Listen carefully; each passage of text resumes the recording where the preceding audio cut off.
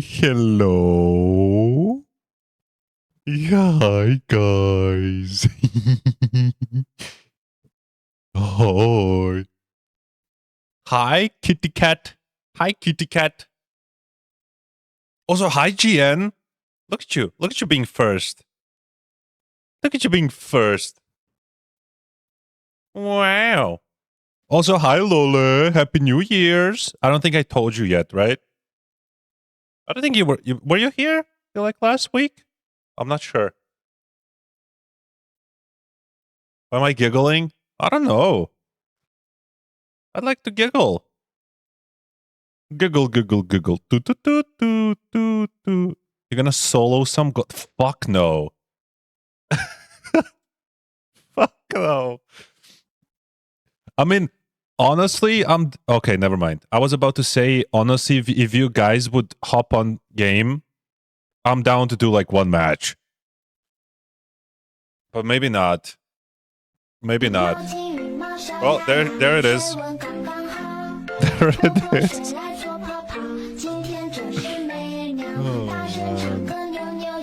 No, no, yeah.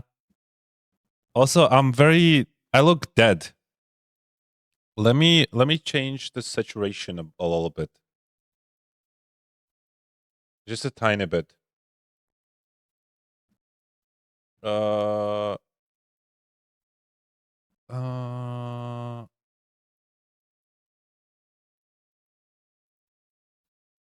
Is that better? Is that I don't want to be like too, literally had like a dream / nightmare about that game last night. Oh la la.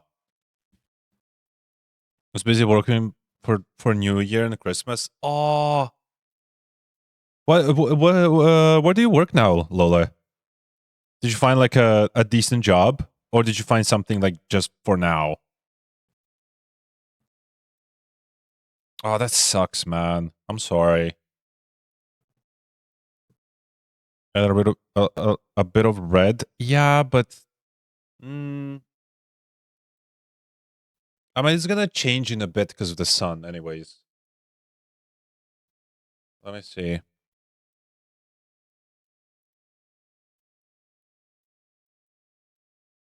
I don't want to move saturation too much. Nah, it's fine. Whatever. Found something chill but same pay. Well, that's good. That's good. Because I know you were struggling for like few months to find a job.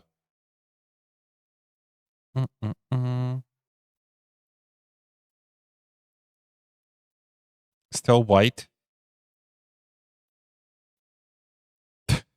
I had such a weird fucking dream today. I thought I was like watching a documentary or whatever. Like so in the dream there was like a guy who was talking about vision. And then well, let me lower the music a bit. And then basically what he was saying is that if you use your one eye, you will see less colors. It's like less it's like limited color stuff, like color level. And then when you use both of your eyes, you can actually see more colors, which doesn't make sense. Hi, barbecue squirrel. Golfing was so fun. Well, by reading Kat's message, I don't think it was fun for her.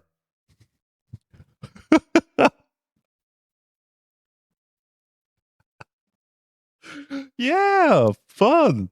Yeah. Oh man. No, that was a blast yesterday. That was a blast. I enjoyed it a lot. That was very fun. I can't wait to go through the VOD. I'm very excited.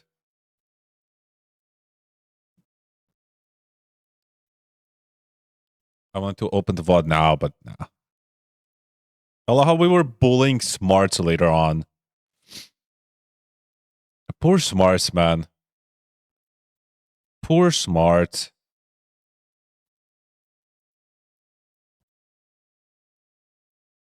You did have fun? Okay, good. If it was high enough, I'd probably would have done better. Well, we'll probably play it again at some point. We can do it again when I'm back. Because I'll be gone for a month.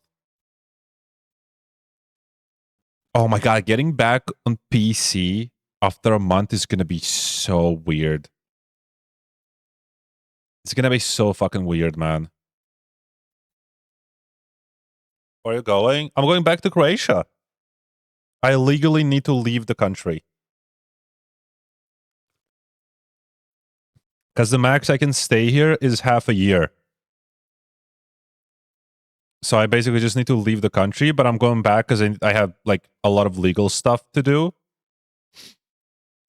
And to see family, and maybe get few clients so I can earn some money because I legally can't work here.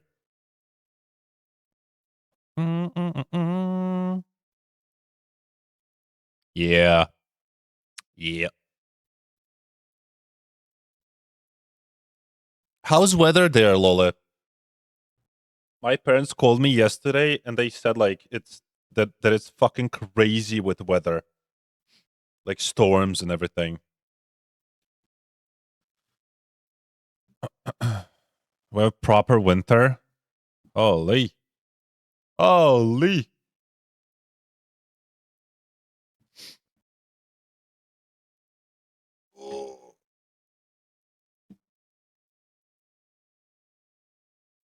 There was all like this for the last 20 years. Yeah, they told me that it's like very bad.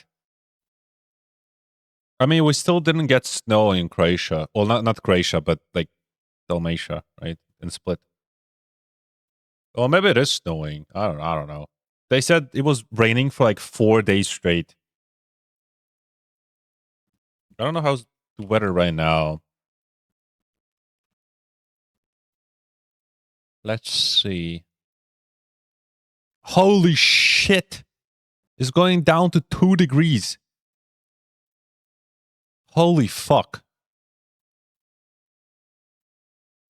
That's crazy. Yellow wind warning. Holy fuck. It's gonna be -1. -2. Holy shit.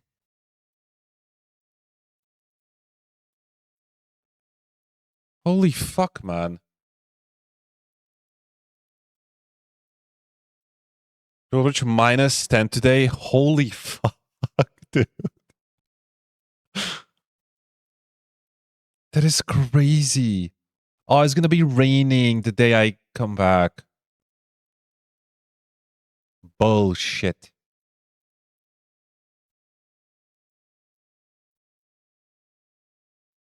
But it's gonna be fine. It's gonna be around like 10 degrees for the next month. Well, I can't really count on this because it's like for a month. I guess it can change easily. That's crazy though, man.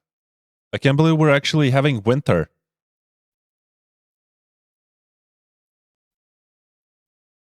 That is crazy. Well, at least there's gonna be no snow, so that's nice.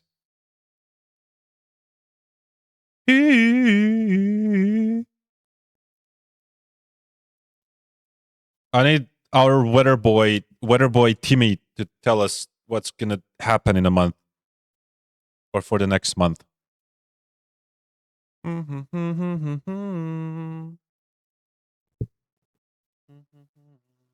I'm so glad I'm not like in northern Croatia. I can't believe the coldest it was like all these last few years was like it was minimum of like 10 maybe.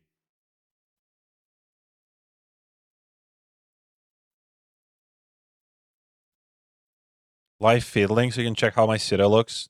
Mostly clean, but look at site. Yeah. You can link it.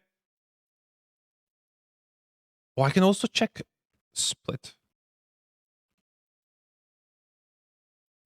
What is the site for that again?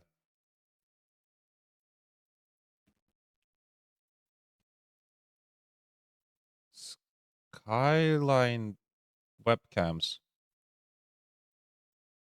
Nice cock, cat. Oh, it's offline. Yeah, there's no snow in Split. Thank God.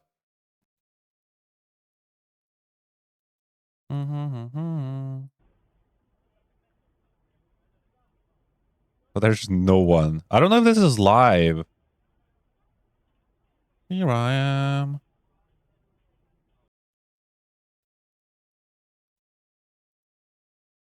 I mean, this should be live. Here I am. Look, guys, I live here. I live here. Sick quality.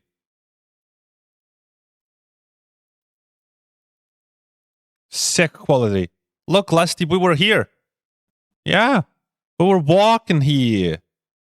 Look, they're ice skating. Look at them. Look at them. Wow. Wow. There isn't even any snow. Yeah, we don't have snow in Split. Well, it could still fall a little bit later maybe, but yeah, we don't have snow.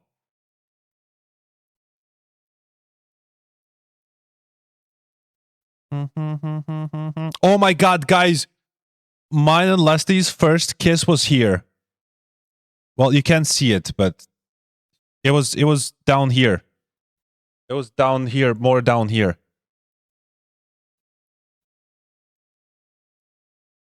Urethra? Have to go skating there. Going to live there in winter. I wonder how you will feel, you know?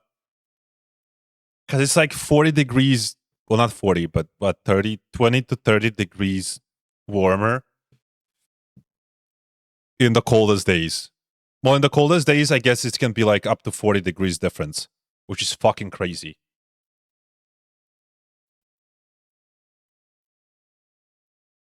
Urethra is your favorite song for karaoke?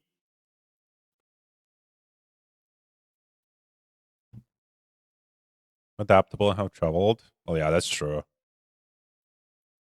Savsky Turk. Okay, let's see. Live cam.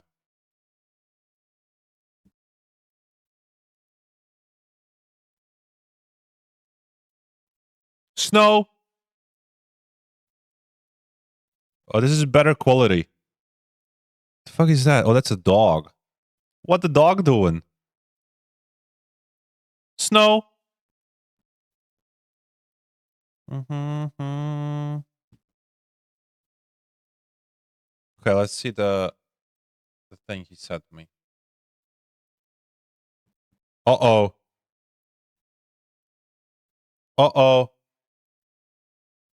Uh-oh. Guys, my PC froze.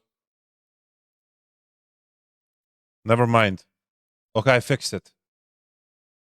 Oh, what the fuck?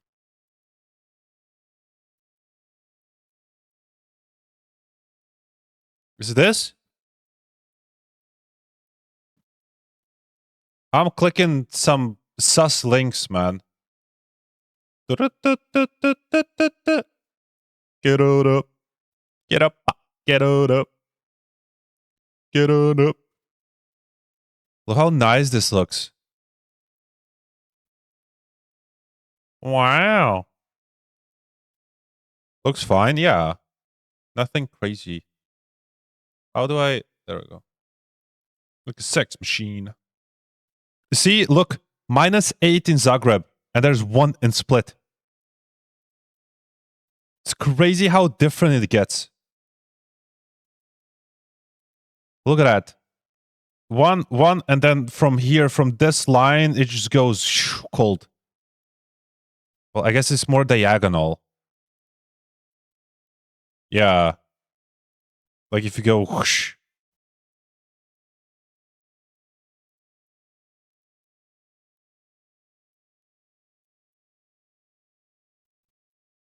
Ba-dum-bum, ba-dum-bum.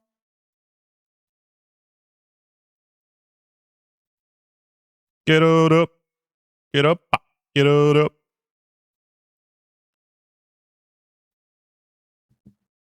It would be nice if I could, like, come visit you guys in Belgrade while I'm there for a month. But yeah, I don't think it's gonna be possible.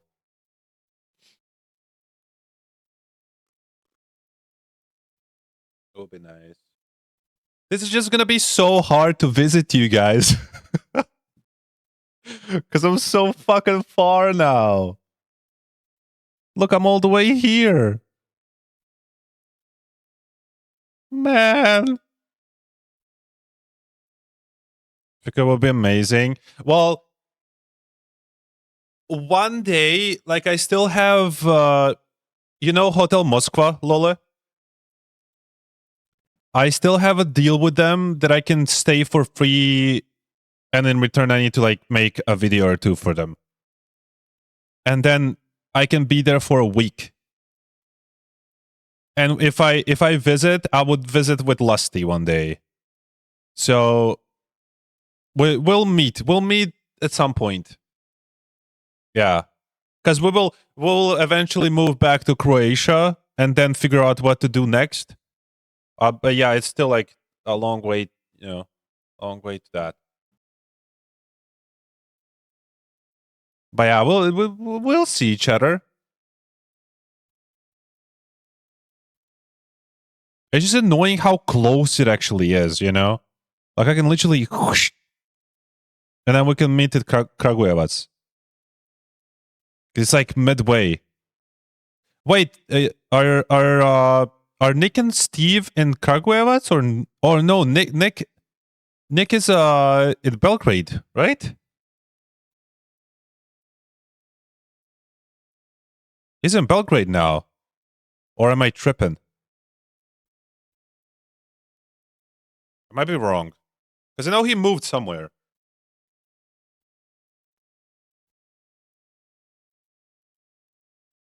They're in Belgrade. Yeah, but Steve is not there yet. Steve is in where? I don't know, man. I don't know. Steve is somewhere.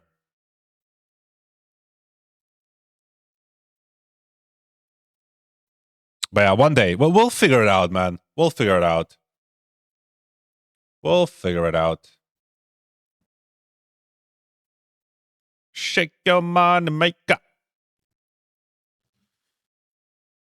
Shake your money maker. Oh. But yeah, we would need to, like, figure out what's the best place to, like, meet, you know? So you guys don't need to travel to another city just to see me, you know? Unless we can figure out, like, a stay somewhere together.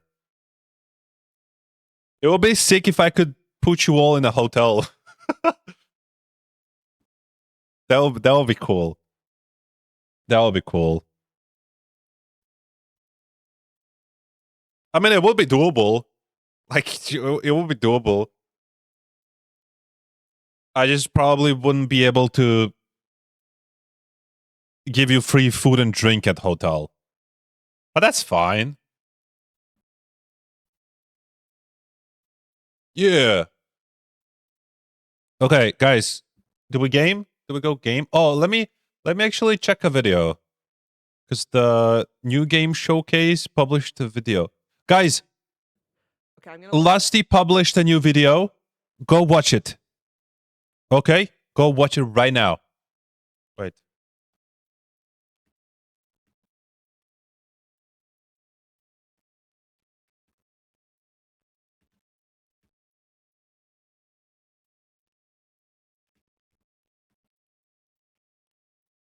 There we go.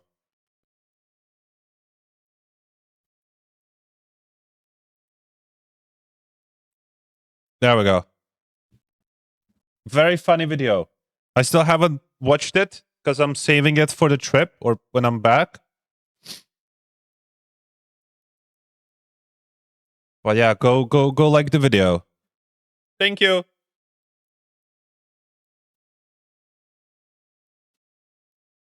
Will join you in 10 to 20 years, so I will be able to travel the world. Yeah. Well, maybe it happens. Maybe it happens. Oh man. Oh man. Okay, guys, what are we feeling today? I'm not feeling GTA today. I was thinking about just cruising around in Hitman because I got Hitman the starter thing with first maps. Or we could do the room puzzle game. Type 1 in chat for Hitman, 2 in chat for puzzle game.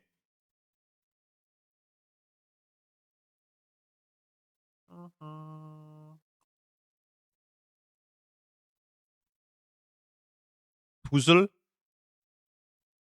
Okay. Okay. Okay.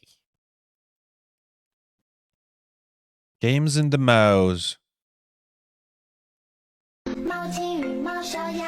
Hi, Kath. Bowling game. GN, shut the fuck up. Oh, God, man. Do you want me to boot up GTA 4 just to go play one bowling game and then we can quit?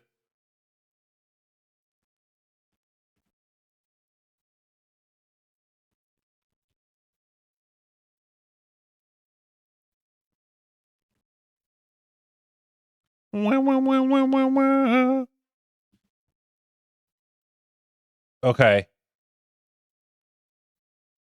Well, Kat, I'm glad you're liking music. Yeah. This is a nice playlist. I wouldn't be surprised if you actually this is the playlist, by the way. I wouldn't be surprised if you actually recognize every single song in the playlist. I don't like the ending of that one. Bum, bum, bum, bum, bum, bum, bum, bum. I'm installing scripts, guys. No! One. No! No! No! Well, I can actually do this. Would you guys prefer this screen or just normal game scene that I have? What a fucking...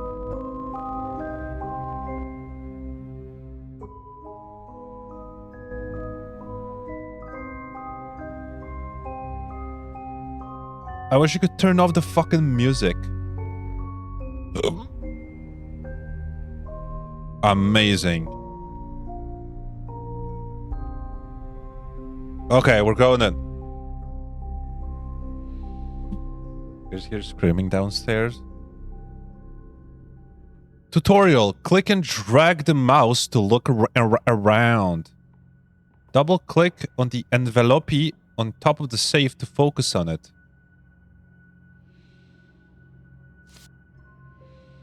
Click to continue.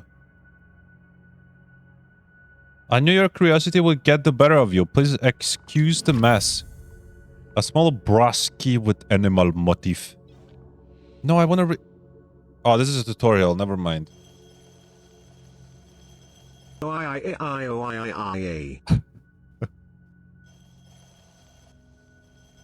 Thanks, cat.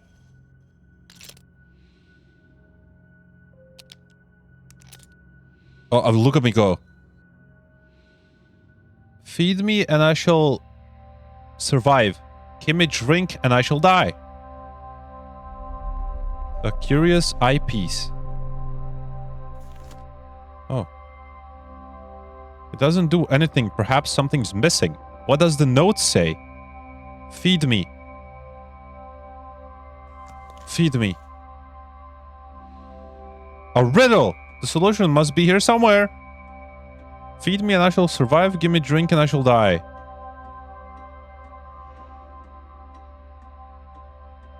You'll find the answer somewhere on the safe. Some of my dusty old books. I don't think they'll help me. Okay, if you say so.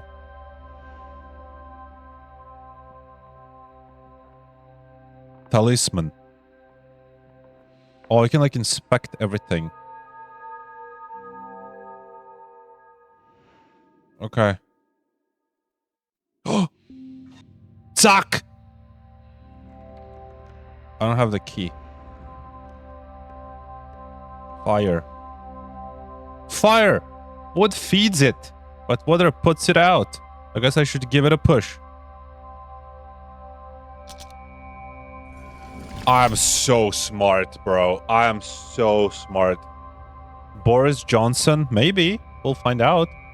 Peculiar alt key. There's something unusual about this key. I should take a closer look.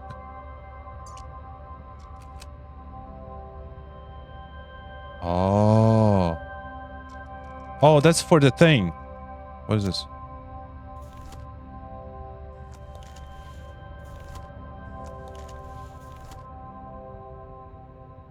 Okay. It's like a circle.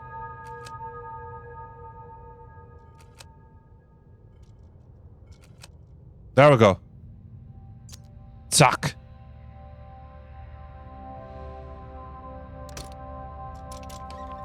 Opa! Look at me. I'm so smart, bro. An engraved metal plate. The end looks like it could be used as a wrench.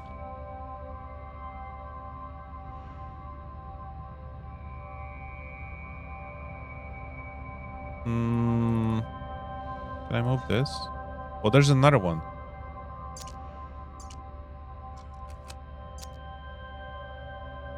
Holy shit. Look at me go. Oh, what a gamer.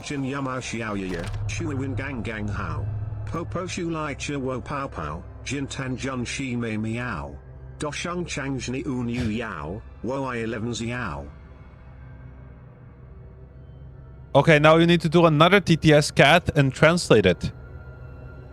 Dylan texted me back and said, "Oh my god, are you asking me out on another date?" Oh, that's crazy. I'm sorry, Dylan. What up, Dad? What up, Ted? These seem to rotate, but there are no markings to show the correct position. I need to look elsewhere. Yeah, I probably need the eye thing to see.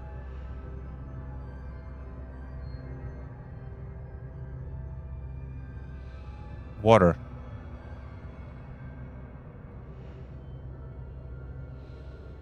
Air. Air. Oh!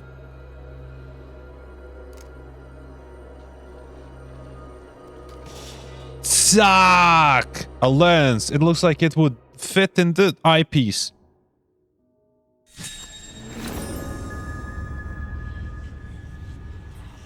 Oh, shit. There's a line here. Why is there a line? I can't inspect this, though.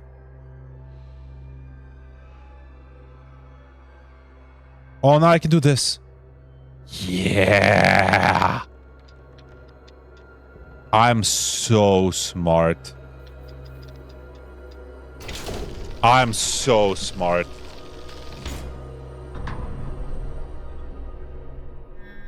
Is that it? Oh, Lord. Well, well. Let's take it out for a closer look. I got the achievement. Complete chapter 1. I'm so good at this. Guys, this might be too easy for me. I didn't know I was this smart. These 3 seals stand between me and the contents of this box. It's locked up tight. There must be a way to get into Towel, shower cap, duck. The water temperature is just right. Splash water and make bubbles. Today is wonderful. Sing loudly and twist my waist. I love taking a bath. Very nice. Thank you, cat. Or cat. Sorry. I mean, I guess you both are cats. Oh, there's a hint. There's a hint. Oh, Lord. Oh, Lord. Why is there a line? Oh! Oh! An ancient leather-bound book. The cover seems very ornate. Oh. 马沙呀呀，嘎嘎哈，小手爸爸，今天扎西美呀，嘎妞妞呀。What the original really sounds like? No way? What happened?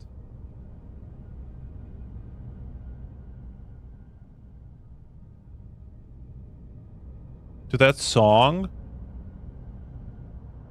Oh! Oh, is that actually it? Oh my god, it is. Oh my god. Towel, shower cap, duck. The water temperature is just right. Splash water and make bubbles. Today is wonderful.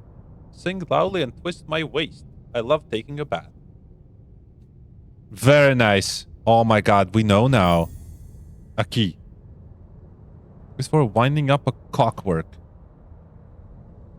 My research continues. This is so hard to read. I'm not reading this. It goes here. Sorry.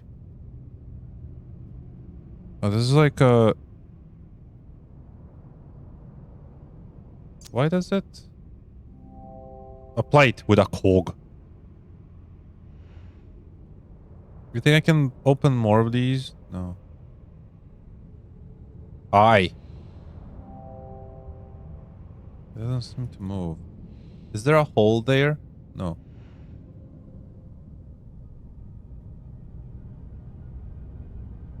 Saigon whore? Who the fuck is Saigon whore? Oh! Oh! Oh! Oh! It's like, oh. This one. And then that one. Okay. Wait. Oh, why is this circular? I'm so smart. A short piece of cotton. It smells of paraffin. What is paraffin?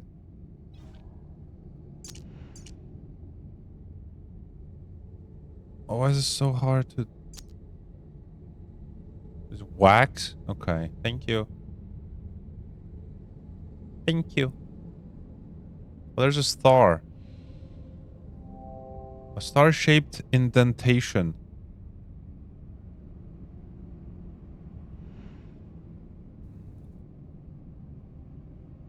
Hmm.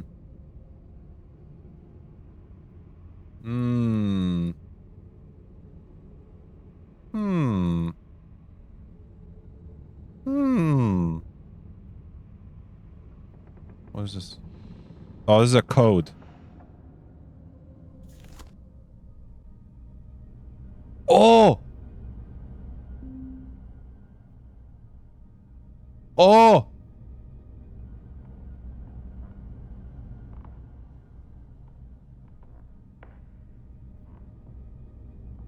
Oh! 7. 5, 7. What is under? Well, what the fuck is this up here? What is this one? 2. 5, 2, 7.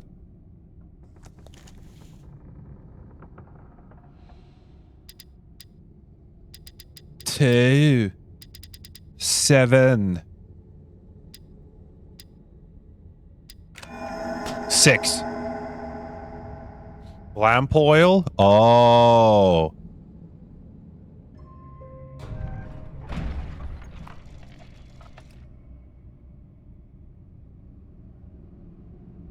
What the fuck? It's a... I did it. Oh! Suck.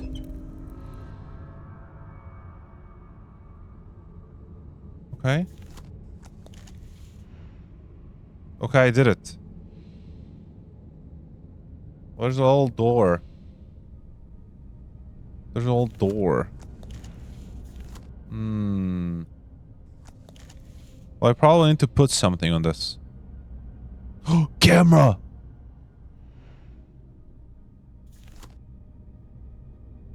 Okay, this is done.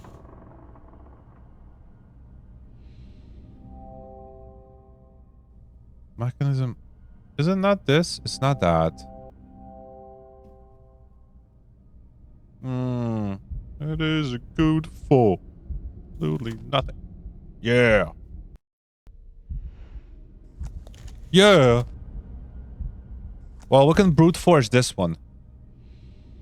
Say it again, yo. It's good for absolutely nothing. Brute force time.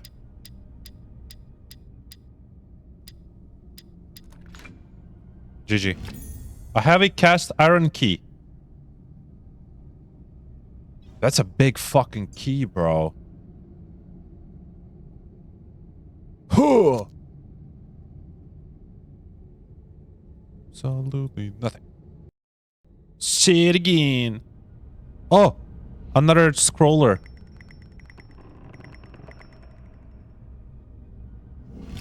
Looks like a miniature telescope. Yes. No, no, no. No. Tuck. Okay, maybe not. Oh, never mind. Oh, I'm so smart, bro. I'm zooming.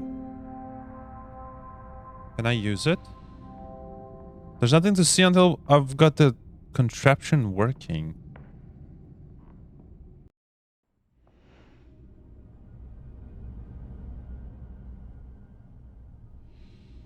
What about this? What about the vent? How do I make it work? How do I make it work?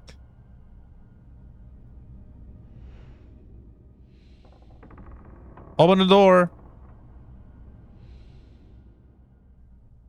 Well, I can't do anything with this. Hmm. Oh. Oh, yeah. I did it.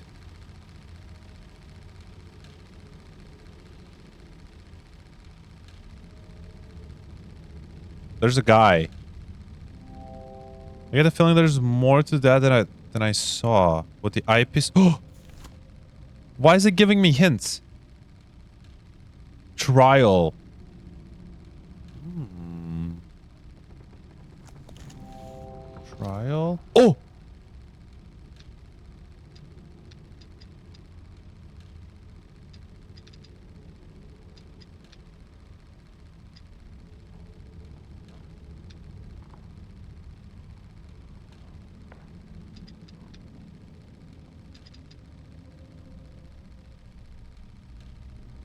Huh?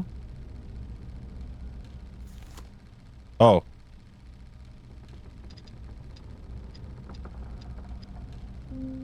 There we go. L. L for lusty. Yeah.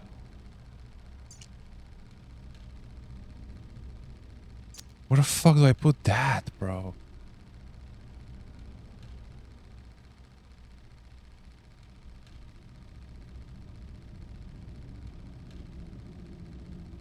Hmm. Well, there's a key slot.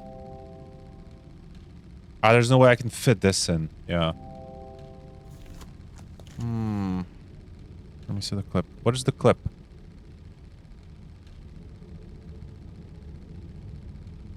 Oh.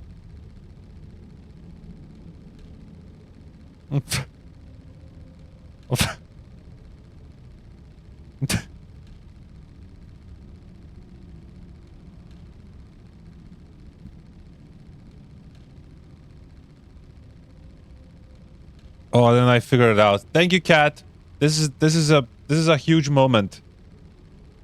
That's a huge moment. The game is gonna crash. Oh no.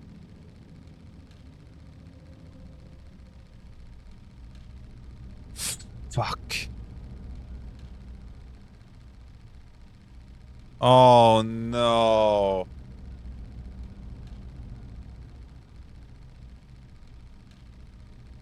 Guys, we have a problem.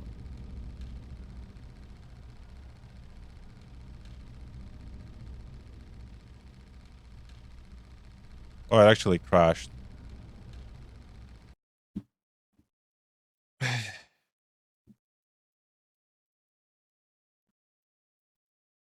Well, it's fine. Surely there's autosave, right? Surely there's autosave. Continue. Okay, thank God. Thank God. Where the hell do I put this shit? Oh, there's a symbol there. Okay. Can I put it in here? Oh, that was the key. Oh, there's... Oh! Oh!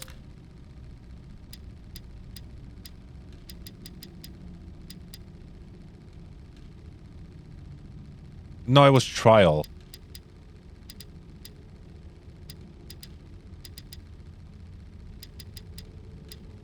There we go.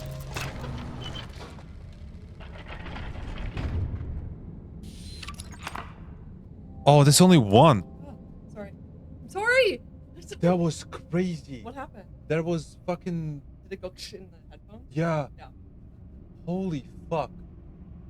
I'm going to the gym. Okay. I'll be back. I'm sorry. It's okay. I love you. Bye. Oh, that was so weird.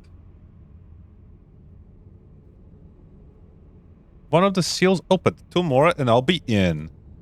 Okay. Oh, so that wasn't even a key slot. The fuck is this?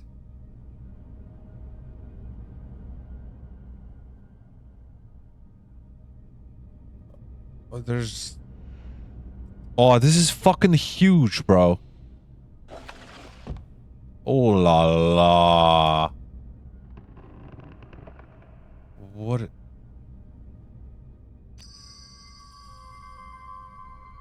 Oh!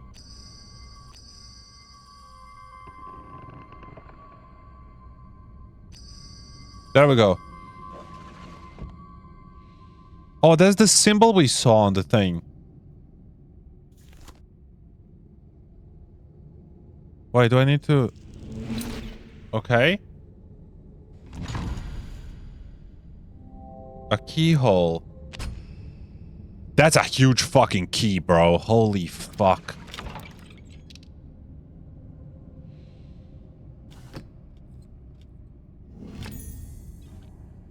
Okay, that's another key. What is this for, though?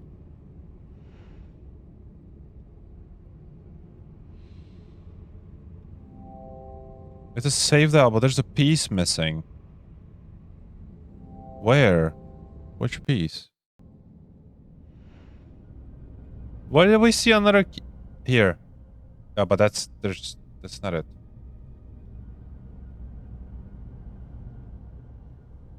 Oh, there it is. Okay, maybe not. Oh.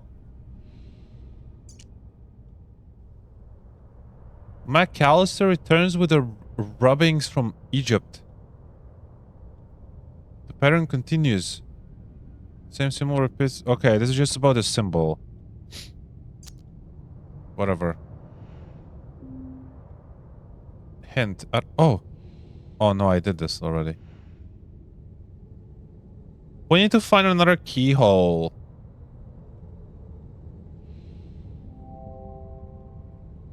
It doesn't seem to move.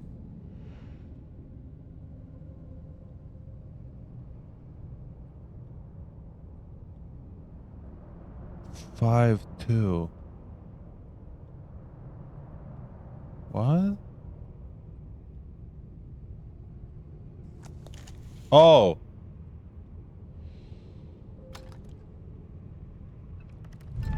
There we go.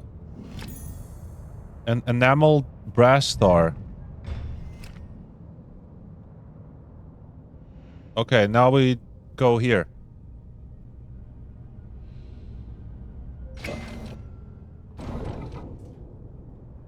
Oh, Lord. June 2nd. Take note of this date. It is the most significant in human history. I have done it. A human subject was required. The catalyst was my own being.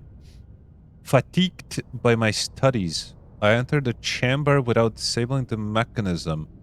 When I regained consciousness, I had succeeded. The null element is beyond curious, being neither quite energy nor matter. I've already made great strides in its study, specifically in how it retracts the light. Tonight, I opened the wine. What up, PC? What up, gamer? Brass ring? Where the fuck did I get that? Oh, maybe I clicked... Okay. Markings are on the edge.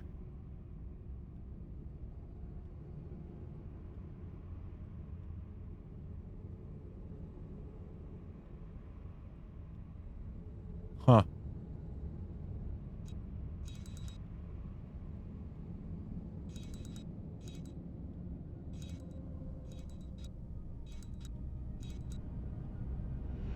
Okay.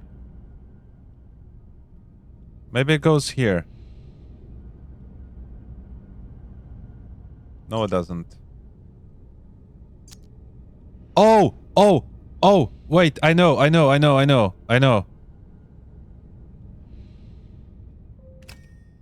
There we go.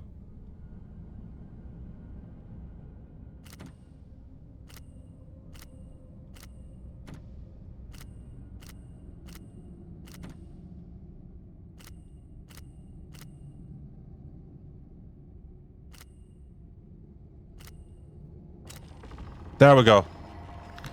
Holy fuck, I'm smart. Oh, this is 2... 2-5. Because that was for the key. A large, oddly shaped key. Holy fuck, I'm zooming, bro.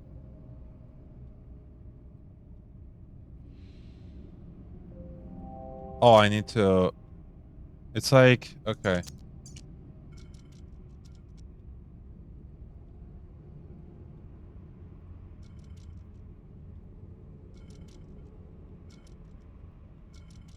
I can also be like...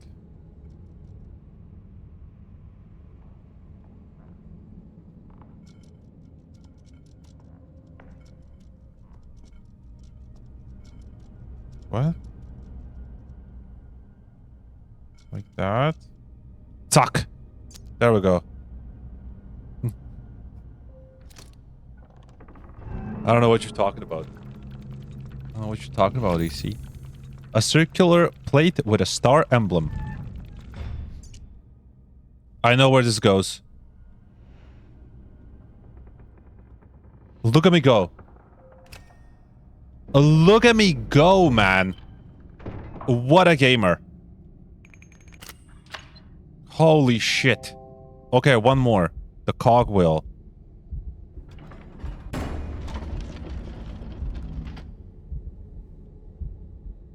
What the fuck?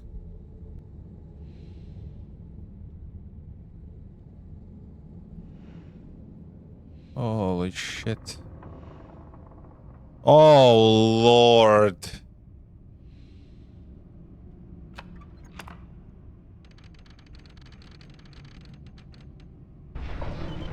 Okay.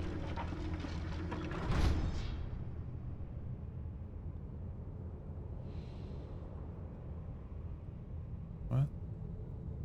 Oh! Oh! Oh! And now that moved. And now I need a triangle. Triangle is... Oh, there's one here. Holy fuck, what a gamer. Yeah, I can't do that one because it's locked.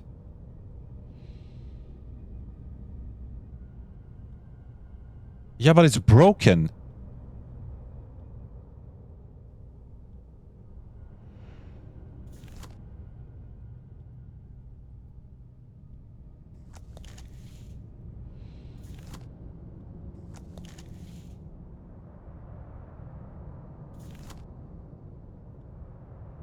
What the f...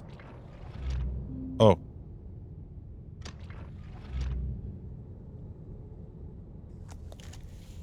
What?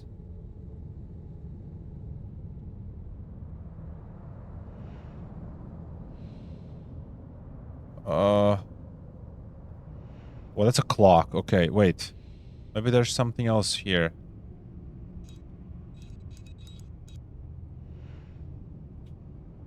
One more. Tack.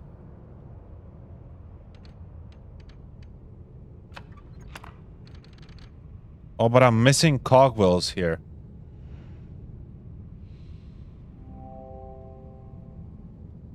What did I do? Oh. A large cog driven with a smaller cog beneath it. I need a triangle. We need to figure out how to get a triangle out.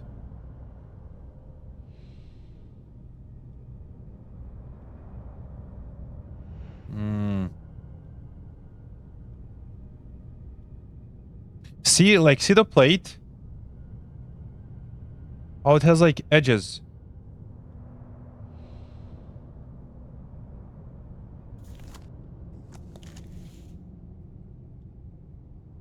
How the fuck do I...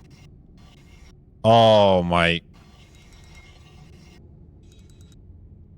There we go. I did it. An elastic bond. A large cog.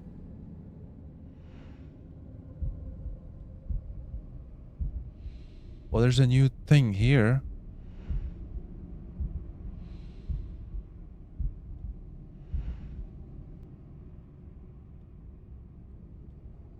I clicked it through the fucking box. This bathroom is so gross. Oh no. Oh no. Okay, now we can do this. Where the fuck do I... Oh. And then band...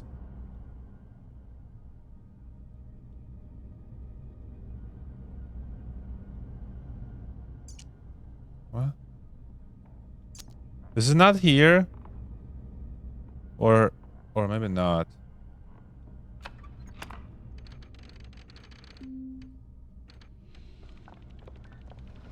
Okay. A small screwdriver. Okay, now we can go here. It's not really small. It doesn't... I guess it looks small.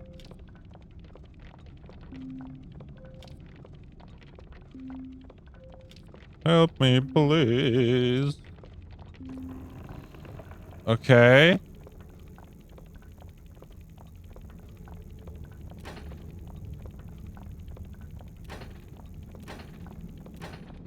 There we go. A peculiar folding key. And folding key goes up here.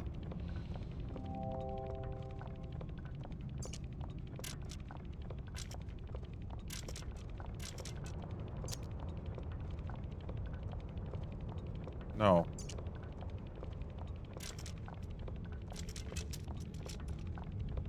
There we go.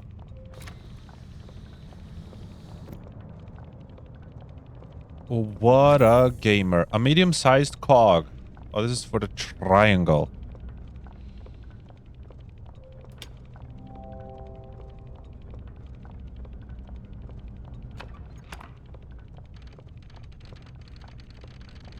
Okay, that's another one. Another cog. Holy shit, what a gamer.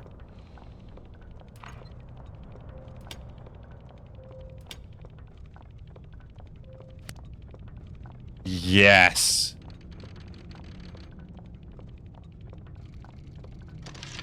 And now we press that, and it's done. What the fuck is that? A long, narrow steel tube. Hard to tell what exactly, but something is missing here.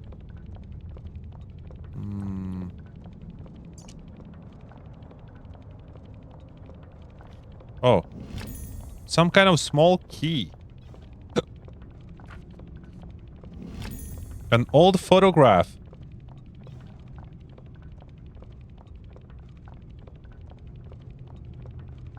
Revision 605. Oh, you found your baby teeth? My parents probably also have it.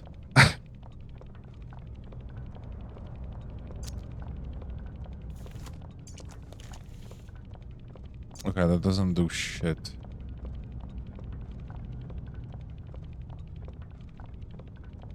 I still have the...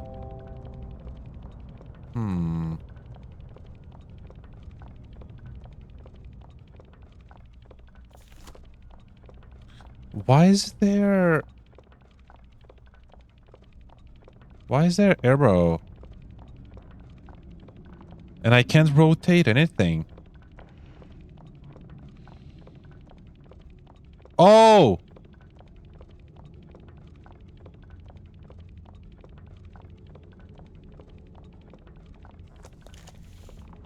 Well, there's a hole.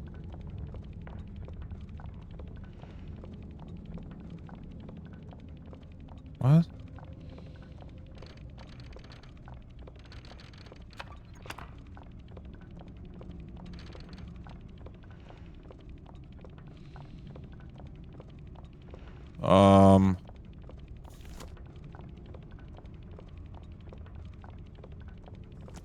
How do I... Oh, it's probably not for that. Did we have like a small hole somewhere?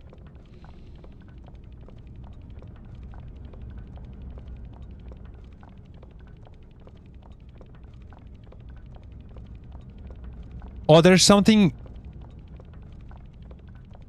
Oh, there's stuff behind them. How do I...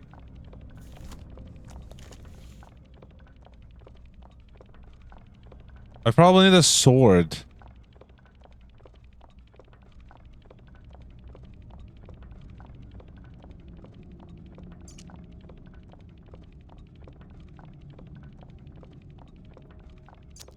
What?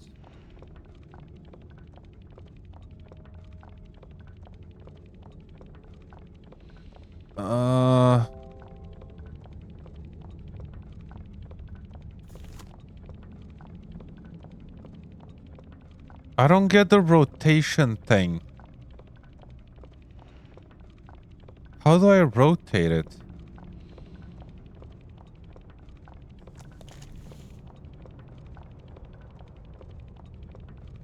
Oh, that's a key. But for what?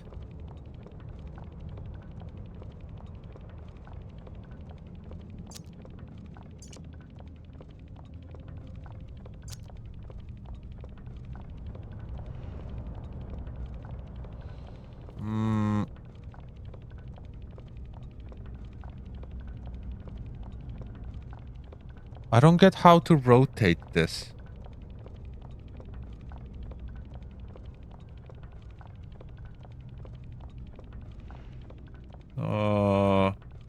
Oh! I'm stupid. Thank you, EC. There we go.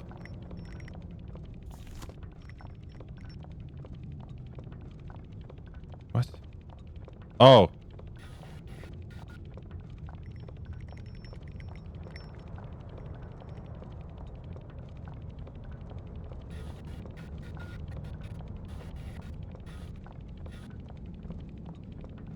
Oh no, there's... Never mind. I see it.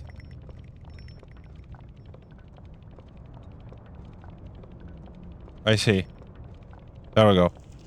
Zack!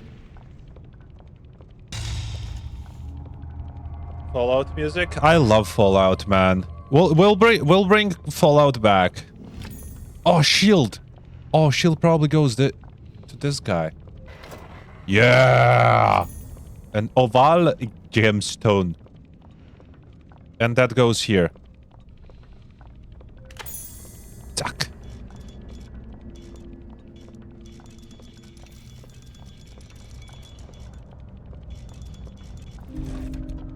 Oh. Okay. Holy fuck, I'm smart. Complete chapter 2. Guys, we have watch party in an hour and a half.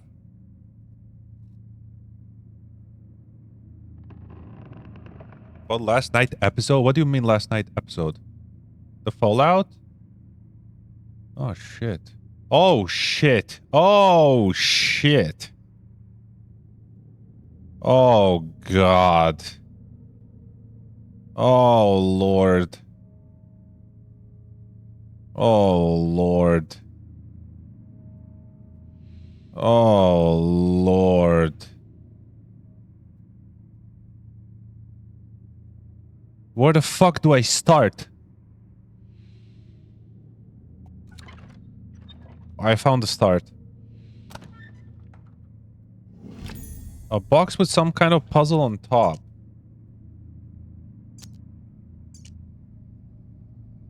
What is this? What do I do? Oh.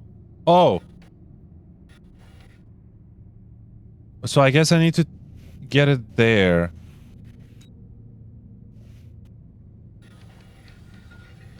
It's probably that.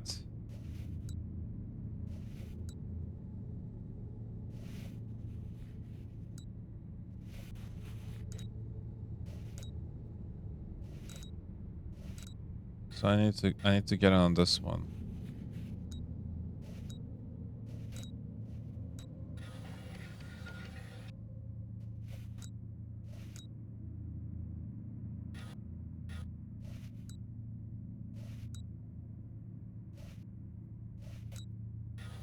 Okay, maybe not. It's probably this then.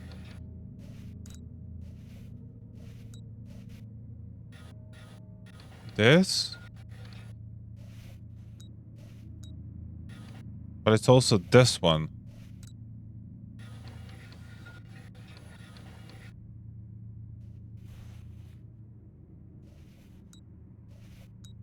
I need to get it on that one. On the corner one. Oh, I found it.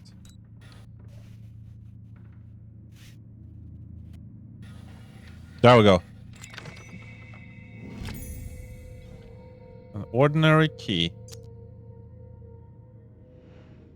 I still have the photo with me.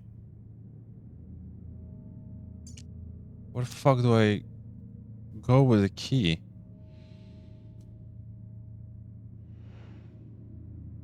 Holy shit, man. What is this?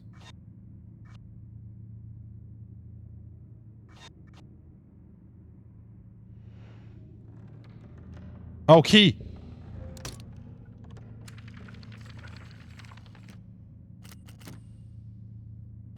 Oh, what? Oh, this is another one of those...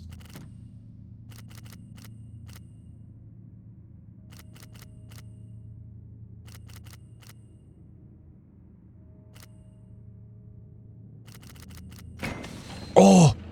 Let's go. This looks like a camera. A small square peg. Is a frame for a piece of... Yeah.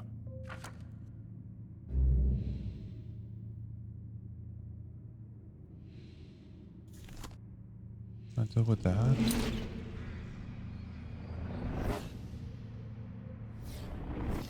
Oh, that's the last puzzle. Sigil.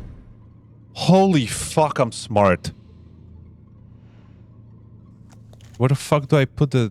Where do I put that? Where the fuck do I put that? I have this thing. Here? No.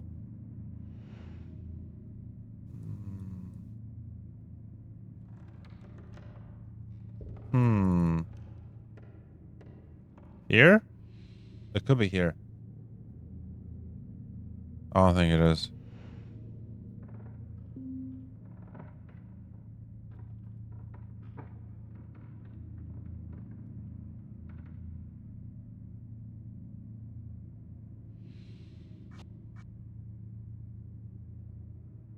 I mean, there's a hole there.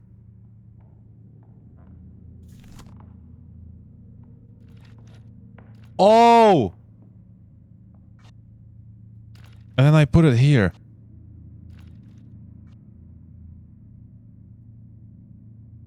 Is that it? Oh my god. Oh my god. Oh, sigil!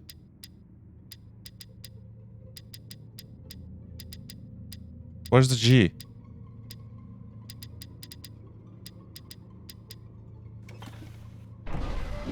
Ooh! Oh shit. A bright blue crystal emanating a strange light. A new discovery has shaken me to my core. Okay. Do I put that here?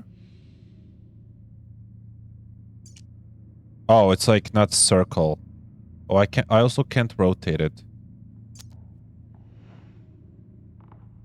I found it!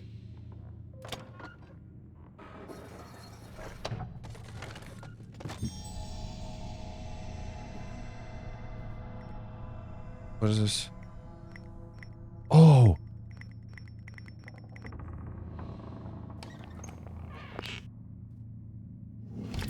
A tiny weighted flywheel.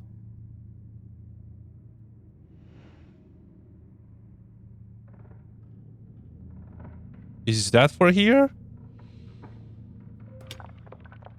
Okay. Holy shit, I'm gaming.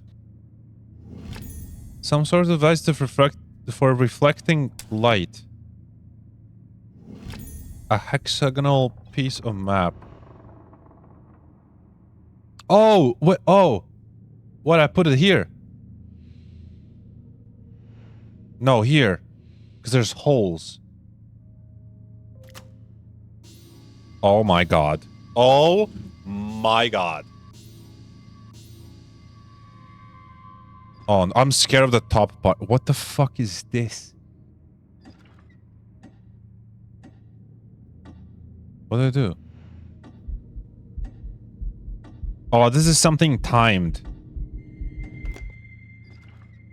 Oh no. Well, let me... Oh, this is not hex. Okay, never mind. I can just rotate it.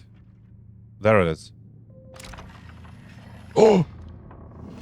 A brass winding handle with square pin.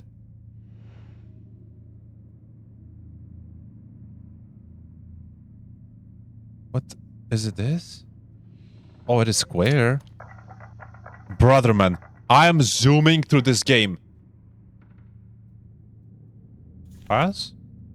Oh, this is another one of Oh, I can rotate it.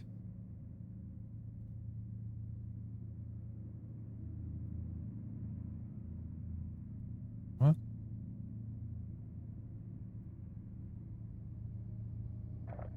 Oh, I see.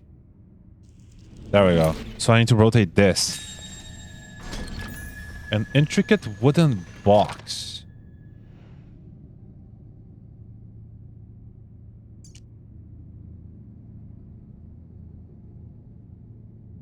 Oh. Why do I... Oh!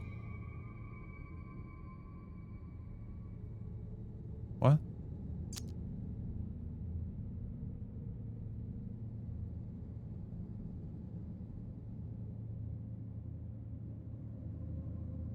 Where the fuck do I put this?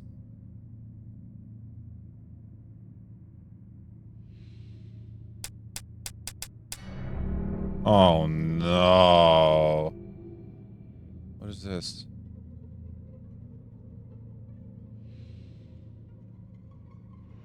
I didn't do that.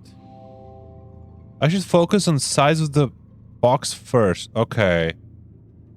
So there's nothing to do with the...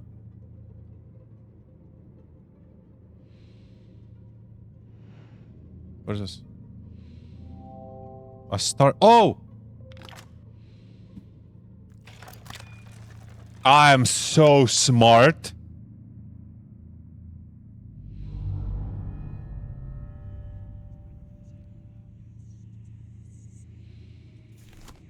Let's check with the class.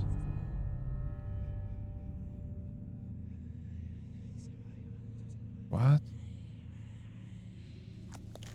Can I rotate it? I can't. Pretty woman.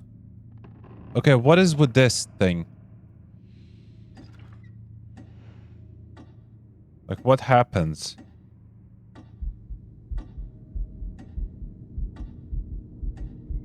Oh! Oh!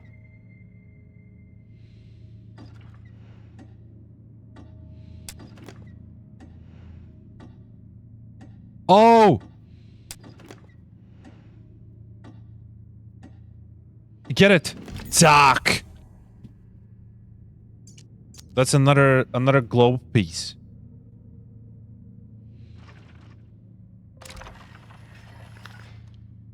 Yeah, bro, there's nothing. They didn't give me anything. Okay.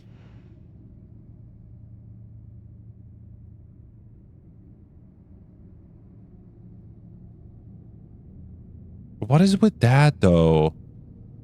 What is with... Oh, that... Oh, that opened the thing. Oh, why is there still... Oh, was there another one? No, no, no, no, no, no, no. Okay, there's another one.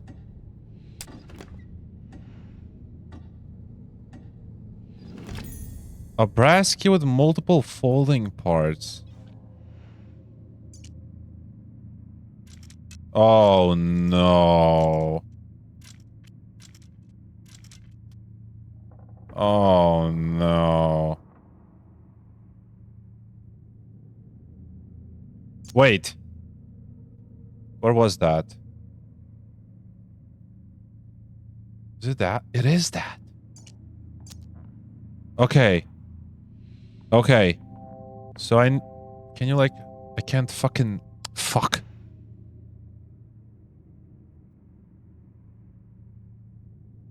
It's like steps there, and then there's like... Oh, never mind. I have cheat. I have cheats. No. This one goes down. This one goes... That one goes there. And then this one... Or maybe just one, actually.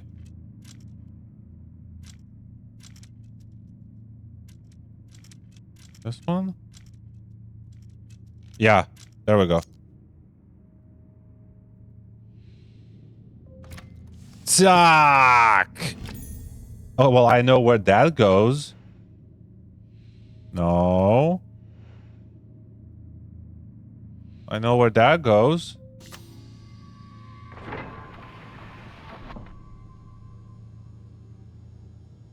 What?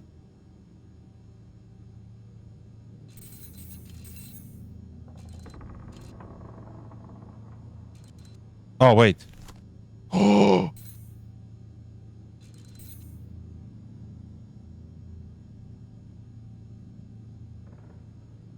What? Oh. Oh. Oh, I did it. I did it. Oh, get it. There's another piece. And then we're... Oh, shit. Oh, shit.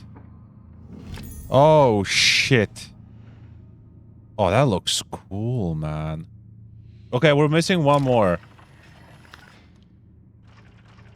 One more. It's only square. Oh, Lord. Yeah, but what is this though? Oh! Wait.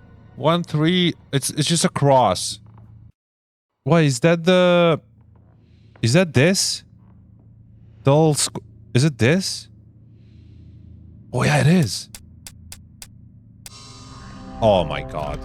Oh, what a gamer. A square piece of map and paper. Okay, I don't care about the paper.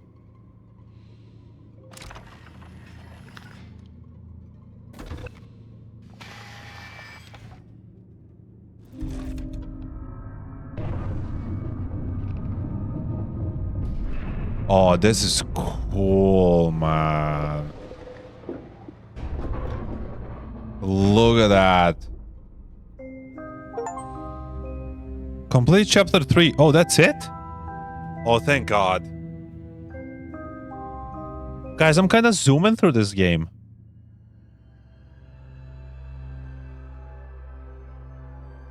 Okay, never mind. Well, I guess now we do the fucking star shit. Oh, this is gonna be...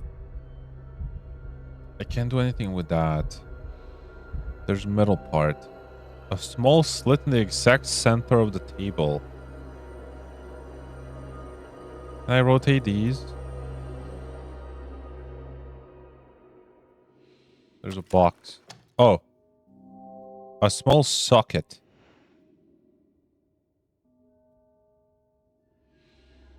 Well, there's this thing. But I also can't... Oh. Oh, I see.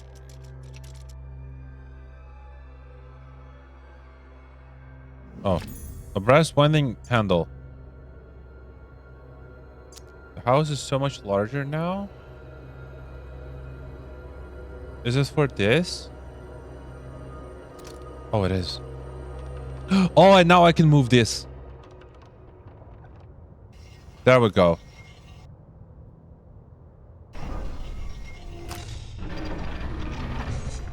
Holy shit.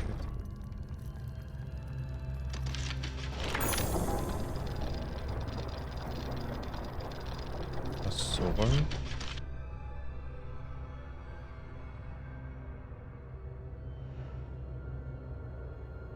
What?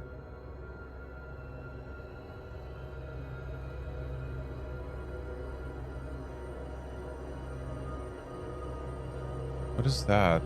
What is this wall? Oh. Oh. Oh, it's an... Oh, there's the sword. There it is.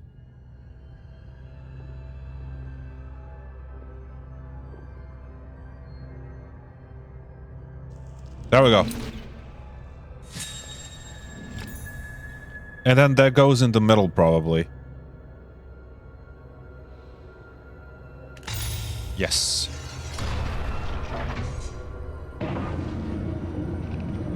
Oh, Lord.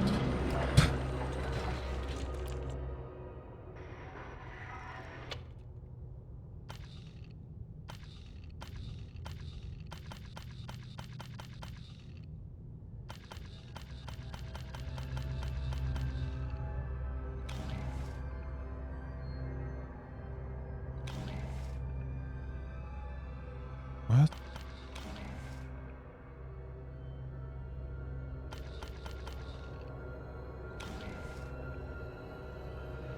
What?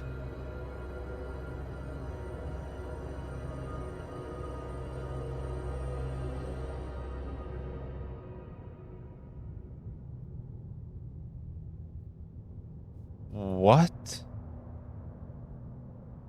I mean, there's lines there now. And I can't do anything with the planets.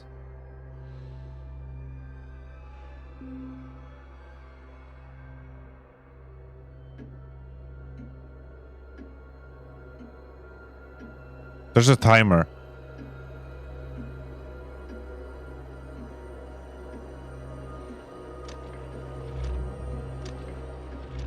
Okay, I can't do that.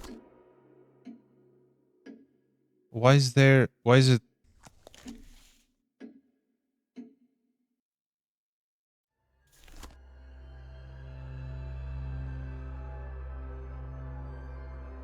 Yeah, how do I...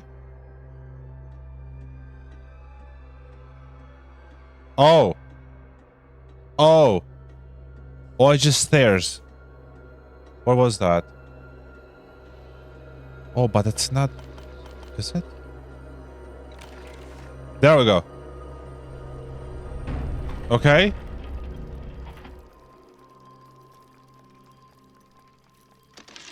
And then we change. An eye. What?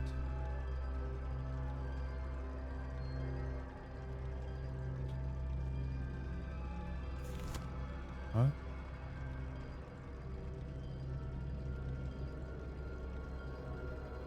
Oh!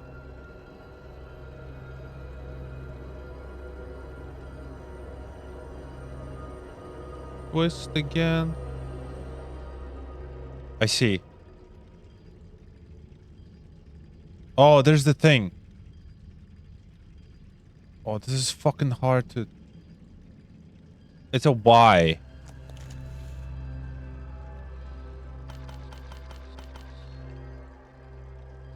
Is it that? It is, right? Yeah. Is it it? Oh, there was a symbol, though. I didn't make a symbol. So, oh, maybe now. Oh, okay. There we go. A large gold amulet.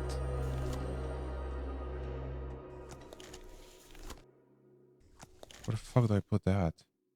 Oh, is it in this thing?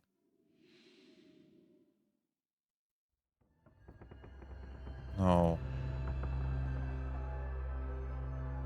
Oh. There we go. This is a very fucking cool game, by the way. I never played the room.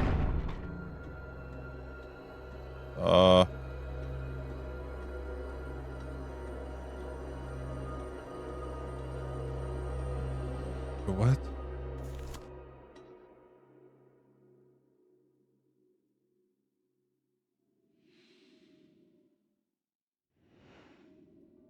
What?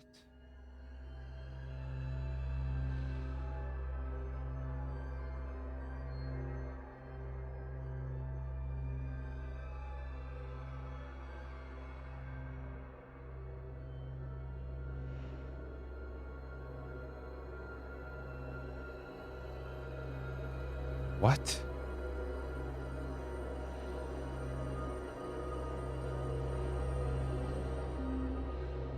Oh. Well, I can't do anything.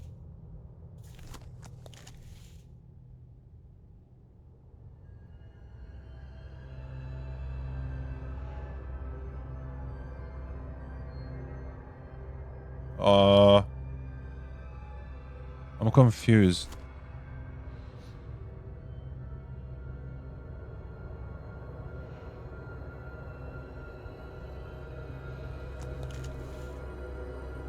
Oh, there's a hole there.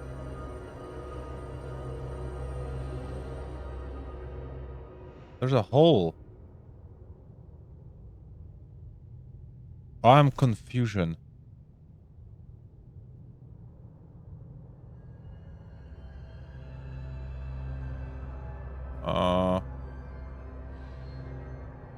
I'm very confusion.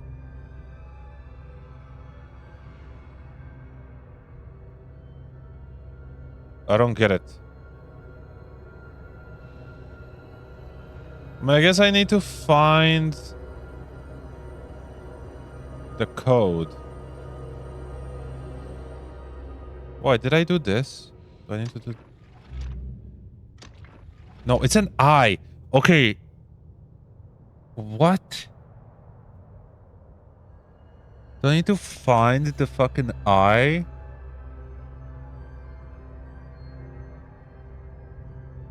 What if...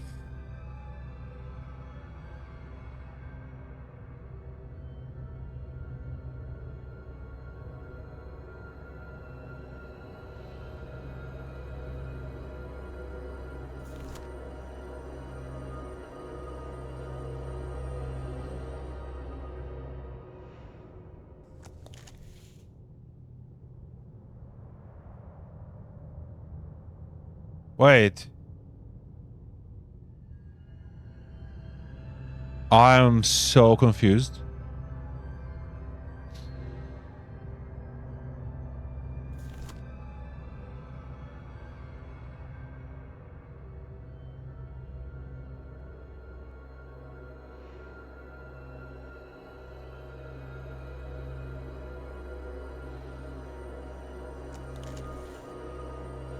I don't get it. I mean, I could just keep rotating it a little bit. Because there's nothing on it.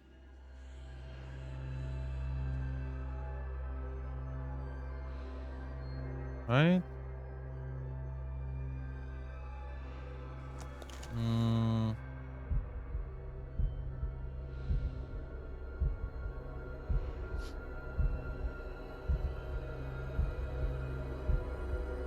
I only have this.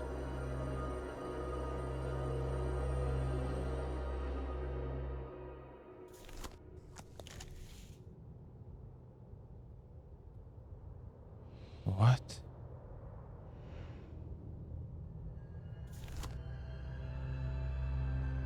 Oh, I see. Oh, I see. On top is middle. Okay. I see. That took me a little bit.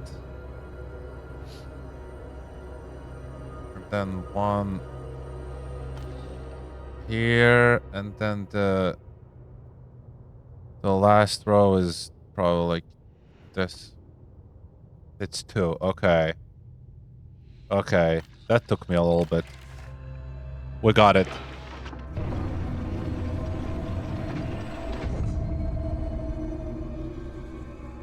Fuck is this shit? Oh. The energy source harnessing the null element. Okay, should you go next? Oh, that's the box symbol. That's the symbol that I need to like... Oh. Okay. Oh! Oh, I'm here! Oh, look at that! Look at that!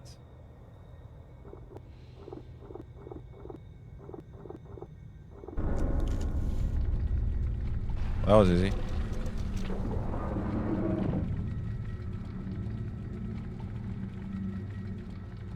What's this here?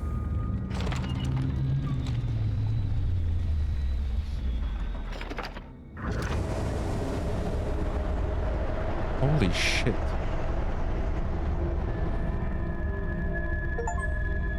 Complete chapter 4. How many chapters are there? Oh, damn.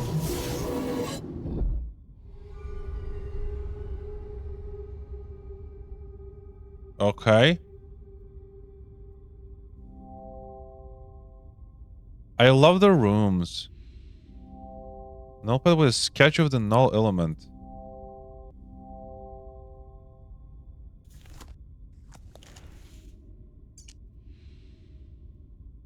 Oh, there's a hint here.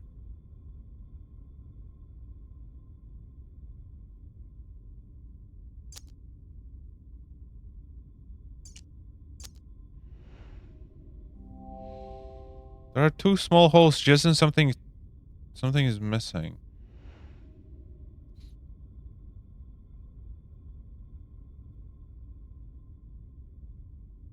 Oh, Lord.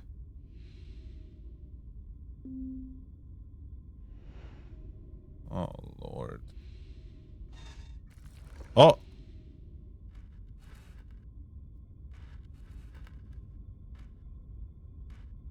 Okay.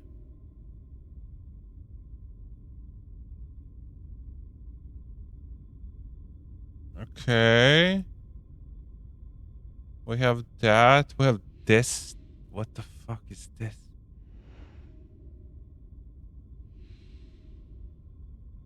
Oh my god.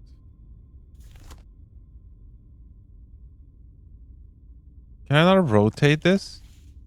No.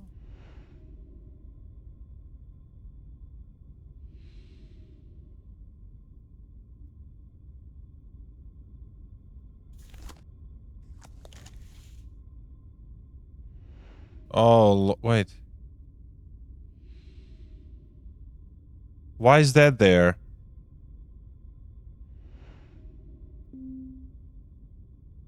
Holy fuck, dude.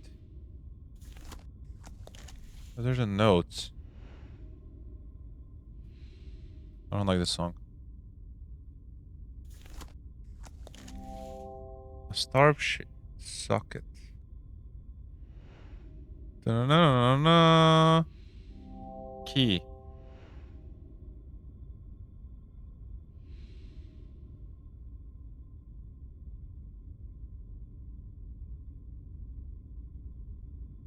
Okay.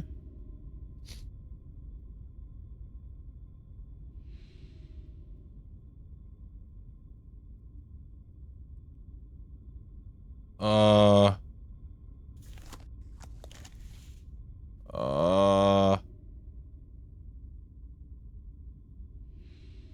Da-na-na, da-na-na-na. How do I... Oh. Oh.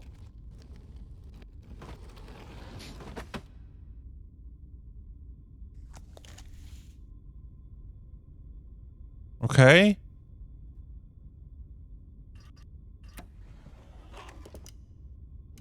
Well, we got a small gear. Where the fuck do I put the gear? Oh. I think I found it.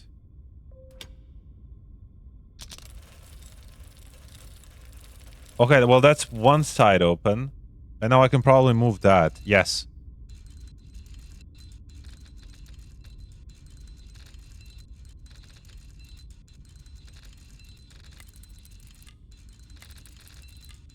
Fuck.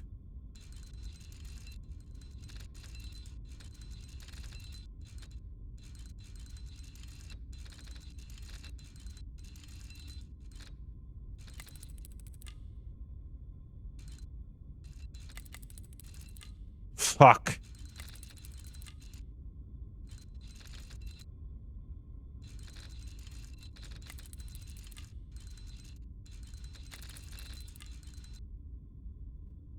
Okay.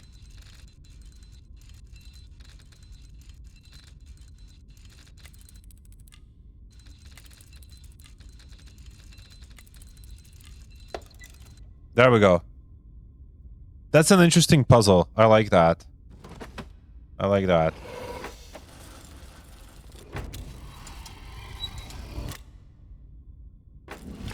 A metal orb. There's something strange about it.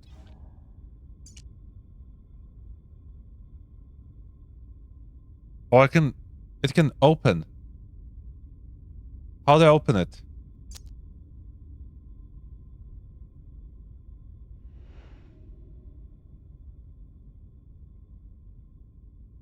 I put it at the top? No. Oh, there's the symbols. One is triangle and then little square with the cross and S. Triangle. Sorry. What up, Bubba? S. Was it this S?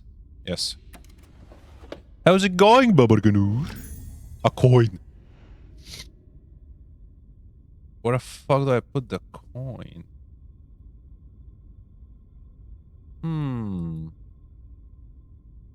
Here? No.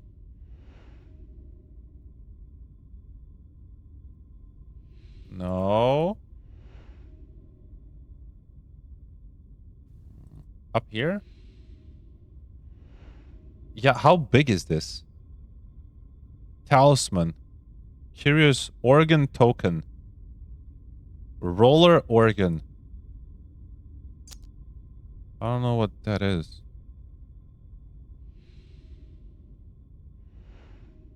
You remember this game? This is my first time playing this, Bubba. And I'm kind of zooming. Well, I'm stuck now, but...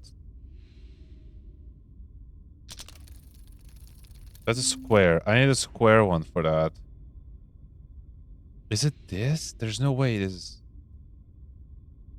Okay. Huh.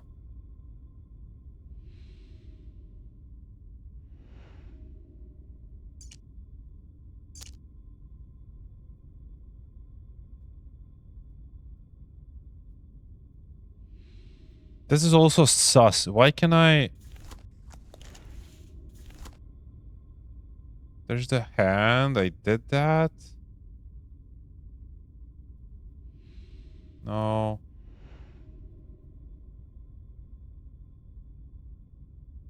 Huh.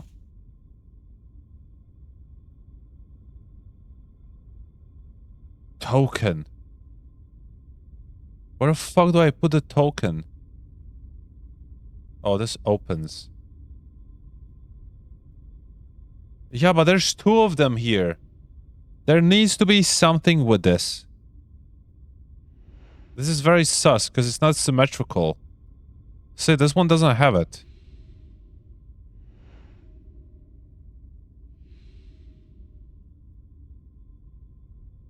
That one doesn't have it.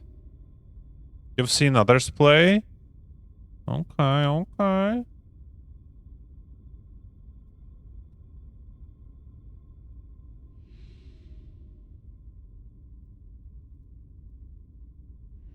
Hmm.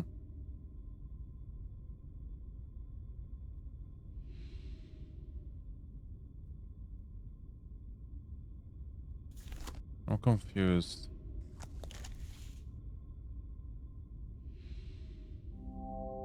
A star-shaped socket. What the fuck do I do with the bowl, man?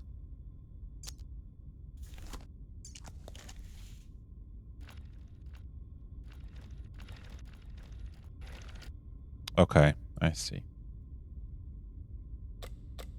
I see. Open! There we go. I did it!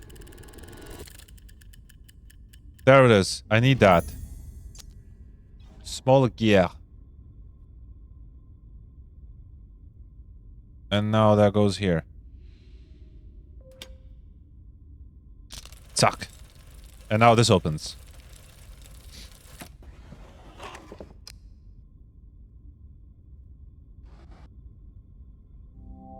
Some old faded tarot cards. Well, I know where that goes. I know where that goes.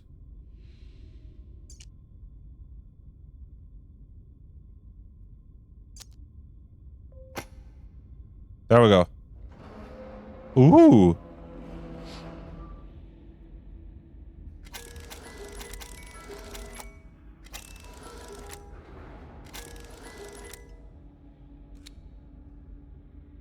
Oh, then we moved that. But why? Why though?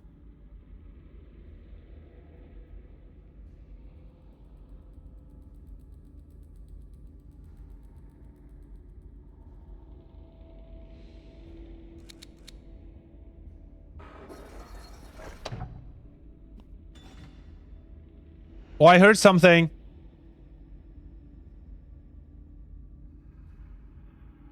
I heard something. I don't know where.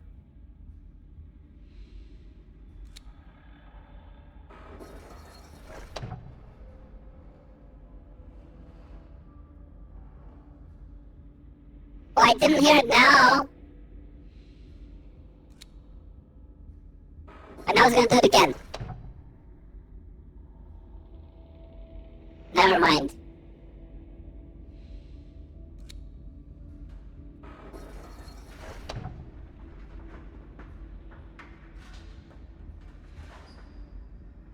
What if I rotate it now?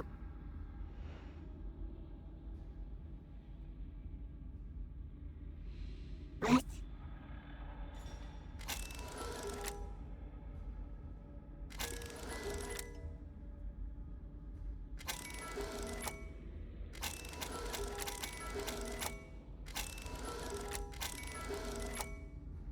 It has symbols, so this is 1,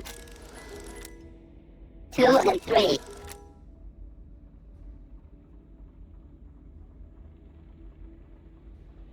Oh, wait.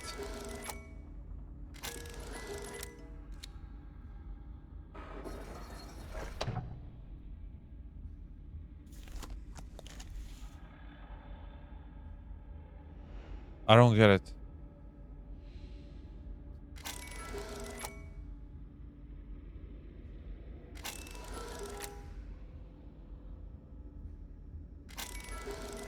I mean, there's something there.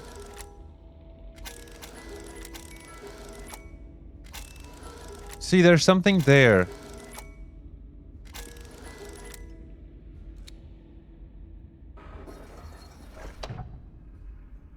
Why does this go down?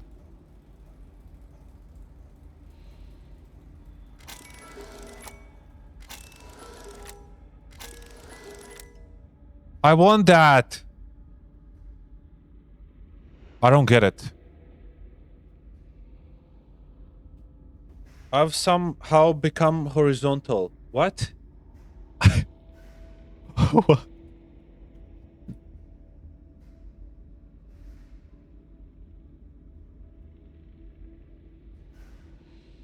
I don't understand this. Because it doesn't change, does it? Oh. Okay. A key. But how do I get the other thing?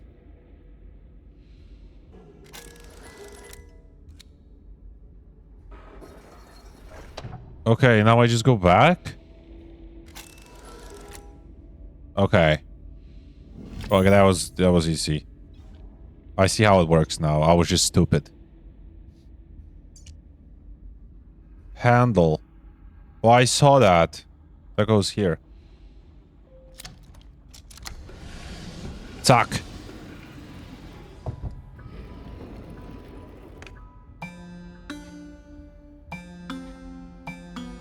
There we go. What?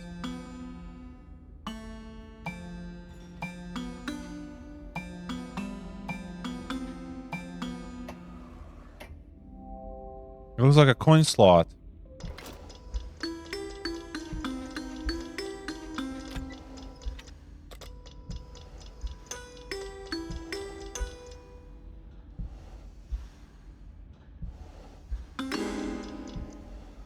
Oh.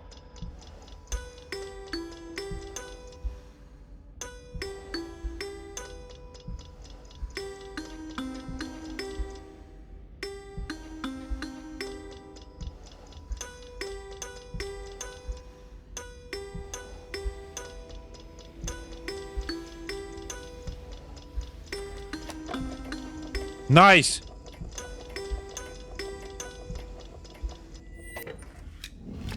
A metal handle. A metal handle. 2 metal handles. Oh, it's gone. Okay, bye. Metal handle.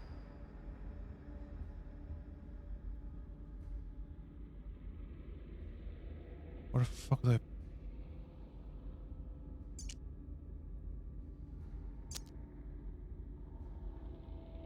Huh. Maybe not yet. Oh, I have a key.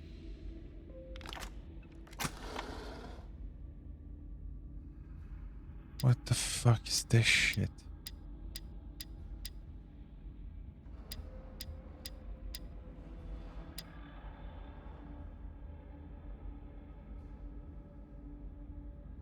These go down, right? Oh yeah, what the fuck? How do I know?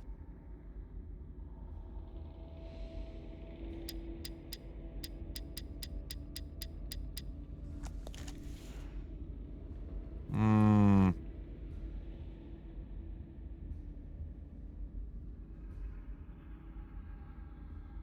Where the fuck do I put handles? It has all flour.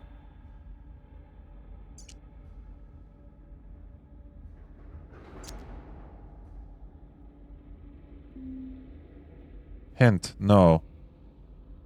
Because I can't inspect the top part anymore.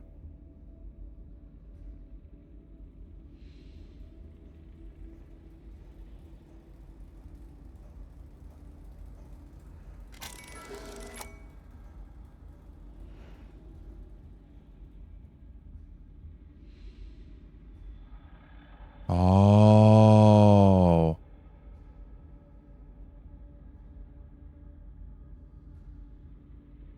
So this one is like ladder. This one's the for the swingings. ladder and four swingings.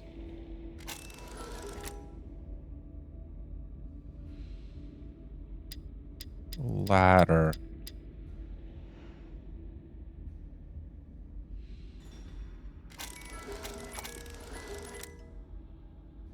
Four swingings. There we go. Yeah, well, what the what?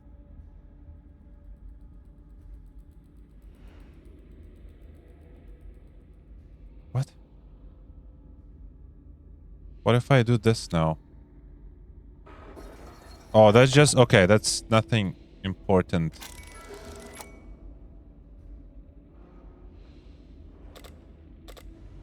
Okay. Oh. What the fuck?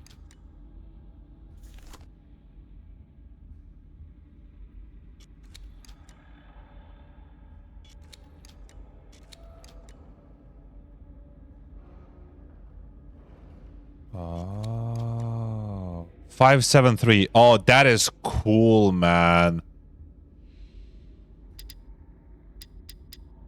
7-3.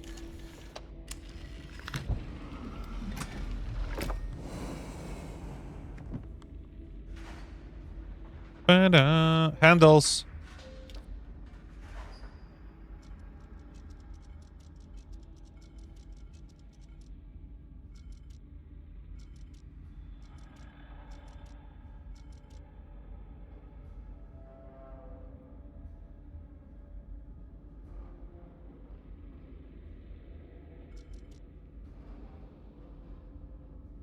What?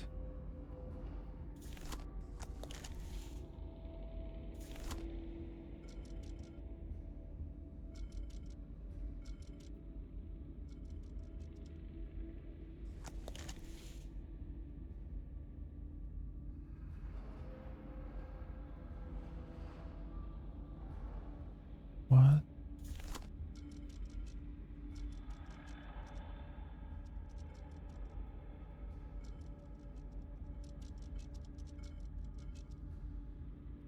Oh.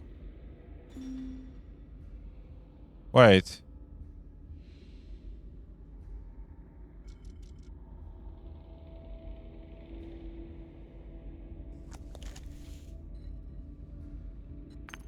Okay, I see. I see.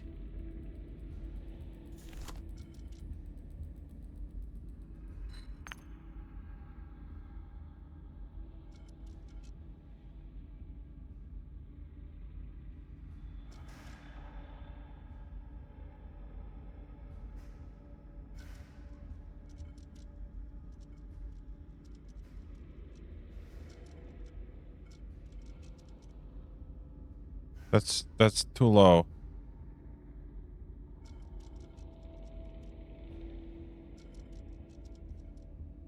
That's good, right? Yes. And then one more.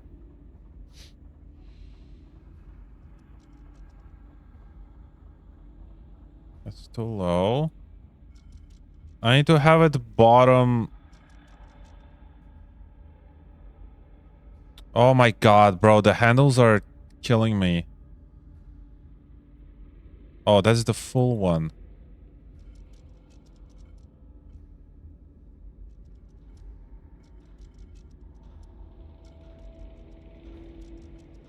No, that's low. I need to have it... I need to have it... here. There we go.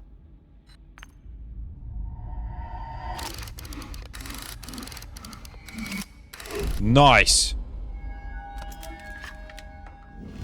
Nice. Metal plate. Okay. And that goes... Where was that? There.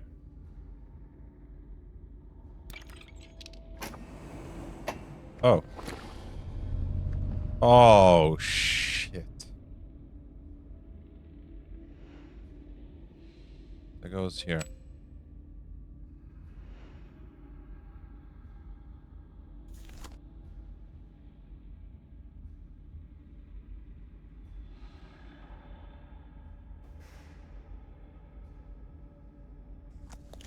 What?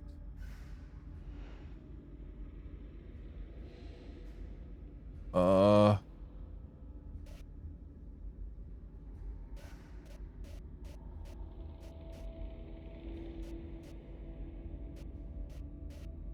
What?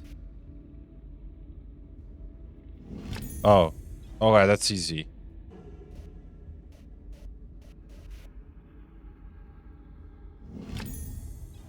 Green gem.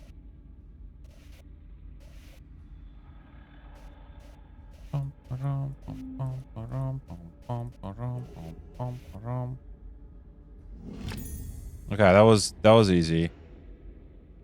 And now we... Okay, now I need to figure out how to do it.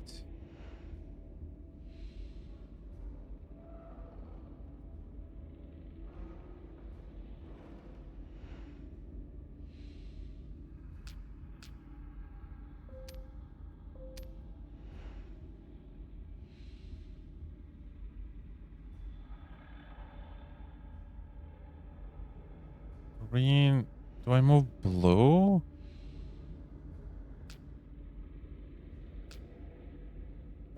Green?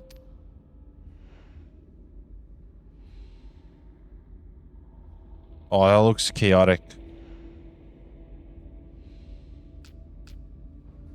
Hey, hey.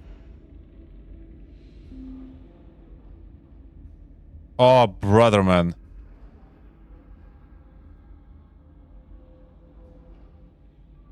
I can't tell.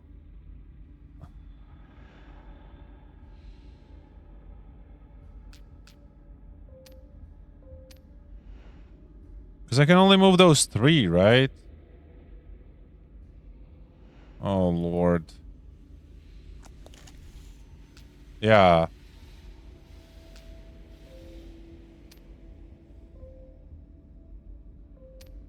Can I rotate this?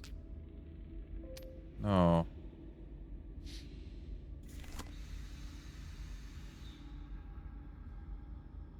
Because I assume I need that symbol. And I can't get the... Let's do blue here. Blue, yellow, green. Blue, yellow, green? It's not that.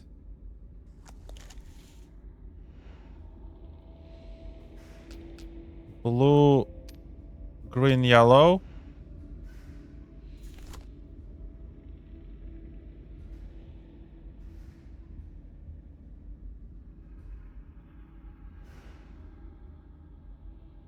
What? Yellow, green, blue.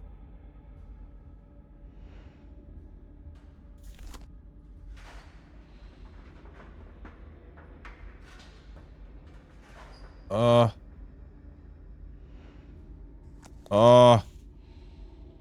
Yellow. Blue, green.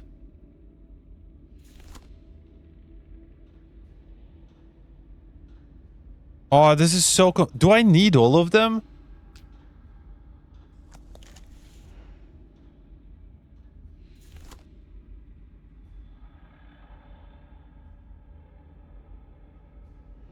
I'm so confused. Yellow. No, that's green yellow.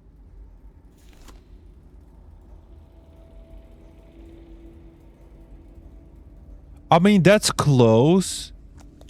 But why is the red one? Is the red one in there?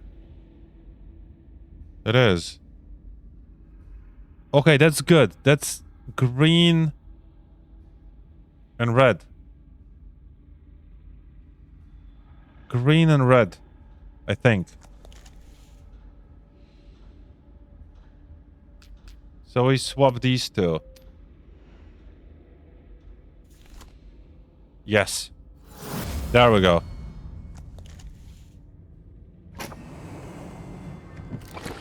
I did it!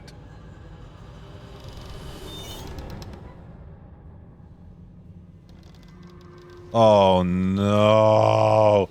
I hate these.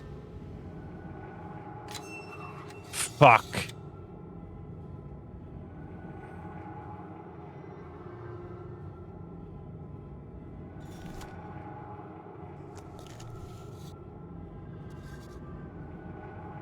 What?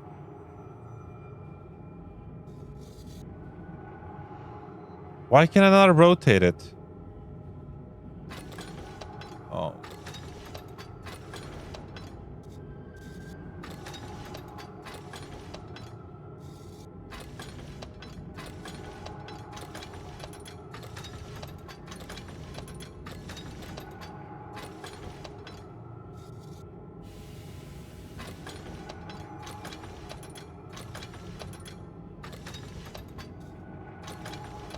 I mean, they shouldn't be that hard. Right?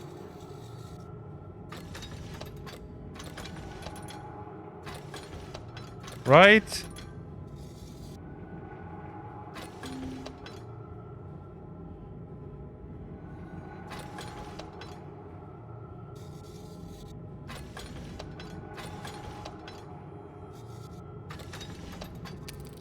There we go. Okay, that wasn't bad. Ooh.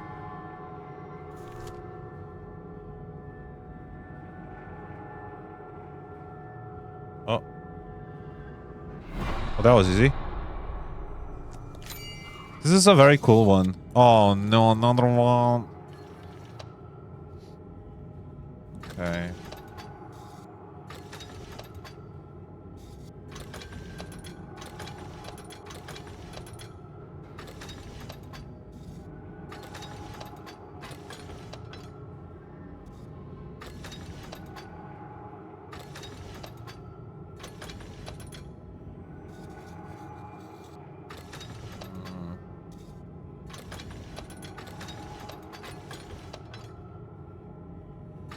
Right.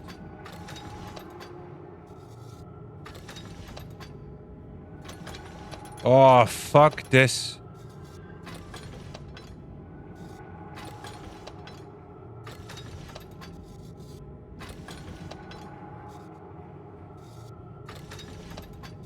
Nice.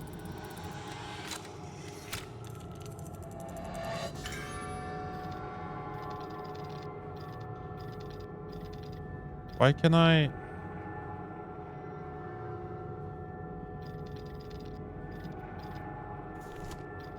Oh, I see.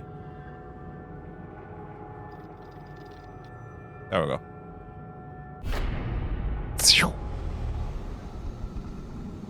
Is that it?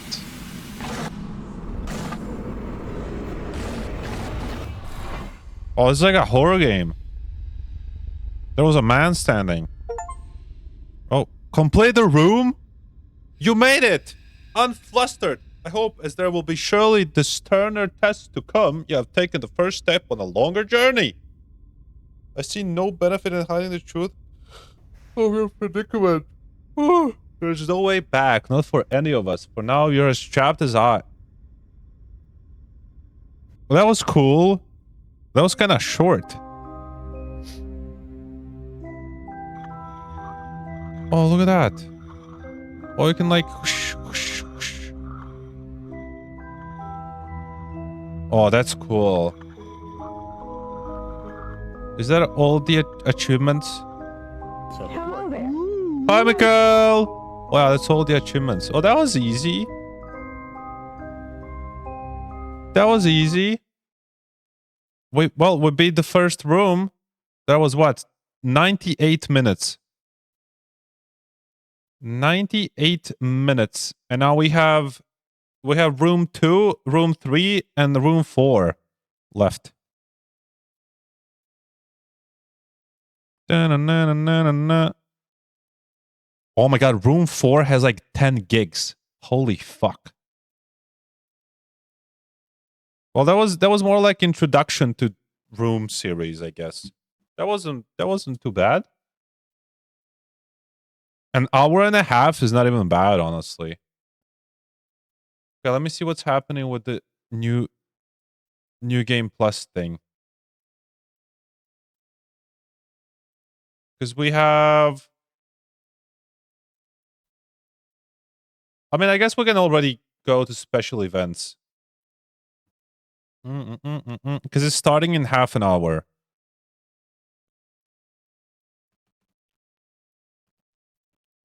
Special events.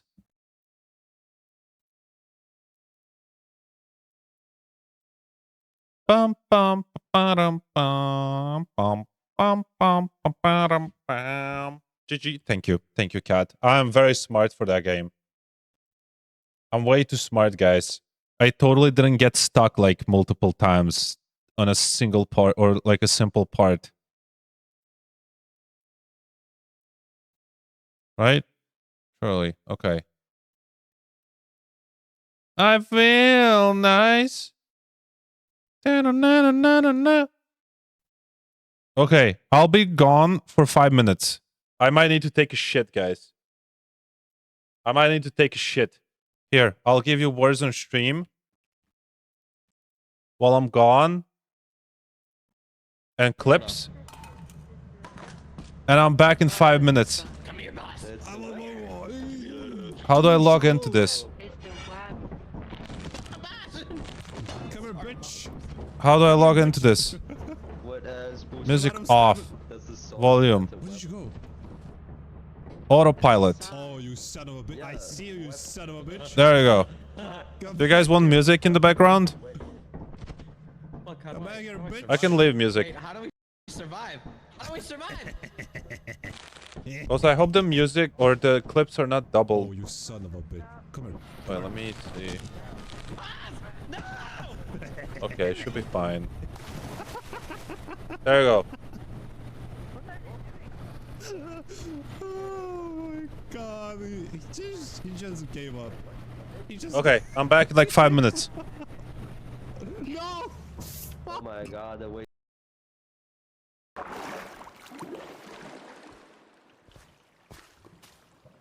I don't know if this was the smartest decision we have made. Oh shit!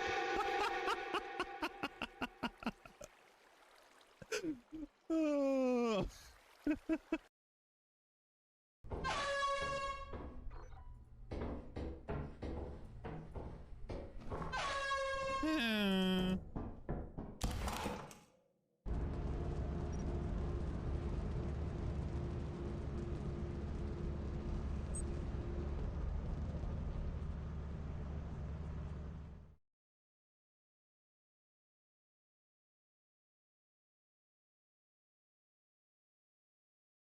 Coming to me, or do I have to come to you? You both can come on me. What? We went back in and started bopping him, bro. Well, there's Roomba here if you wanna pick it up here. What? Roomba in the hallway. Future Dave said, coil head, coil, and hold on, hold on.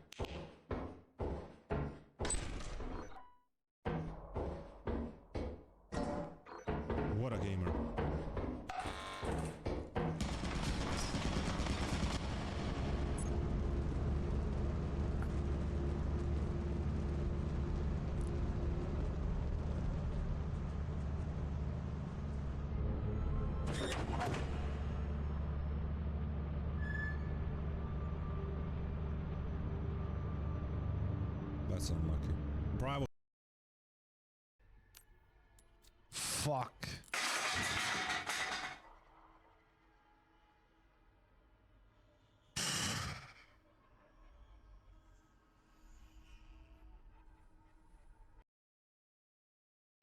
Yeah, is it yours? Who the fuck was driving when you came into the goddamn shop and hit my bus?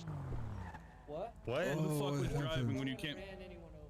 No one Right, no, she's just bleeding out on the ground, right? I'm telling you, no one ran her over. Right, she's just bleeding out on the ground. I'm back. Hey, young one. Take a deep breath. No one. Oh, I have it. I'm back. So then why is she on the ground? Okay, last one. The shovel. Right, who hit her? Titanium. young man, Titanium. If you're Oh. standing, hold on. If you're standing on the side of your car, What with the a fuck gun, is this really one, bad man? mistake, 'cause I will put one in your fucking head and not hesitate. Hey. You have to keep cleaning. Understandable. Let's go. Let's go. Let's go. Let's go. Oh. Oh. You're gonna have to shoot. I know. I don't know when exactly this is starting. Bro, I heard It should be in 20 minutes. Oh, fuck.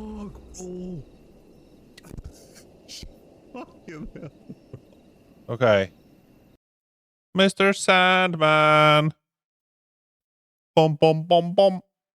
Bum, bum, bum, bum, bum. Guys, they're gonna announce Half-Life 3. Mr. Sandman. Dun, dun, dun, dun. Game trailers. There's a new... What the fuck is this game, bro? Look at this shit. A fucking FPS dungeon. What the fuck is that? FPS is your health. Oh, that's funny. That's funny. I have to wipe my nose. Oh.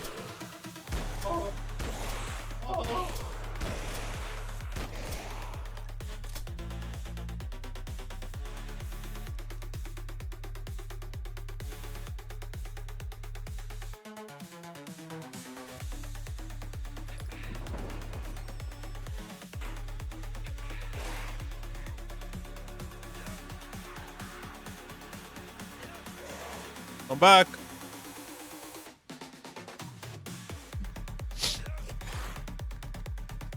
Was that bug abuse?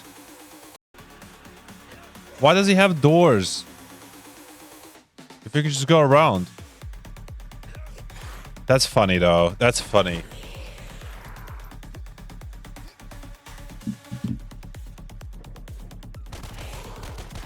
This is actually cool.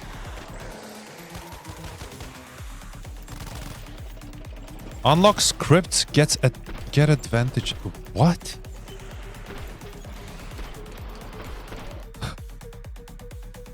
This is actually cool. FPS quest.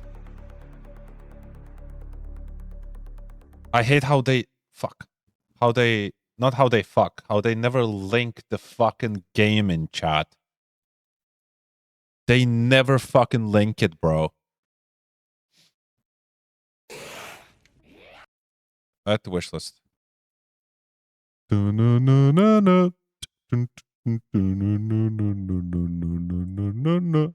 There's so many game trailers. We're gonna have our own show. This is like survival game. I'm kind of getting tired of survival games. I'm not gonna lie.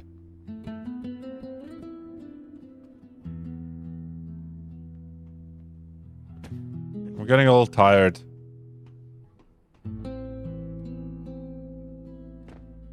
Animations for climbing actually look pretty good. I'm not gonna lie, for a game like this.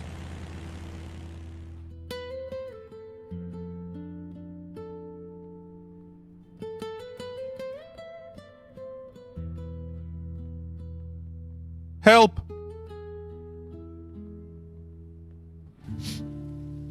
I would play this though. Maybe. Maybe. I don't know. Ooh!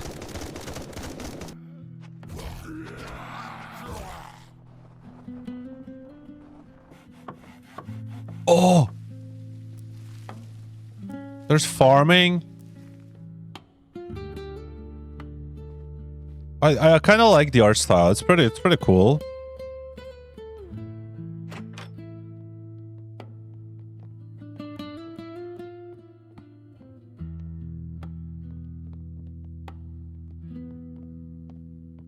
It's a cozy game. Oh, they have a link. That's crazy.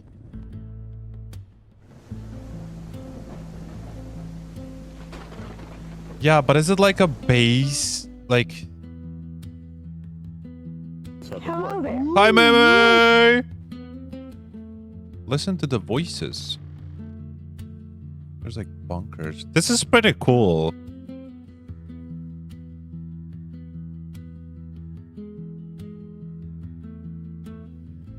How are you, Meme? I might try this.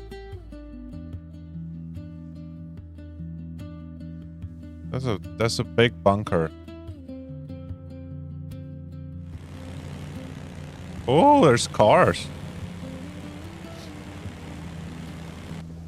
Exhausted? I'm sorry. Well, I'm not better too. I'm not better too? I'm not better either. Good English. I'm very tired. Very tired. But it's fine.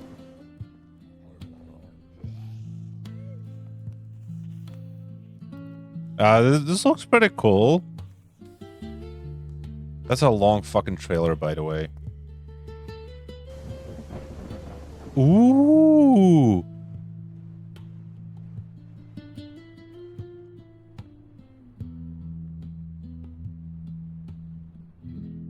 Yeah, this doesn't look bad. Q4. Well, 5 more years till then. Add to wish list. Similar to Remnant. What the fuck is this? Oh, that's Aim Labs. What the fuck? How is it similar to Aim Labs?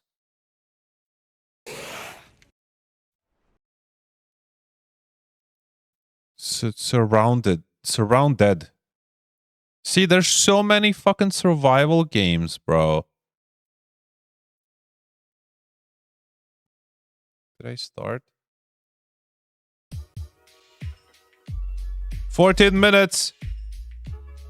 14 minutes.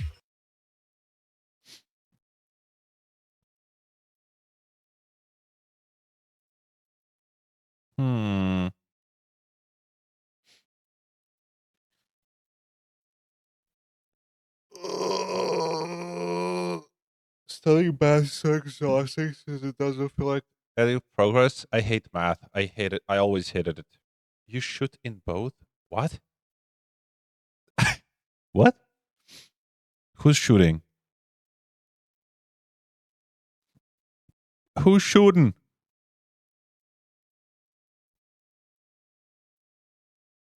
Meme, I might bring Minecraft back when I'm back from Croatia. I might do a modded server again. Oh, there's a new Requiem trailer. Third trailer.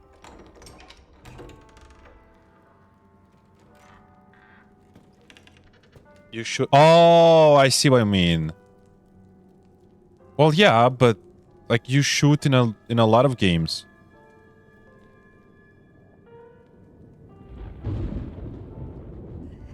Hello? Hello. It hasn't been easy. But after much effort, here we finally are. Who are you? I know now that you're the one that I've been searching for. The special one. The chosen one. Miss Ashcroft.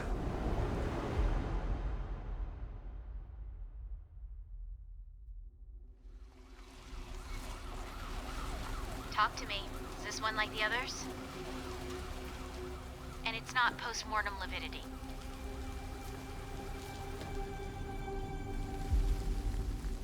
Hey, I just got a report of a missing police officer. It might be unrelated, but he disappeared near where the 5th body was found.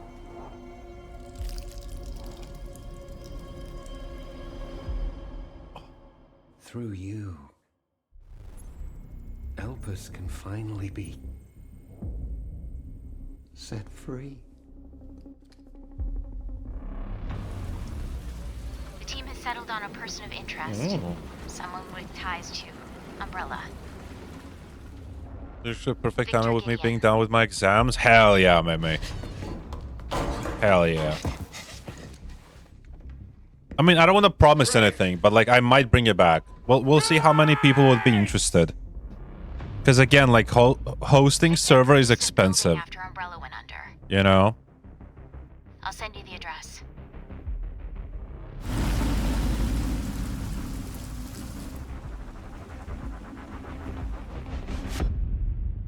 Welcome. Dr. Gideon has been expecting you. Gideon? Fuck Gideon. You got one person interested? For now, yeah. You there, Leon? Yeah.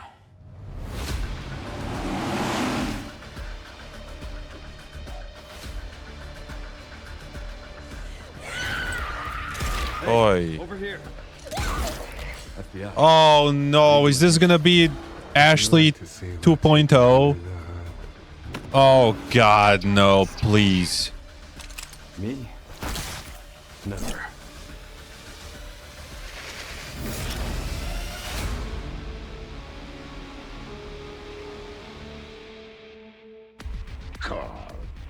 But there's so many Resident Evil games. You want a second opinion?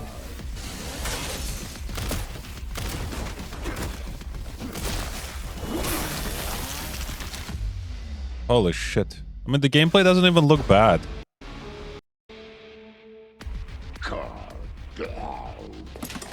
Think I want a second opinion? Look at that. The game looks good.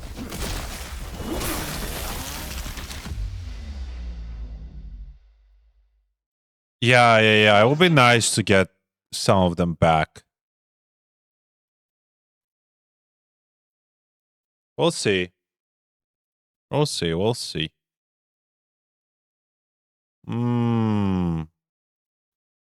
Okay, we can... Oh shit, I didn't mean to do that. Marathon had a disastrous gameplay reveal earlier this year with its alpha test. Oh, it was mired in ridiculous, several man. controversies too. It's safe to say that the reputation is down bad.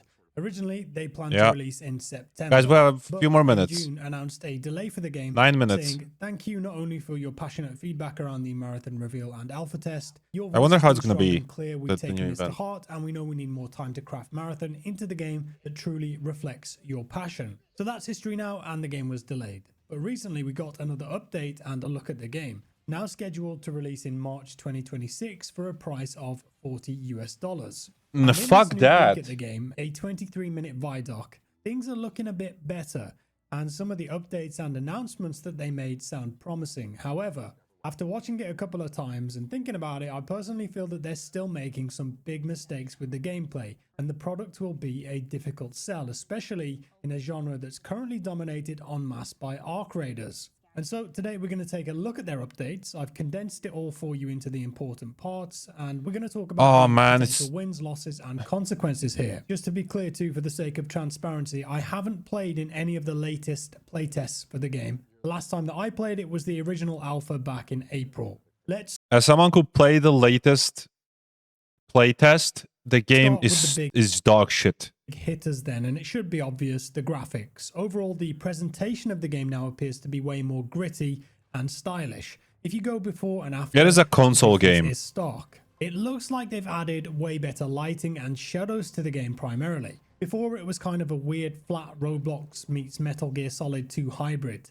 But now the art style is definitely more impactful. I don't really care. with Like, darker art style is areas, cool and all, deeper but shadows, fucking it's got moving foliage, gameplay is simple path, disgusting. We've got dynamic weather with wind, rain. We've got I water basically that played pulls, one match and I footprints in just the rage mud. quit. Well, Materials not rage seem quit, to but, have more you know. realistic and accurate responses now. It's to just us bad. mud and mud, as they put it in the video. On the surface, the environments definitely look more visually appealing to me. However, this will still be very divisive, and it retains a lot of the original vision for the art style of the game. Like, it does Weapons look are very beautiful. blocky, with bright colors still, for example. That's hard for players to relate to. Same for the characters, they look very blocky and colorful. The UI, I think, is still incredibly basic and temporary looking, to be honest, compared to contemporary games.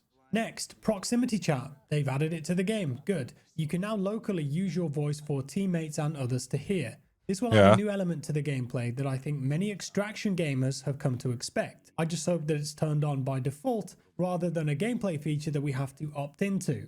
I think that would be a huge mistake if they did that. An incredibly important part of proximity chat too is inherently Oh, they're connected gonna to the fuck up gameplay big and time, social man. environment of the game. And I'm not sure that they've done enough here to support players actually wanting to use proximity chat. That remains to be seen. I'm saying I don't think that we're going to see Arc Raiders level of communication here because A, it's an FPS with much quicker time to kill, meaning players are more likely to shoot on sight to get the good loot. And Yeah. B, I'm not seeing a sense of a common enemy or God damn it. threat, which Arc Raiders portrays so well, fighting with the strangers that Get you meet fucked, for a mate. greater purpose. I think I could say C too, in that they need things in the Get game that people can fucked. use through proximity chat to break the tension. Like in Arc Raiders, you can do the radial wheel and use the character's voice to say, don't shoot, yes, no, want to team up, that kind of thing. But also, you got things there to like the flute, the instruments, for example. I'll caveat that by saying it depends what kind of players this game is trying to or going to attract. Because if it's Tarkov players, I don't think they'll care about that as much. But if it's Arc Raiders players they're trying to get, the more casual, accessible crowd, that kind of thing is important. But at least proximity chat is in the game now, and we'll see how it pans out. The next thing they added, solo mode. Amazing. They say in the VOD, if you queue solo, you will play in a match with other solo players. I know that a lot of us want to play solo, especially in the extraction game genre, and that's to get your quests done, to just fight, be sneaky, whatever it is. And it's great to see that option in the game now. Like, this is cool and all, but this game is not gonna be successful. I just remembered. It would be sick if the cycle made a comeback. Like, guys, go follow Lasty on Twitter. Jaeger? Jaeger? With 2 G's? No. Did they remove Twitter? No, they're still locked. It's still locked. It's still private.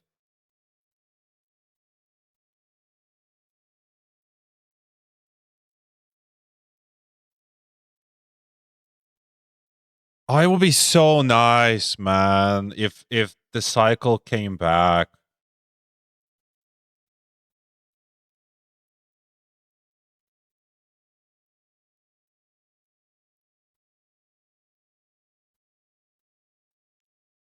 I hope they're like working in secret on something. Dude, I would love to play Cycle again. You guys have no fucking idea. You guys have no idea.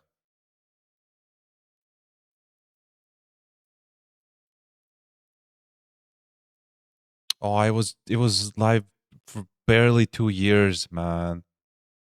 Well, how they still have the trailer.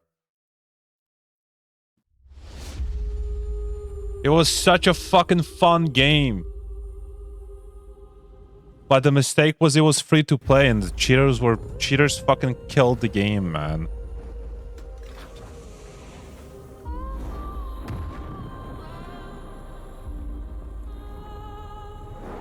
It was so fucking fun.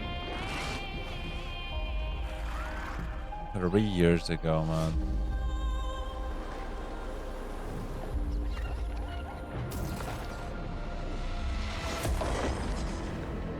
the storms too, bro. The lobbies were 6 hours long. Is it 6 hours? Was it 6 hours? Comments are turned off. Ay, ay, ay. Sign up and wishlist on Steam.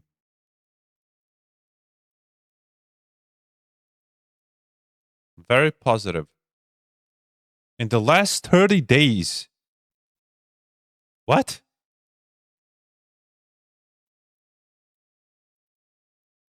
One major update away from being successful. So much work put into it. So much shame they didn't commit a small dedicated team at least.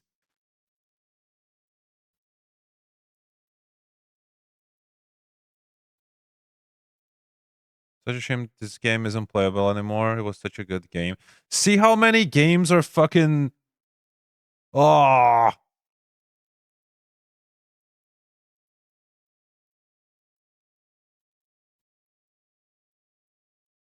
It will be so nice to bring it back, man. Sorry, guys. Yeah. I missed this game. I missed this game so much. It was so fucking fun.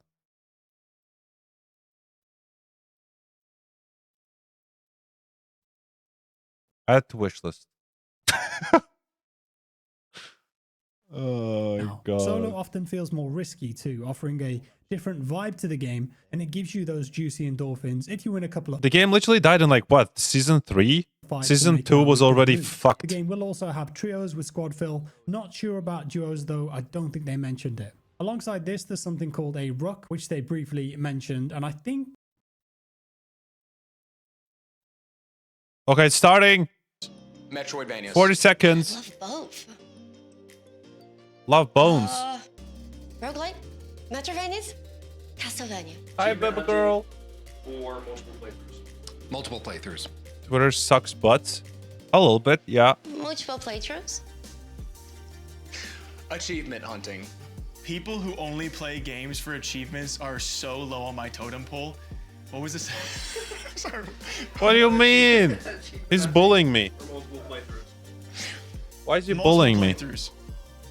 Alright, you're good. Sorry. Oh. Hi. Hi. Turned into my kiss. Hi. Hi.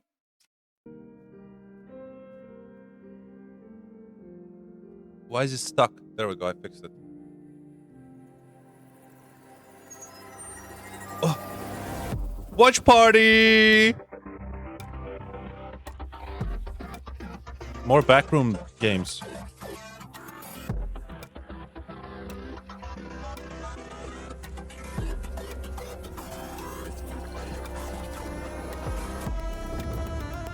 Oh, Dragon.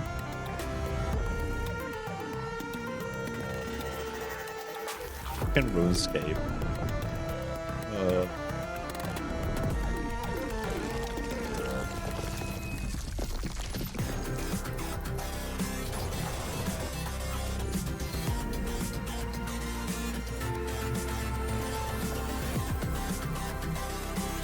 What was that? There's an Office game coming.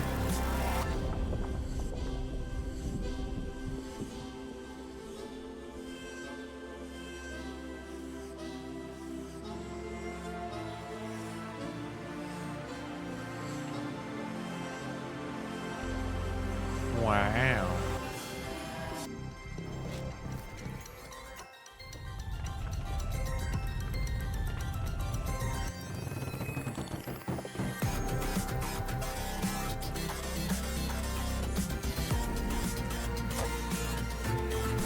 Oh dear. Haha, get it? Because he killed a deer. I'm so funny.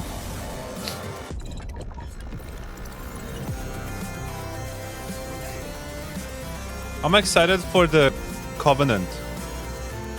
Is it Covenant? The first person Dark Souls with movement. I'm very excited for that game. I don't know when it's coming out though. New Game Plus. Welcome to the New Game Plus Game Showcase, a new initiative built by creators who love games for what they are and not just the games that pay to have them promoted. First up, I'm Hunter. I'm normally behind the camera across gaming and esports events, and I work on social accounts for a ton of different games. My favorite games of all time would probably be RuneScape, Dark Souls 3, Leaf Green, Black Ops 2, and Star Wars Battlefront 2. Then we have Jake Lucky, kind of the point where gaming, esports, and streamers collide. If you look at him for too long, you'll start to wonder why his neck is so long, and if you look at his Twitter for too long, you'll wonder how much Nadeshot paid him to tweet clips of him every single day. His favorite games of all time are RuneScape, Age of Empires 2, Halo Infinite, Jumpstart Adventures with Bodley, and CSGO. Next up, Luality, a streamer with a hatred of spoons and a love for dragon sex. Lua probably has more personality than the rest of us in her pinky. Her favorite games include Baldur's Gate 3, Cyberpunk 2077, XCOM 2, Witcher 3, and Mass Effect. Good picks. Then Luke Stevens, the mind of a critic with the heart of a fan. Luke breaks down Dragon games sex? to their DNA Yeah, and she really said looks she at likes dragon everything sex. a game has to offer. Or maybe Where I our misheard. brains might be smooth, his is nice and wrinkled. His Guys, favorite the games ads of all are time about to are start. Elden Ring, I'm sorry. Kingdom Come Deliverance 2, Last of Us, Witcher also 3, like dragon and sex? Batman Arkham City. The fifth and final in-person Hi, member Rob. this year is I Am Rob. Rob came from the hell of making Call of Duty videos to the other hell of platinuming games.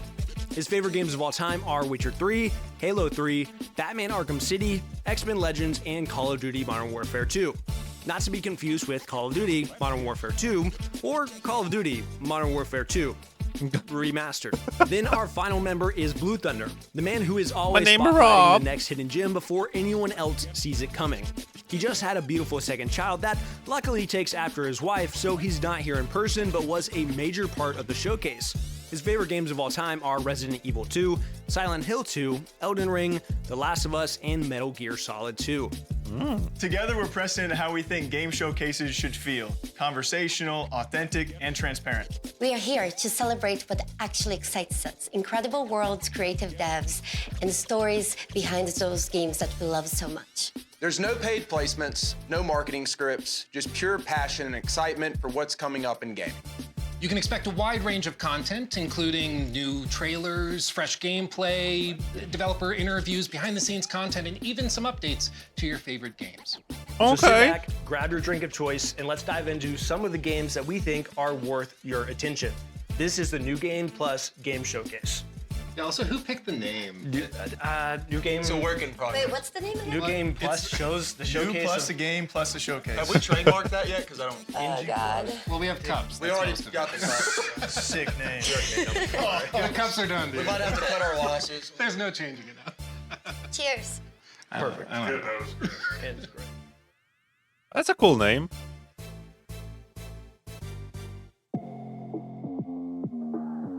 Oh my god, we're going in. So first up, we have three awesome games. We have Blind Descent coming from Owlcat. We have Deep Dish Dungeon coming from Behold and Raw Fury, as well as an exclusive Why are there interview so many with phones the Don flying? Walker creative director.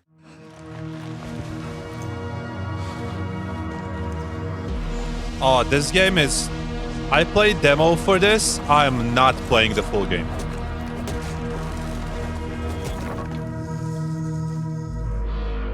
The blind or the descent something, I think.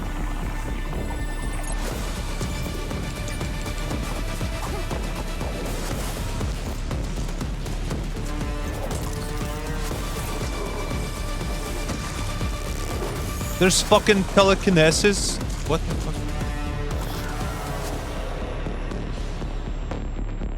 Blind Descent, yeah. Demo was kind of shit, I'm not gonna lie. Unless, well, we'll see when it comes out, I guess. Behold.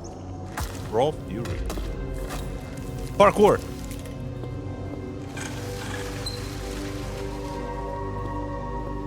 I actually like the art style.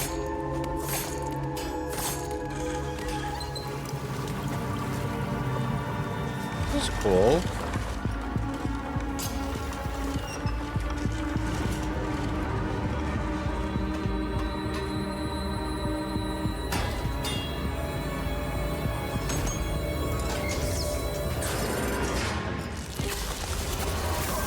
That's a big scooter. Deep Dish Dungeon.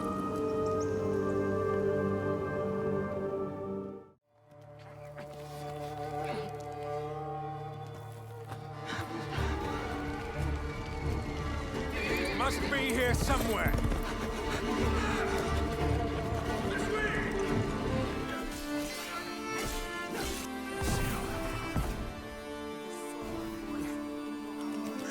Wish dungeon. I'm gonna add it to the wish list. A Dawnwalker is like a special kind of Oh, being Smarts has it in on the our on the IP. wish list. It's neither fully a vampire nor a human. It's something in between. What this means is basically that you, as a Dawnwalker, you have underwent a transformation. You used to be human. And now, during the nighttime, you do get all the powers and the difficulties of being a vampire. So you get the blood craving and so on. But during daytime, these powers are dormant and you still have to eat. You have all the weaknesses of a human, right? But also the perks of being human. One of the things that is unique to humans in our IP is being able to use magic, so casting spells. The Dawnwalkers are not very commonplace in that Let me IP. see if the They quality are is very, better on very YouTube. rarer than vampires. So you as a Dawnwalker are kind of special in this regard. I would say the short-term things that have immediate impact on the character development are you have to not very commonplace in that IP. They are very, very rare, rarer than vampires. So you as a Dawnwalker are kind of special in this regard. I would say the short-term so it's not things pixelated for that you have guys. immediate impact on the character Quality is a bit better. You have to feed on, you know, either animals or humans on blood suddenly, right? So you get these cravings, you get these like weird, eerie Game looks so experiences dark. that you didn't have as a human. Francis and his clique of vampires actually caught him on his low point. Oh, it's that game! He has used specific traits of vampiric blood in order to cement his position in the valley. Because, you know, as you might imagine, having a bloodsucker as your lord might be a tough sell. However, if the alternative is getting sick and, you know, dying in thousands, actually it doesn't sound as such a horrible thing. He tries to kind of distort the religious beliefs in order to install himself as a savior of the valley. We do explore this in the game, so you might see, like, for example, statues erected to Francis, new iconography shown in the local cathedral, for example. Well, the game does look cool, and though. the castle and so on. Looks nice. There is this whole cult of personality he builds around himself. So he basically shows himself as something better than the old order, right? We do have a mechanic tied to shrines that are erected across the valley, and Francis puts a lot of attention to kind of twist them to his own image. And these do have a functionality. When you play the game, we have assigned specific functions to them. Generally speaking, one of the things we wanted to achieve in this game is to have Francis being this active antagonist. You know, in a lot of games, the antagonists are out there to be defeated, but generally speaking, you have free reign, you do your own thing, and it doesn't really, you know, change much in how they approach you. In this game, what we wanted to do is to have Francis react to your actions as you know, complete different activities throughout the valley, as you maybe undermine his operations and so on. It's gonna be a cool game. Seal of approval. Exactly. So it's like, so basically the way you can think about it is like the more you do in the valley, especially if you undermine Francis, you will gain notoriety. The more notorious you are, the more edicts Francis will pass in order to thwart you. So, for example, he might send out more soldiers to patrol roads and villages, right? He might, in some extreme cases, maybe even initiate a lockdown of the city to basically hamper your ways of traversing it, right? There is a number of these edicts we have prepared, and each of them is designed to kind of twist and change the general open world gameplay. It also has benefits. There are factions in the valley that dislike Francis, so the more notoriety you gain, you know, the better standing with them you get, like they actually like that. There is a number of plot lines that you can follow if you want. You can also cut them off because we have added these systems where, for example, you might lose control over Cohen when he's a vampire. Oh my god, parkour. If he was hungry. You might kill off some important NPCs and then the plotline just cuts off basically, or you get some alternative version. There are some ways to enter the castle in the open world. You can ignore these side plotlines. You can level up Cohen and decide to attack the castle on your own, right? Out of curiosity, is there romance in the game? Romance, yes, of course. We do have romance options, yeah. There's sex. We didn't delve deep into like Game of the year yet. Okay. And, I'll leave that for the future to talk about. However, oh yes, my god, you can have expect sex with to a build vampire. relationships with characters. Like I said, there is like one main goal, very varying ways to get to it. These different ways that you pick will impact, you know, what happens with Veil Sangora. Oh, in fighting the looks end. interesting. And it's all up to you. And I think, yeah, I really recommend experimenting with this stuff and having fun with it. First one, Blind Descent, Martian, survival, co-op, adventure. Gives me Subnautica vibes, and in the best way possible. I really like it, but like more with land exploration, which is really cool. I honestly can't wait to try it. We're also going to see a lot of survival games today, so I think it all comes down to what the ultimate God depth of the damn it. game is.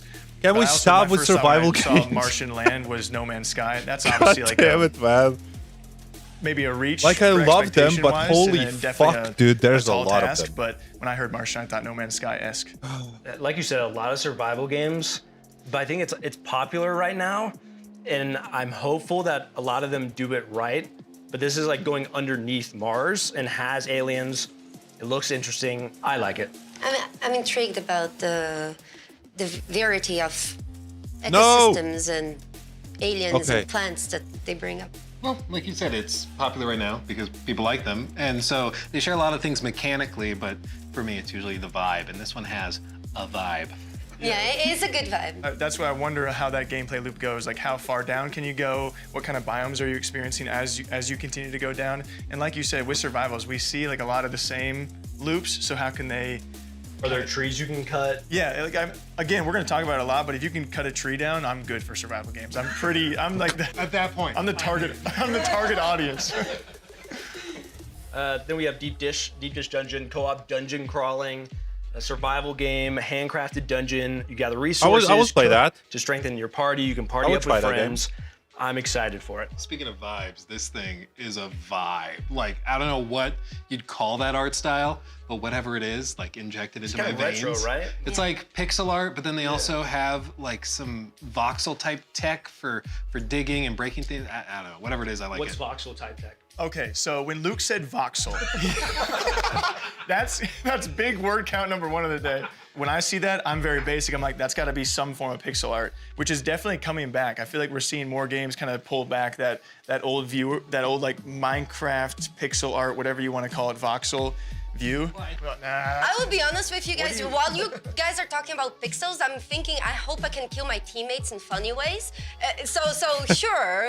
That's fair. We'll go with the pixels. Yeah, we were watching the trailer together, and the first thing she was saying was like, hey, how do I kill those I'm with? I mean, I have to imagine it's a dungeon crawling game about cooking in the dungeon. Surely you're gonna be able to accidentally poison yourselves. Do you think you can get like bad ingredients on that's gonna purpose be a cool to, game. to murder your? I bet you. Oh my God. Like, I wonder what's the point of the game, you know? Like, what do you do? I wonder though, with it being like in dungeons, like if they're gonna have an in-game proximity chat kind of thing. I hope It's one of my so. favorite Oh, things in please. games like this when you're like walking through and you can hear your friend off in the distance. I wonder if they'll do something like that. The Lethal Company Yeah. effects where they're like, It looks far like away. you can hear them that's meant to be screaming. Like enjoyed screaming with running. friends, for sure. Yeah, like at Me least and Jake gonna be in their edition in that dungeon. like at least a co-op. He's across the world. I'm like, Rob, you there? There. I'm dishing, baby. I'm dishing. I'm dishing. Making Can you bring the carrot? What are you making? Lasagna. Yeah, no, but it looks very promising though. Next up, we have Dawn Walker. Lua had a crazy conversation with her creative director. Single player, vampire, RPG. It looks incredible. I think the 30-day system is awesome and, like you said, gives weight to things. And then the whole, like, there's so many decisions you can make. What I find really interesting about the game is that Cohen, the protagonist, is half vampire, half man. And even though like all of that sounds great by itself, there's even another layer where at night, of course, he can use vampiric abilities that he doesn't get to use during the daytime. His combat's different. He's not using a sword, he's using claws. And then in the daytime, of course, there's NPCs walking around and there's, you know, maybe patrols going around that aren't there at night, but then there's different ones at night. So And you can use magic as human. You can use magic as a vampire. Yes, and basically what they're trying to do is to not just have the time be an element of certain actions to take it forward, but also whether you're playing in day or night, quest lines play out completely differently because people are in different spots, their behaviors are different. This person may be asleep, so you can't talk to them. Have but different somebody else is abilities. there. Exactly. Well, The Witcher 3 is my personal favorite game of all time. So, and this is former Witcher 3 developers working on this, and so much of that charm was prevalent there. The music. The music, just that soundtrack in the short little snippet we saw there, I felt it. I love that simple separation between day and night and different things coming with your character. That's got to be like the coolest part of it. Yeah, because it's got to probably tailor to your gameplay of like, I gotta wait to make this choice during the nighttime versus during the daytime where I can use certain abilities or. Like I was watching Zach yesterday. Styles. I love that part of it. And it's crazy, like they were talking about games and what they played and you know what games would be interesting to play again. I can't believe how many games I never touched that I should have, you know?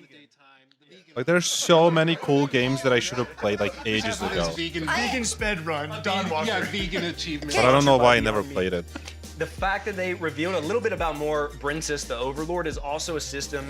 He really talked a lot about systems that they have not spoke on yet at all and didn't with us either. Like the edicts. As you go around the world trying to find your information, you can side with different people, and depending on what you do, you can make the Brensis quite upset.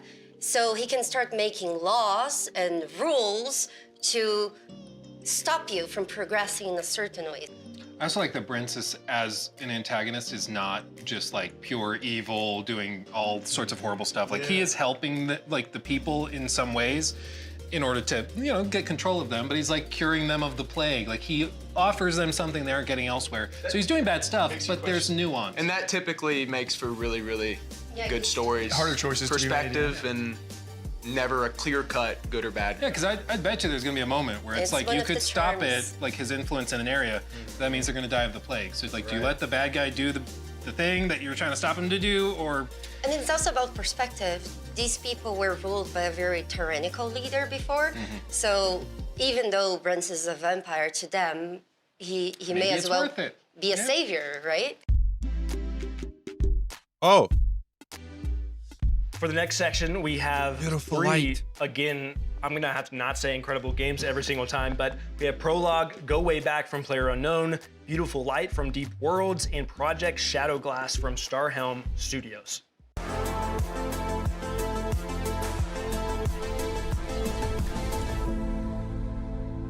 It's just an infinite map generator with some game loops on top of it. So you have a survival loop, which is pretty hard.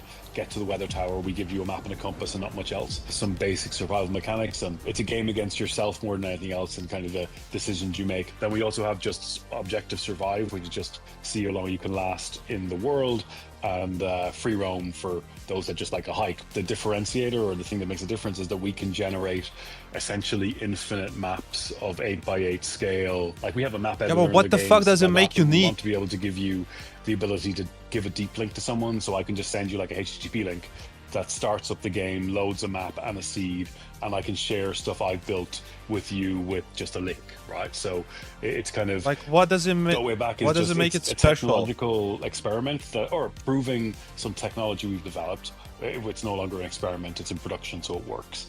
But it's also going back to my love of survival games and those kind of emergent, just. I'm not giving anyone missions to do. It's Fucking just survival get games, there, man. and how you get there is fully up to you. Basically, if you play the same seed, you get the same weather. I'm pretty sure you get the same cabin layout, and you maybe get the same loot.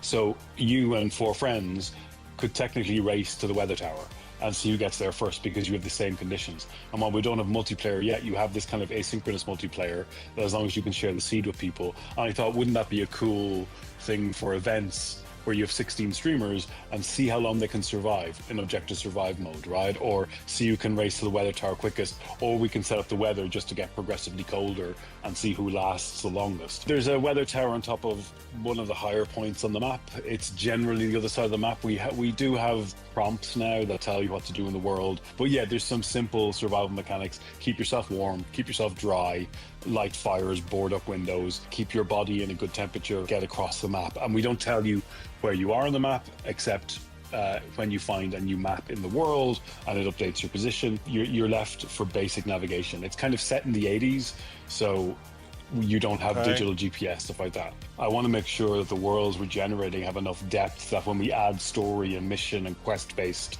content, that the worlds feel like coherent and real enough that it makes sense. Like, I want to have pathing.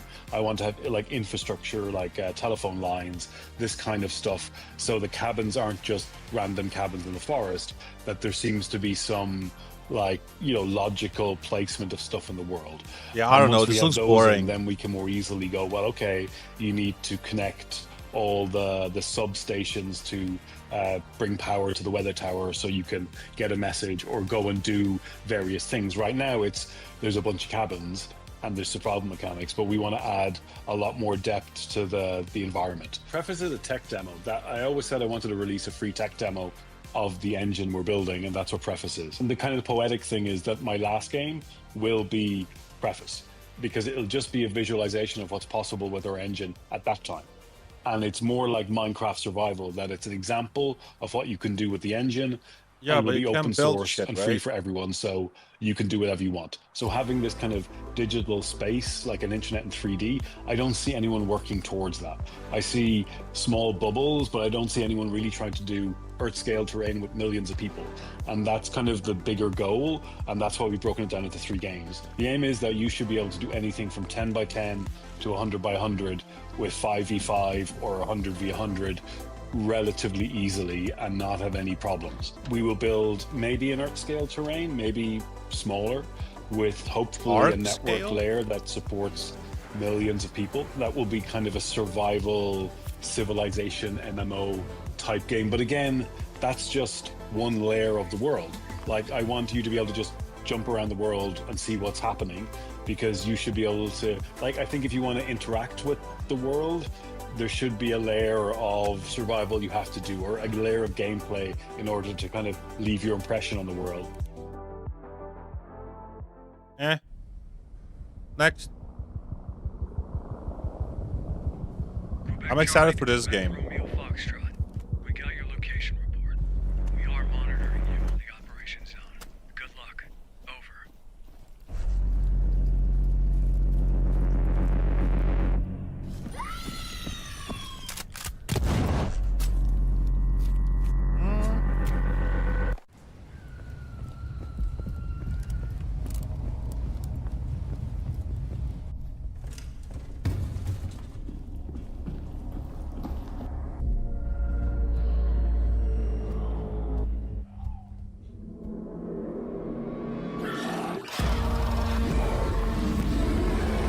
Oh, no dogs. Please, no dogs. Oh, no. Oh, no.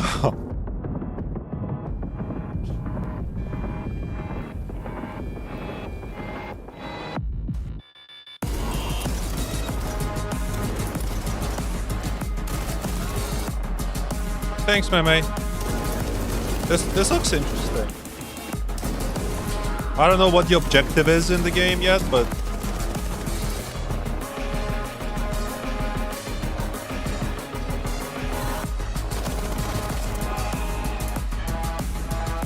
Okay, good night. Good night, Meme.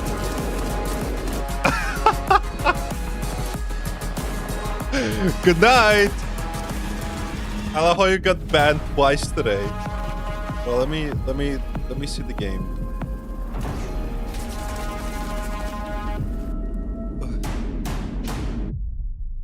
Enter. Secure extract. Oh. Ooh. Where pixels Look at that. only 2D. Now there's 3D. That's a cool art style.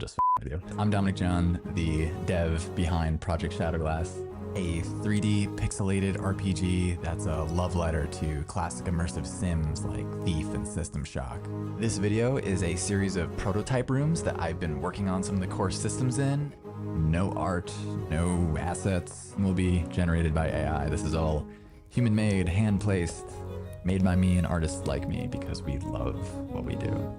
This looks very cool.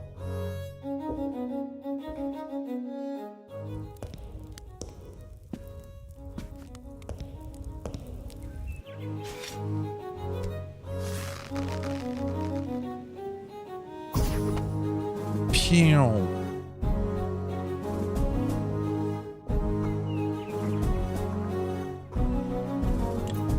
you have headphones, I would highly suggest wearing them. All the audio in Project Shadowglass is going to be 3D, and not just 3D, but simulated. The music emanating from this orb is going into the left ear and the right ear, but as I change the size of the space, you can hear the character of the sounds change.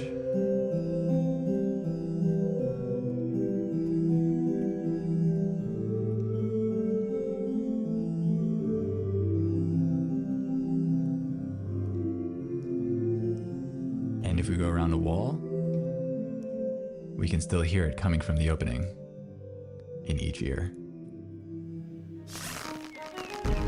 Okay, well, what is this game about?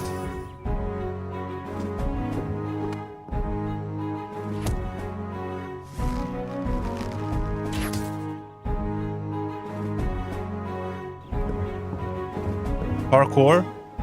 Oh, yeah.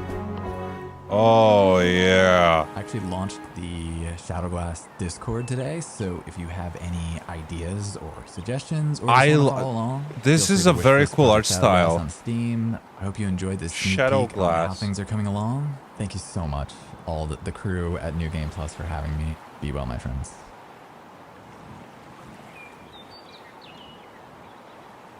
Project Shadowglass. I found it. To start with, Prologue, Go Way Back, another survival game that we're seeing, and we were talking, it's a bare bones survival game where there is no common enemy. Your enemy is the elements, where you just have to try and survive and make it to that point. So if you guys don't know Brennan Green, he not only was behind the Battle Royale mode of H1Z1, which we talked a long time about, he was also the creator of PUBG. So people have a lot of faith in him and what he calls his 10-year plan.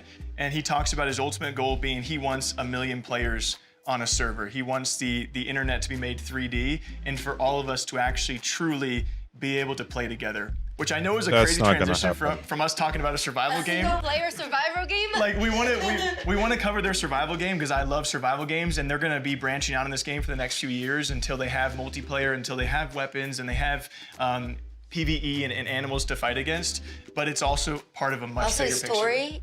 He mentioned they will be adding also a story to the Things world. to do, yeah. Yes. That's got to be like the most ambitious, one of the most ambitious projects out there right now. Yeah, that is hard to do. Crazy What's to so think funny about. about him is that he's like, yeah, I want like millions of players to be playing together on like a gigantic map, but you know, not to undersell it. Shoot for the stars, brother. Shoot for the stars. No one's done that yet. Next game we talked about was Beautiful Light by Deep Worlds SA. That's a PvPvE tactical extraction shooter. There are 6 3-person squads, and there's also a lot of anomalies and monsters and stuff that we saw in it.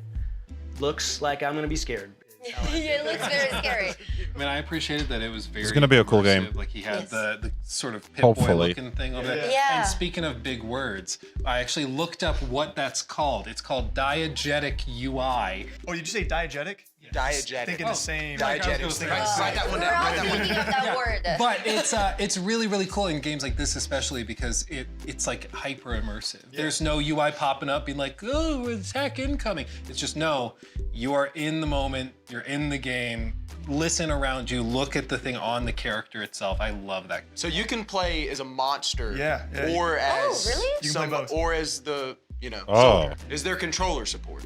What? I don't know. Great question. Duality she just threw up in her mouth. Is you sure about that? I have nothing against controllers, but I believe there's a right time for mouse and keyboard and a right time for keyboards. And he believes that the right time for a controller is when you're playing shooter games. It's obviously better than mouse and keyboard. It's better for that.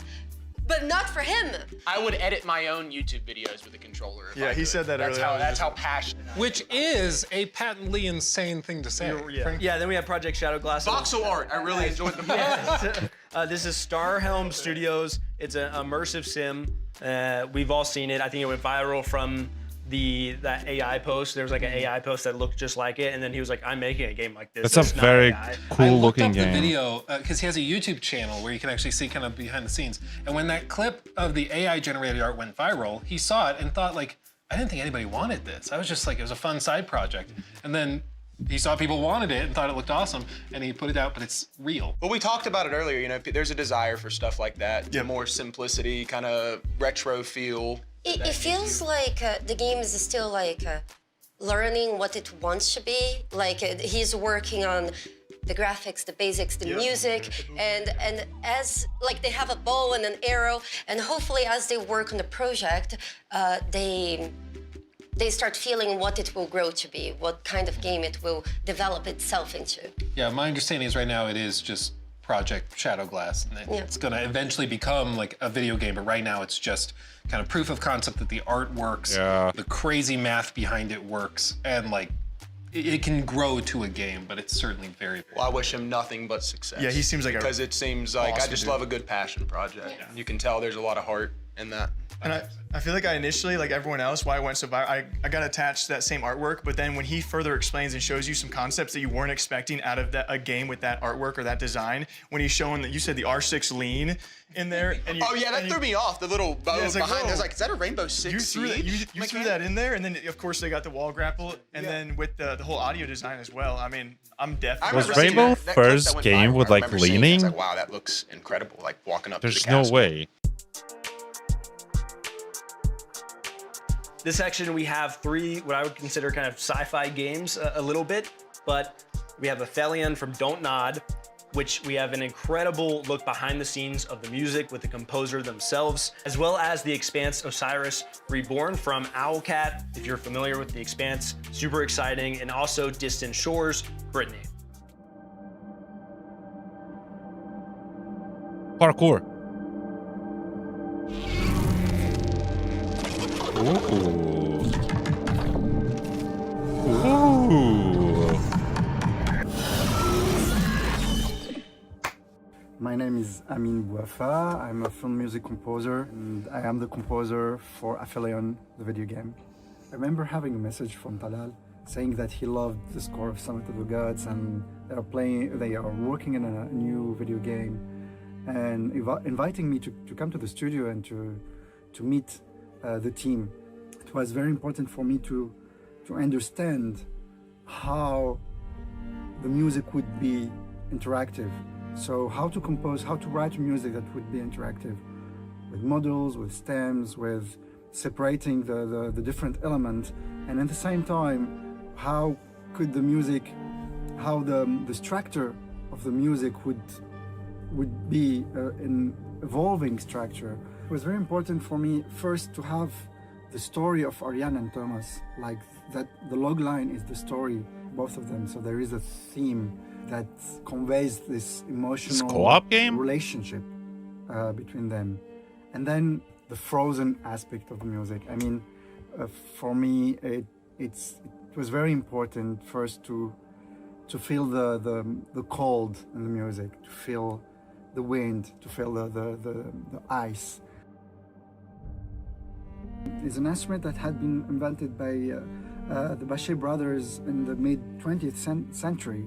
For me, it looks like an alien instrument. When you see it, cannot even predict that it's a musical instrument. To play the instrument, you need to get your hands in water and then rub crystal buttons that are in this metal structure.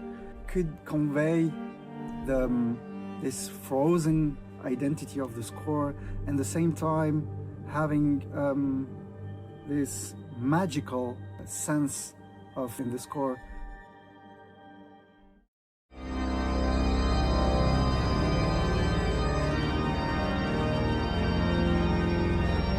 Uh-oh. There is a sacred feeling also to this planet. It's a huge planet, but I wanted to get this huge instrument and that it could also play very soft. The organ has a lot of sounds. It could be very soft, it could be very aggressive, it could be large, it could be intimate. For me, it's the planet. The planet could be very welcoming and suddenly very, how to say, very dangerous and very sacred at the same time. So I thought that the organ could give this majestuous feeling to the score.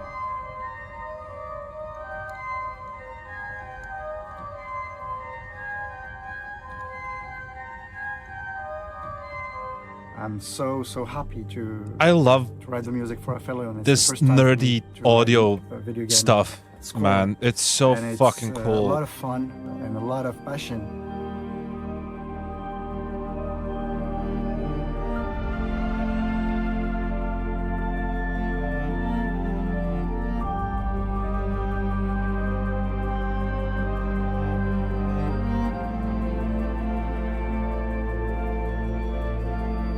What is the game though? What is it? What is it about? 2026.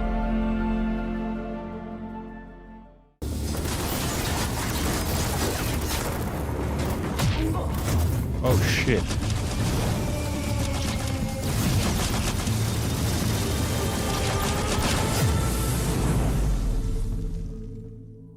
We had some discussions at the early stages of the production, to be honest, whether to go fully class system or something else. And again, we started with sitting down and lining up what are possible ways that the player might perceive the game, the power fantasies, how he can express himself in combat. So he might want to be a sniper, he might want to be a hacker, maybe an engineer, something else. As we designed those playstyles, we thought how to mix it up a bit, how to let player to experiment with what he encounters during the game. So, for example, when he finds a neat shoulder cannon, as we shown in the announcement trailer, even if he's a sniper, he might want to experiment with that. Why not? It fits the universe, it fits the playstyle. He might want to see how it works. And so we decided why not to give him the possibility to do that. That was the idea behind the playstyle. So playstyle is basically the starting preset that kind of gently guides you towards the certain direction of your power fantasy of how you play the game. At some point, the player will need to commit to his choices. So again, it's an important part of the choices system, you know. If you just can switch everything on the fly, that kind of makes your choices less important. That helmet is dog shit. At some point, you need to stick to They just got one shot in the head. Guns, particular gadgets, and you just build around them. We give you some time to experiment, but you will need to commit. During the character creation, you will have to choose between three major factions, your origin. So you will be either Belter or Earther or Martian. Facial customization, appearance, you can choose your body type. So you will be playing as a Pinkwater mercenary with different type of origin that you would create. You will have your sibling with the same identical one. They will look a little bit different because they're their own person. They have their own personality. These events are set during the first 3 books, I think. You will start on Eris and witness basically the events from a different angle, and this part will be to some degree shown in your character creation. Every companion should belong somewhere in the universe, and they have their own background consisting of their faction and their acquaintance. They have some background story, their own struggles. All this stuff will influence how they perceive the situations player encounters. So in every major plot event, they will have their opinions. They might hint you towards some decisions. They might provide you some assistance, or maybe even some crucial contacts to go for help, for advice, for military support, maybe. Of course, they will have their own stories, their own struggles, and you can choose to help them, or maybe to ignore their own stories, totally depending on how you want to be invested in this particular companion. The choices you make for those companions also will matter in long term. Yep, some of them will have romances, and you can see on our background companions. Perfect, We cannot say who is going to have romance, but there will definitely be romance in our game. Another game with sex. It's a small crew on the small ship. You know, the Expanse, it's a universe where everyone flies in very tight spaces for a very long time. So there is a dynamics in the crew as well.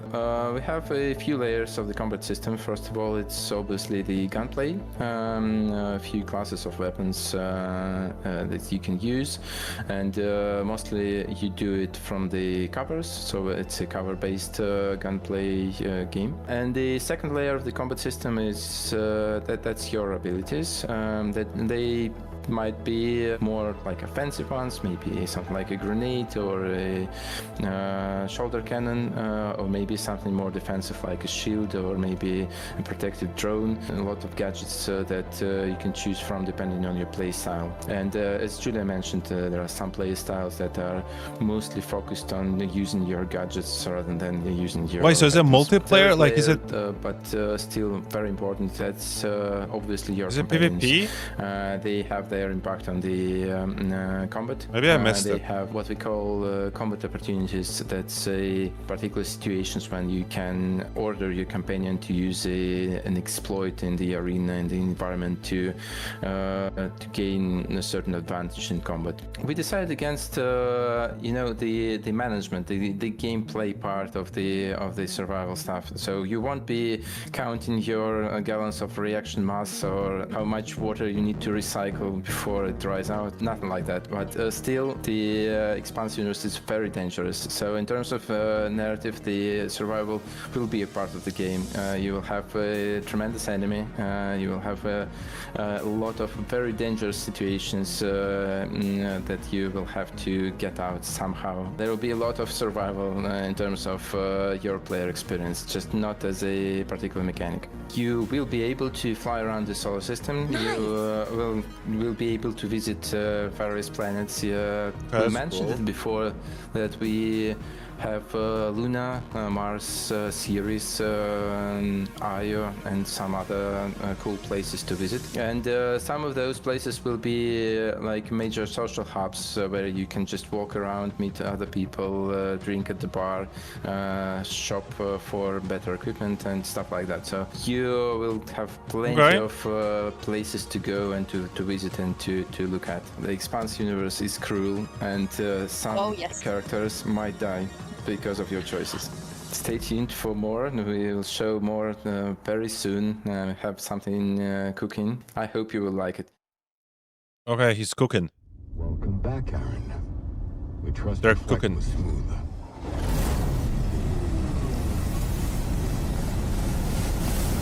Survival game. We've landed you on the outskirts of Genyak Island. Stay alert. Yay. Well, it looks like it.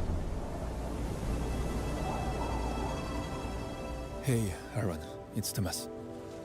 You know, it's your not. brother. You said you Never would mind. visit me here, but you never did.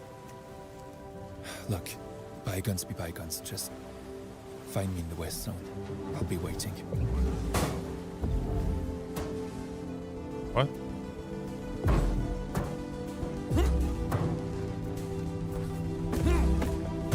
Oh, parkour. Sometimes I dream about what's under the ocean. A distant shore, waiting. That's cool.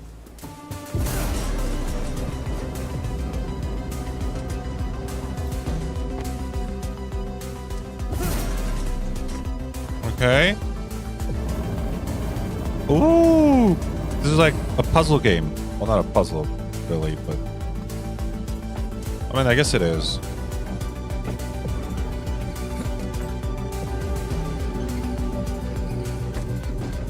Oh, that's pretty cool.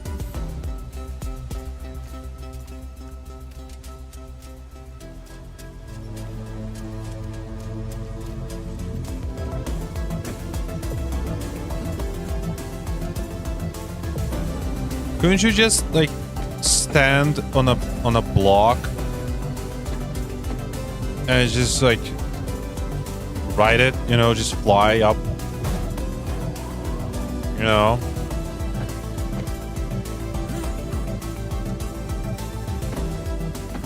Holy fuck, he's zooming, bro.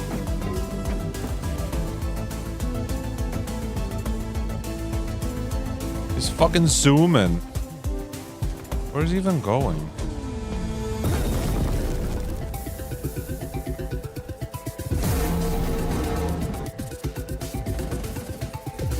Wow.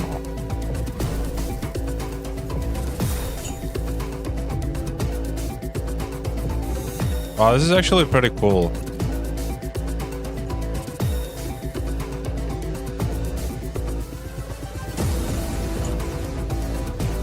Okay. Holy shit.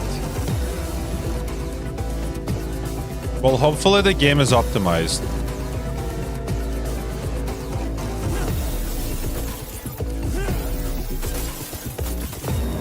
There's a lot of like items you can fuck around with.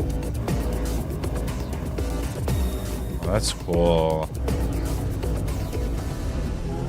This is very cool.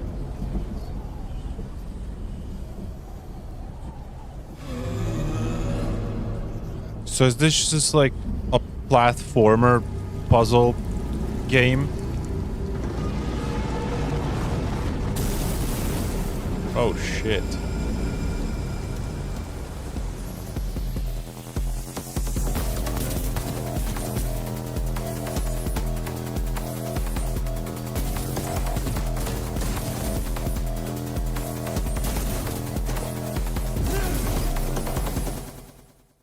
Okay. Interesting.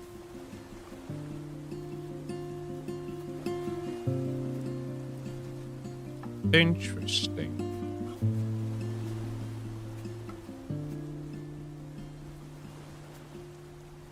Slipping boats on the faucet.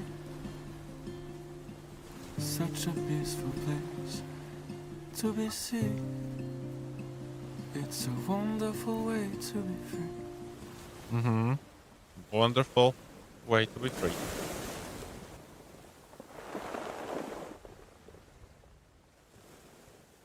Let's Pretty start cool. with Aphelion. My understanding is it's a dual protagonist game, so you'll actually be swapping back and forth as they sort of work together. And I'm sure there's parts where you're separated, parts where maybe you're together, working together. Very emotional story. There's so much potential for stories like that. The dual protagonists, seeing feel it like- converge in the Let me end. see. You know it's going to be an What was it, emotional game, Aphelion? especially when they put so much emphasis in the music. I Yep. feel like music Yeah. is a tool to catalyst emotions, so it's definitely something that We were actually talking about that earlier today, music and video, and not just video games, and art in general, and good media. music changes It a changes game everything. from a game being Oh, a it's a good game single to a player. memorable game, a game that will stick with you in a long time. So Oh. And Donut has a pretty storied background when it comes to narrative games, whether it's It's a single Life player is game? Strange or like one of my old school favorites, Vampire. Like they try different stuff, weird stuff even sometimes, and so this is exciting to see them doing something they were different. using the super alien music instrument. So Yeah. What was it called? Is that A crystal bachette. Crystal, but Oh, you're talking about the hand? I mean, the game does look cool. You're really into this hand. Right? That's like the only I thing kind you of want took to away. try it, honestly. I mean, I You don't know. discover that technique of like, oh, that makes that, yes. that this is an award-winning composer of the Summit of the Gods as well. So what I find super impressive is just, I feel like people sleep on music so much in games, and then you see behind the scenes of this entire, like, they're in a famous church in Paris playing the organ. actually has been a blast to see video game music evolve during the years. Like video games has some great music. Like It's one of those things, when it's working, you like a lot of time you don't think about it. When music is really good, Oh, in a you're game, thinking you about? don't really think about it. But then when it's exceptional, like an Expedition or like the Witcher vibes, Yeah. then you really remember it. But a lot of the games you play, you probably don't look up the soundtrack, even though the game is pretty good, you know? Ironically, my Spotify rap this year was like mostly video game scores. I think there's often correlation though whenever a developer does take the music very seriously in a game. It often reflects I'm sure in they're it. taking other parts It out. reflects in every other. I mean, think about it. All the games that have, like, you think about the games with the best Steam, scores sorry. ever, like you just said, The Witcher 3 or whatever. I mean, it correlates to everything else. Every other aspect of the game, they take it seriously. So. Another sci-fi game that is probably one of the most anticipated sci-fi games for a very long time is The Expanse: Osiris How long is Reborn, this gonna go which is for? from Owlcat as well. It is a third-person action RPG, obviously set in the Expanse universe. The Expanse is a book and a show, so they are taking inspiration from both, but at the same time, it doesn't require previous knowledge of either for you to be able to enjoy this. In this game, you're going to be living more or less through what happens in the show. However, from a different perspective, from a different side, with your own group of people, with your own environment, that you got to make your own choices. I think an important thing to frame all of the Expanse game with is that coming from Owlcat, they are a studio. I wonder if we can Rogue kill Trader, for example, the whole their team. bread and butter is intense, gritty narratives with unbelievable levels of roleplay depth and choice and consequence, complex systems that interweave. And so seeing them go into this, which is of course a third-person cover-based shooter with many, many RPG mechanics. It's a different road. And I asked him about that in our interview and was like, how did this happen? Because typically they do sort of an isometric thing. And they just said when we decided we wanted to tackle the Expanse, it required that cinematic flair, and that's what they tackled. And they're doing a phenomenal job. I mean, the game looks beautiful. It looks very interesting to me. It looks kind of like Dead Space meets Gears of War, It's kind more of like gameplay-wise. Mass It did. Or, yeah, Mass Effect as well. The choice and the reputation you have with your companions will change, because your companions, they told us, will disagree with some of the stuff you do. They'll get upset or They'll have their own opinions. Actually, like, love their own opinions. interesting. They also, This is coming one out interesting soon. tidbit they mentioned was that when you are making choices in the game, they're not necessarily going to tell you if that was a big moment, if that what you just said to them is going to seriously affect this thing over here.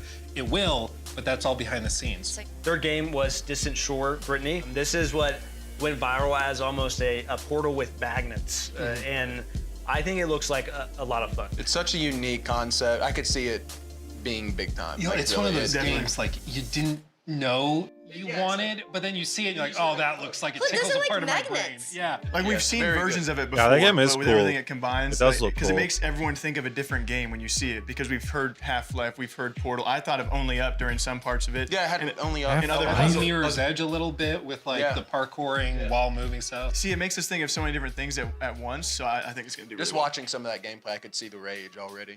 Oh yeah, the boss. Oh yeah, not that- happening.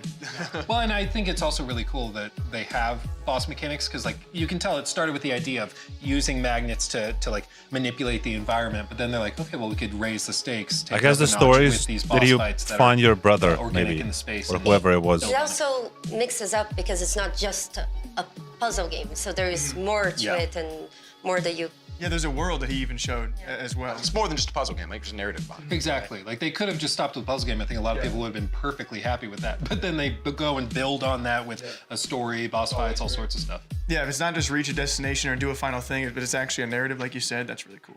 I think it's one to keep an eye on. Yeah. Okay, next. Grounded 2 Next and up, we have two Avowed. very exciting updates coming from Obsidian, that being some updates for Avowed as well as Grounded 2. We also got exclusive time with them and had some interviews, which were very exciting. I kinda don't care about this.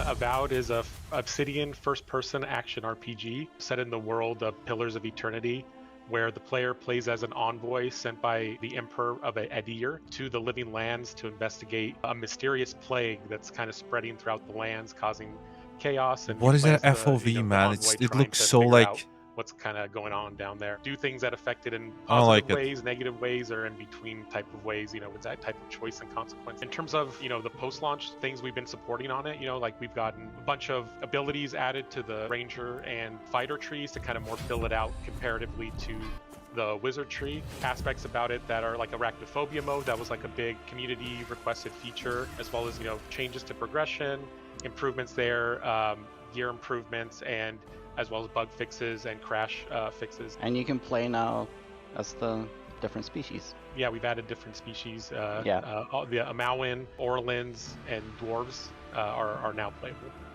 A lot of our Epic. are revolving around the player community, so we work, really closely with our community management team. We get like a spreadsheet, kind of see what the things that are bubbling to the top. Like an example, like quarterstaff was something where just we wanted to feel like more like a wizard, right? That There's kind third of person. wizardy vibe, as well as playing as Orlins. Like I think players just were bummed that we didn't include that in the base game. So I mean, it really comes down to like the time and what the community wants, and that's kind of how we decide to go about it. Yeah. We noticed like players really role play their characters in the game. So we always want to give them as many options as we can to like customize their features or character, you know, to kind of have this fantasy in this world as they journey through the story. We just wanted to give them as many possible options as they can to really make the character they want to make, and just make more it water. I don't really their care about own. Stuff like all the playable races. We discussed it early on in Avowed. It's something to both previous Pillars games had. It's a lot of work and a difficult thing to really nail down, especially in Avowed with its parkour systems and its combat mechanics and all the weapon types and stuff like that in the game. Our different races are different sizes, they're different shapes, they're a very unique game experience when you play as each one of them in a first-person game specifically. So it was something like new to wrangle for Avowed. We had no time to finish it as we're making Avowed, and now we can give it to the players, so it's a more rounded experience compared to the original Pillars games. It should be a whole new way to play the game. If you pick an Orlin or an Amawa, it makes you feel completely different in the world, especially if you use third person or first person. It changes it again, how you feel and present in this game, so it's pretty awesome that we can finally bring that.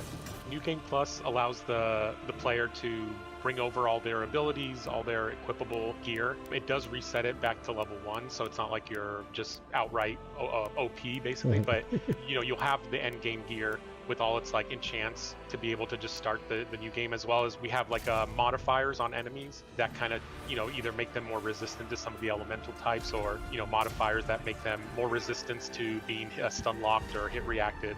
And that kind of gets sprinkled in kind of somewhat randomly throughout that NewGame Plus experience to kind of get that added challenge, but also let the player still feel somewhat like they're accumulating their abilities over the course of multiple playthroughs. So. We notice players like to take photos of their envoys, but it's very difficult in the game. You have to get the camera just right to get a certain distance from the character, or capture the shot in a conversation when you see your character. So this allows you to really get into it and capture some awesome shots or some scary shots, depending which way you're going. We're super excited to announce that Avowed's finally going to come out to PS5. Pre-orders are going to be live today.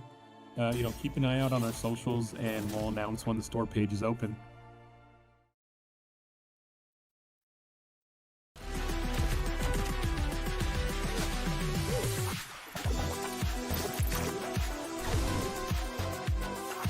Oi, bruvs. Oi, bruvs. Grounded. Deadly Type 1 is a survival game. It is set in a gigantic city park. You play as a teenager who has been shrunken to roughly Is it a new update coming soon? And you just have to survive in this environment with, you know, insects that are the size of a bus, and figuring out how to eat and get some water and fight those bugs and craft new materials. Size and of new a weapons. bus? As you go and gain in power and get over those initial survival challenges, you can sort of get into the story of what has really happened in this park. A number of huge updates planned for the park. This is the first big content update that we have. We've been calling it the winter update. It's really about adding in this next big chunk to the park, and that comes with a lot of things that are very, very exciting for us. With this winter update, which is the community garden, is attached right to that early picnic area. On That the looks map, so it's just to the cool. east of it, behind the gigantic statue of Tully and Burgle. This is an Burgle. opportunity to really start delving into a brand new biome with everything that entailed. You've got a vegetable garden, you've got a greenhouse, and you've got a pumpkin patch. All of these introduce a lot of new and different types of artwork and places for the player to explore. And then, of course, then we need all the insects that go in these areas too. And so a ton of new insects that are in there. When are they planning to like say, all of these insects, you know, you release can fight. Maybe they're docile and you can attack 1.0 them. update? Many of them are aggressive and will attack you. How And long did it take for regardless, Grounded you 1 fight to them, like learn their tactics, and then eventually turn them release into fashionable 1.0? attire and new weapons. Going It to took a like new ages, right? biome, a new area in the park allows us to fully lean into what makes the park unique from the backyard. And for us, that means that mixture of really organic structures as well as that man-made touch, that this was designed by humans at, you know, human level. Wasps are coming back, which are Oh, no. a lot of fun to fight, but can be kind of annoying Again, this is a survival game, so so excited about those things coming back. Black ants are also coming back too, and like with both of those, you get sets of armor and different weapons that you can. What, did they not have ants from the start? These creatures. We're more excited about the new creatures that are coming in the garden update, though. Or is it gonna say we who? developed a brand new creature in the cricket. Is The that- cricket is pretty big. Again, this is the size of a large bus, probably. It has some very Large unique attack bus? combinations that are a lot of fun. It can also, of course, jump very, very far. I guess. It has its own armor sets. It has its own weapon or weapons Oh, that you looks can cool, craft, though. That based looks upon it. cool. And the same thing for earwig. Pretty We actually damn have cool. 2 different types of earwig. There's sort of a ranged earwig and a melee earwig that tend to travel around together to thwart the player with their strategic that's disgusting. opportunities. Again, you can turn those into armor. Of course, turn them into your base furnishings. You can turn them into weapons, and we think they'll offer some exciting and unique combat opportunities. We really want Grounded 1 players to be excited to see these creatures again, but also to be surprised and delighted by the changes. You know, just like we did in the picnic area, we've revamped the combat. So that means even looking at the old legacy creatures and going, okay, how do we make them a part of the system? How do we make them challenging in this new dance? He's holding How a can we little leverage our whatever system that to is. make them more interesting? And so hopefully there's a couple of twists coming, even with the old favorites, that will keep veteran players on their toes and will surprise and delight new players. We have a brand new buggy, the Ladybug buggy. Lady Which buggy. you'll be able to get and raise and hatch, and then ride around in the yard. And we're pretty excited about all that stuff. Like, I think all of it is coming together just really well. I think every single Grounded player from Grounded 1 at some point jumped on the Ladybug and let it transport them around. And we often joke that that was the original buggy prototype. And there's something so iconic about the Ladybug and getting on it and wanting to There's ride a it. fucking that it turret on felt top like of an it. inevitability for us. But what's important Holy for us shit. whenever we do introduce a new buggy is we It's don't like a want it tank. to just be another one or just a horse, you know? And so it really boiled down Oh, no, to you what refill can it the with Lady water. Buggy bring to the table that the other ones weren't? What can make her stand apart and bring a utility and an experience to the player that the other buggies aren't? How can we carve out her own little niche in the game? She's the tank. She's, you know, the one who can get into those really tough fights and withstand those large swarms of insects. And that's where the idea of the water It's cannon pretty on her cool. back, and you know, players being able to shoot at their enemies, and that ended up, you know, providing a ton of gameplay opportunities and a really unique experience. Being able to shoot down the aerial insects that are often I feel a like bit this more show is gonna challenging go and a for- bit more for a long frustrating time. for players. Well, now you have this, you know, ranged weapon that been, you can what, take them hour- down with an hour? that feels super Yeah. satisfying, almost like an anti-air gun. For us, as soon as we crack that, it felt Well, I like, guess okay, it there depends she how is, much that's stuff her they niche. have. And Let me see now if they it's just about posted bringing that anything experience about to the life and finding moments time. in the garden experience to really highlight that and let that shine for the player. So we saw Avowed, great interview that you did over there. We see now that we have New Game Plus coming, there's a photo mode, new weapon type, I changing love all the appearance. personalizations There's new they character can do. presets, you get 7 new minutes, races with 17 minutes. species. Yeah, Lua will have a lot of fun with. Yeah, they're doing a lot, and I mean the game, of course, launched earlier this year. Obsidian's been very busy. Total yeah. run And they're time doing is these around free 3.5 updates now, hours. And so they also are adding New Game Plus, which adds a whole new reason for you to go back through the game. So the game is coming to PS5. Holy fuck, that's a long time. We got Avowed Platinum Trophy was Ay, ay, ay. Okay, it's fine. It's fine. Yeah, but it's coming, and it's available for pre-order as of this Right now? show going live. So right now, so check it out. And when I talked to them, they were saying how important the community is to them, how they've listened to a lot of their feedback. How are they doing Like it? adding arachnophobia mode on Grounded. I was gonna say, Luke, if I'm scared of spiders, what do I do? Yeah, there's arachnophobia mode.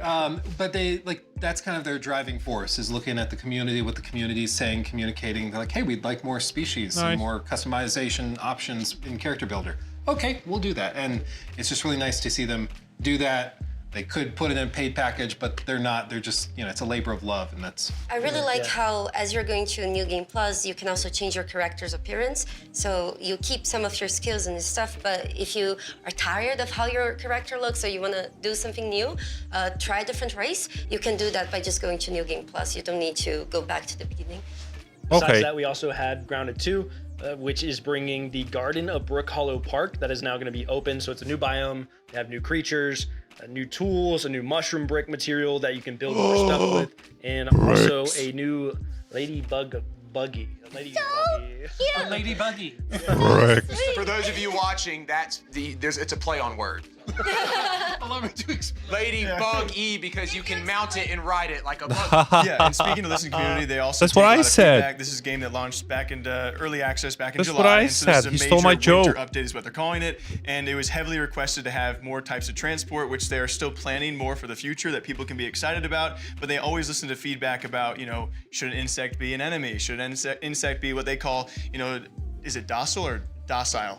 I'm from Iowa. Whatever you prefer. Yeah. Different insects can be friendly, some can be enemies, and then of course they can also treat them now as Docile? transporters. You looked at Luke when you asked. Well, I'm not looking at you. And so with this update, they're doing this throughout a lot of the timeline. Like they're gonna give you a lot of these big updates, and you're gonna be kind of surprised of when it first released early access, there was still plenty to do. It was a survival game, but if you were a fan of Grounded, the original, you knew they were still gonna have a great winter update for you like this. And so they have a lot on their roadmap, but because of the way the game is oddly scaled down, it's from Honey, I Shrunk the Kids, the way it's shrunk down, they have so much they still want to do and will be doing for a long, long time. Well, and that cricket. Yeah, the cricket thing looks that thing's terrifying. horrifying. It turns around and You're like, wait, what's he doing? What's he doing? Yeah. I gotta give them credit. It's Obsidian's scary, been man. so crazy busy. The fact that you can put out 2 pretty sizable games in 1 year and a bunch of updates for it. And it seems like they were cooking something huge, right? Because Yeah, they just had Tim Kaine come back out of retirement. He's one of the creators of Fallout back in the day, and he. and he also was some of the original creators of Vampire Bloodlines. I think you did. I think so. Yeah. Yes. He's kind of a legend of the industry. He in 2020 went and started doing consulting work with Obsidian, but he was, in his words, semi-retired. But he's actually gone back to Obsidian to work full-time in office, moved to the studio on some project that's unannounced, and he said, "Don't bother guessing. You will not guess it." So. New IP. Something crazy. Who knows? Ooh la la. Or he's trying to throw us off. It's hard to not see hope, at least for Fallout stuff, because TV you show. know the TV show being excellent and everyone itching for more Fallout. So Okay. Next up, we have 3 fantasy RPG games that are looking very cool, as I would say. I wish I could This is skip. going to be Hour 2 from Night Dot Studio, time. a follow-up to their other survival game, Outward, obviously. We have Varen's Call by Titan Rock, and then we also have Dragon Twin by Draconic Interactive.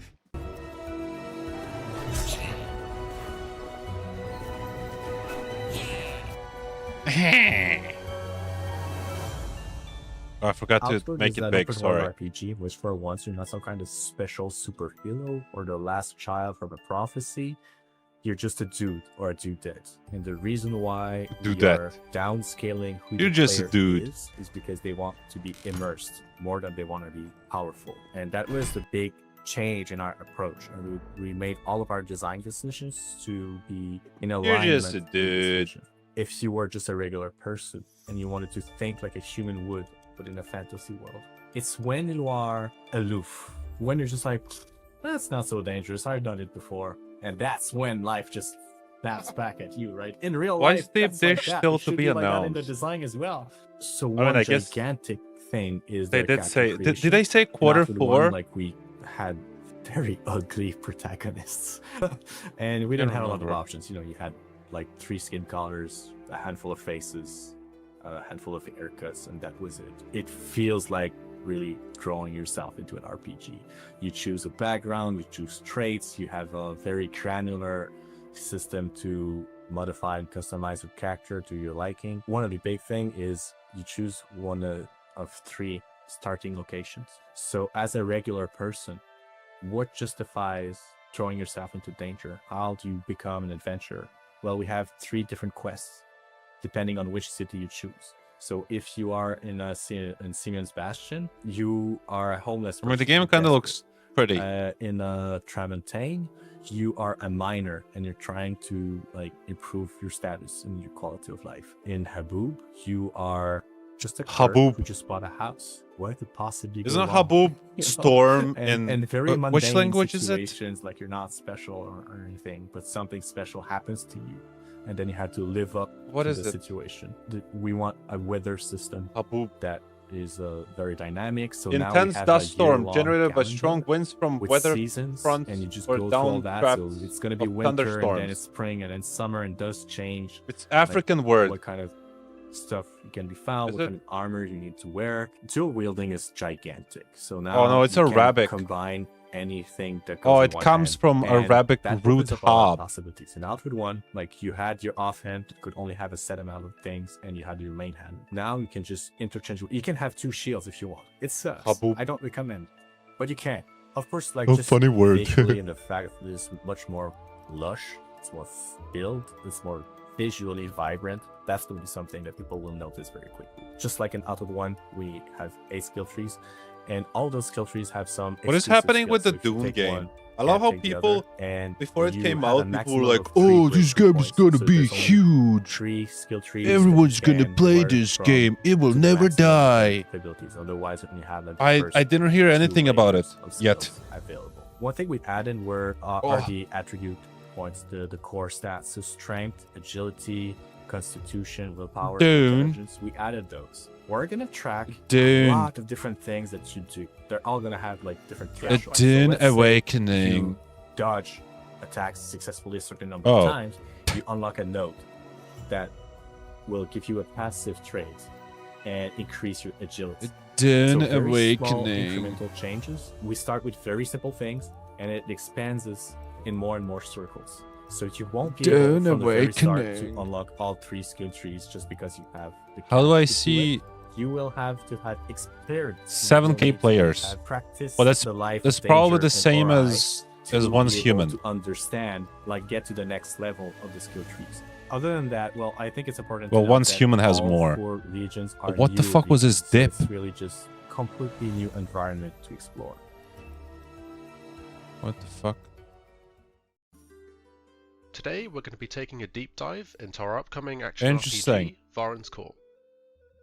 The world of Leda it's is going down. entirely shrouded by darkness on one I'm side, so glad I while didn't scorched by buy the endless game. sun on the other. I'm so glad These I didn't incredibly buy it. hostile areas are known as the Forsaken Realms, which, as you may have noticed, is What the name fuck of is the happening universe with we're one's meticulously human, crafting. though? Your first steps within the Forsaken Realms will take you to the Vale of Varen, a city Forsaken. on the brink of collapse, and the first of our narrative-focused adventures. You'll step into the boots of a lone mercenary. I mean, Once seeking to Human is answer a Varen's call for cool aid, game, and maybe earn some gold and glory along the way. but they have so much shit, man. There's like so much shit Clear in that the Varen game needs a now. hero, and every hero needs a way to slay the countless fantastical beasts they'll encounter. Varen's Call aims to cater to a wide range of playstyles, offering you the freedom to combat the unknown in a variety of ways. Epic. Whether you prefer to be a nimble Are there any archer, news flinging about fireballs Covenant, between though? arrows, or face your foes toe-to-toe as an axe-wielding Covenant. whirlwind of death, the choice is yours. The game's classless system means you're never locked into playing a To be specific way. announced. You have the ability to adapt, alter, or completely switch playstyles midway through your adventure.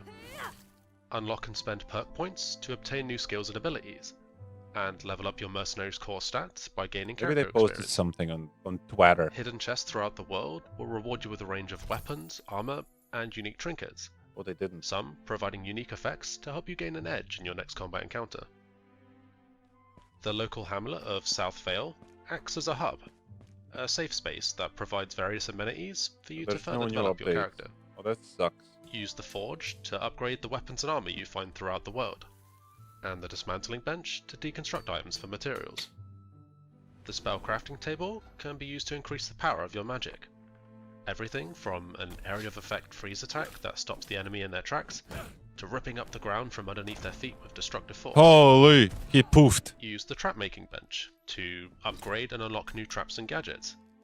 A nice complement to your arsenal, allowing you the opportunity to catch your enemies off guard. And finally, the Alchemy Cauldron. This can be used to custom brew a multitude of mixtures, from replenishing health and restoring stamina, to curing yourself of nasty status effects. Lemonade. These concoctions are sure to aid you on your journey. Okay, great. So you've equipped that shiny new helmet, purchased that slightly overpriced magic spell you always had your eyes on, and upgraded that new polybuster barrel to the volatile variant that has even more boom. You're ready to get back into the fight. The range is Maybe nothing. you want a change of pace. Yes, you're supposed to be the hero and save the city, but heroes need breaks too. Besides, there's a whole world to explore, and quirky characters from all walks of life need your help with their problems. Then you've come about the job. You might find yourself involved in a murder mystery, helping a local peacekeeper catch the criminal behind the death of her beloved friend. Mushroom Man. Maybe you're on a mission to rid Varin of the Hi. Konami scourge that plagues the city. Why would you kill him? Crazy guy in an outhouse called you a hero? I know the truth! Oh, there's Shrek in game. Maybe we should stick to the main task at hand after all.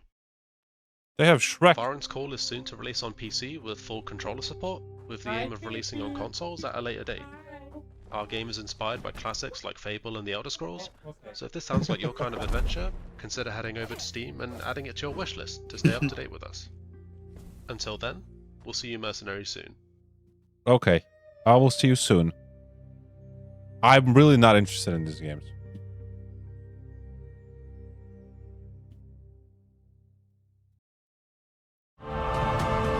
What? Dragon Twin. Epic. Why is it so loud? The goal is to create the ultimate Dragon Rider experience.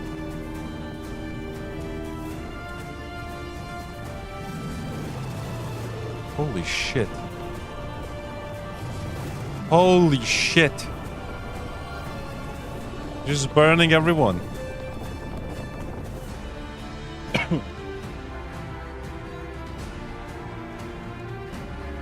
The fuck is this game?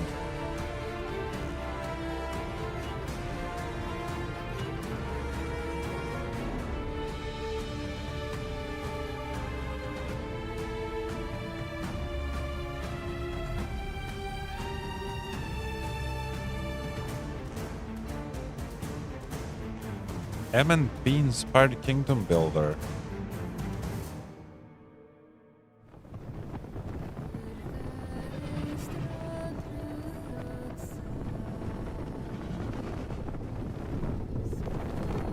Okay. I mean, it's cool, I guess. I'm just not interested.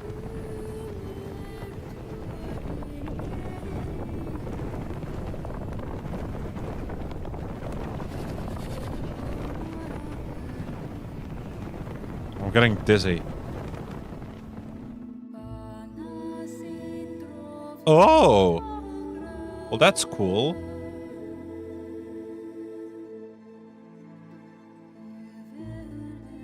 It's pretty cool.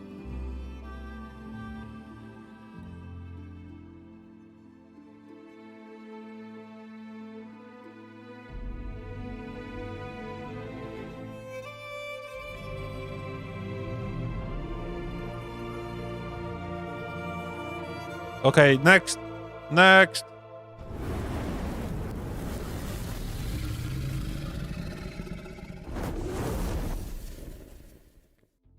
First question I had was, how hard is this game going to be? Because the most common question about the original Outward was, okay, this is like, does it have to be so hard? I actually got to play the game in the alpha version, and I got my ass kicked. I'm glad. Deserved. But it's actually amazing. Like, I actually really enjoyed it because exploring this game felt very rewarding, and there's like a camping system, so you can camp like right outside like the enemy zone, and then you prepare like your weapons and everything to wreck the enemy, because if you don't prepare, oh, you're in trouble. It's known to be a very, very hardcore survival, and when I was talking to Guillaume, he was like, if you die, it is likely your fault. And we all heard him say, like, it's not hard, I wonder if this but is it is demanding. pre-recorded. They always at all times want to live up to those words, which is really awesome. And they will have a pack mule, which he said, I guess, of course, like, shocker, can die if I don't you know. don't take care of it. Of course. But it's, one of the big struggles was with inventory and spacing. Probably is. Along other struggles that players had to really try and, play out this game. Like you were saying earlier, you can't dilly-dally in this game. You have to really know what you're going to do, and eventually you'll get a hang of things. But another big one was dual wielding. So you can dual wield, he says, anything in the game. You can even double shield it up, which he says is not recommended. You can attack with the shield. It's super cool. He really loves to stress all of these niche things. Yeah, there's a lot of Like you can sprain your Mike. ankle, you can Oh perforate a lung. Trauma. She has clearly sprained. You can sprain. Mike died. I got brain damage. You can have a concussion. Okay, It will he's all back. impact you, and all of these ailments take different lengths of time to recover from. I got a concussion in game as well. It was really tough. As well. What were you doing? What were you doing out of game? It was kind. No. It was just kind of like a play on because whenever I told people I got a concussion, brain damage in game, a lot of people in my chat was like in game.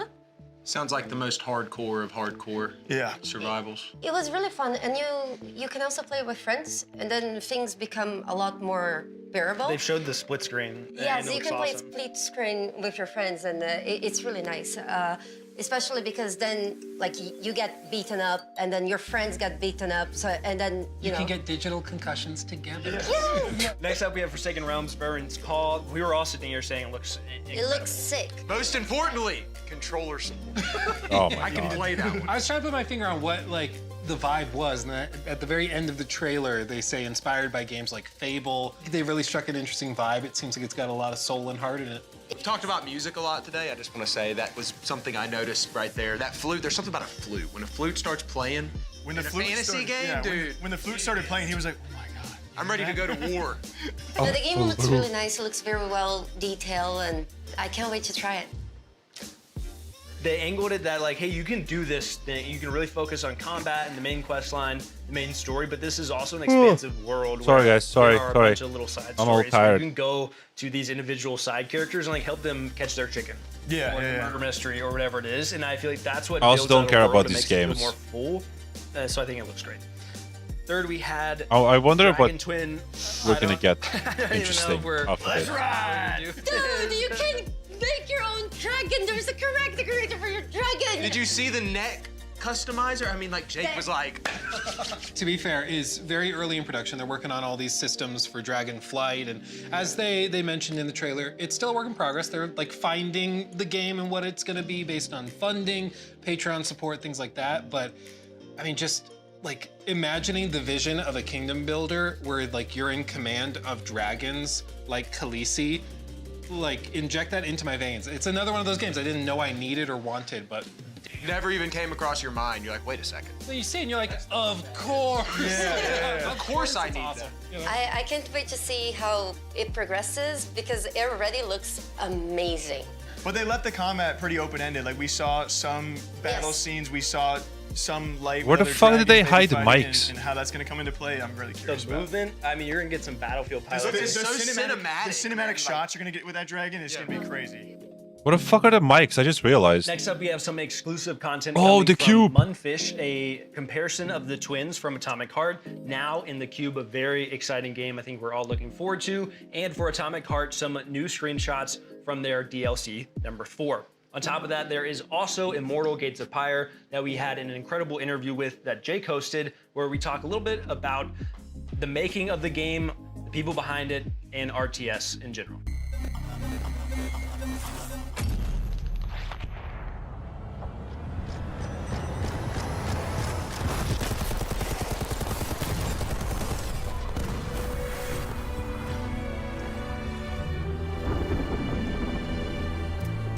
Aww.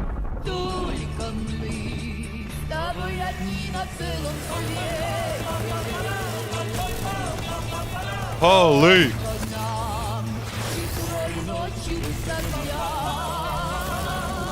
Pa-pa-pa-pa-pa-da.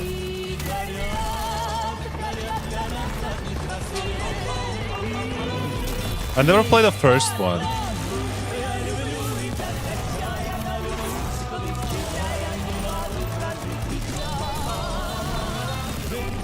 Ba-dum.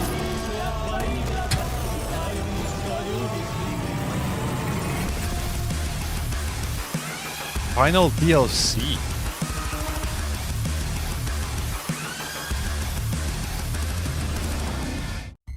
Okay. Hi. Is it recording? Yeah, it is. It's in the sky, a giant cube. I can still barely believe it myself. When it showed up, I was in the lab. I didn't even see it. You know? I felt that same fear. You know? A terrible sense of my own powerlessness.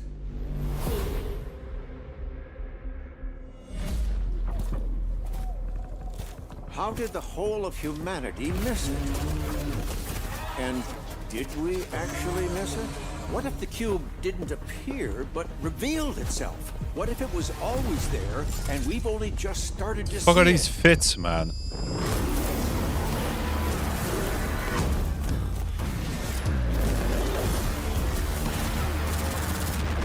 Why is everyone half naked?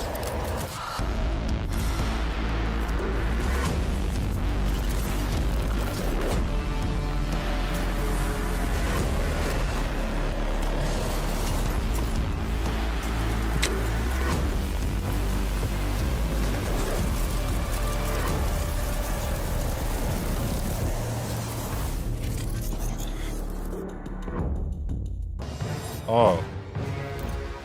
Well, that's not the cube I was talking about. Is it? What? Oh, it is.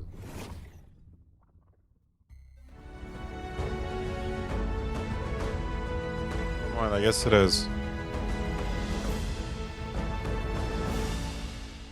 So Immortal Gates Okay. of Pyre is an attempt to modernize and make more accessible Fuck the is this? RTS genre while simultaneously keeping all of the complexity and the opportunities for mastery that have made RTS so popular over the years. So it's I would refer to it as a Blizzard style RTS, the fast action, big battles, very tactical, kind of very rapid fire chess. We realized that RTS, in part because it was dominated by a few big players, never really went through the kind of indie transformational experimentation. Some of the companies that tried to do so did so by stripping away features or losing some of the things that really made RTS great. In the early days, we surveyed a lot of players in both MOBA and RTS communities, and found that they really loved the fantasy of commanding an army. RTS, at the end of the day, if you were to strip it all away, is just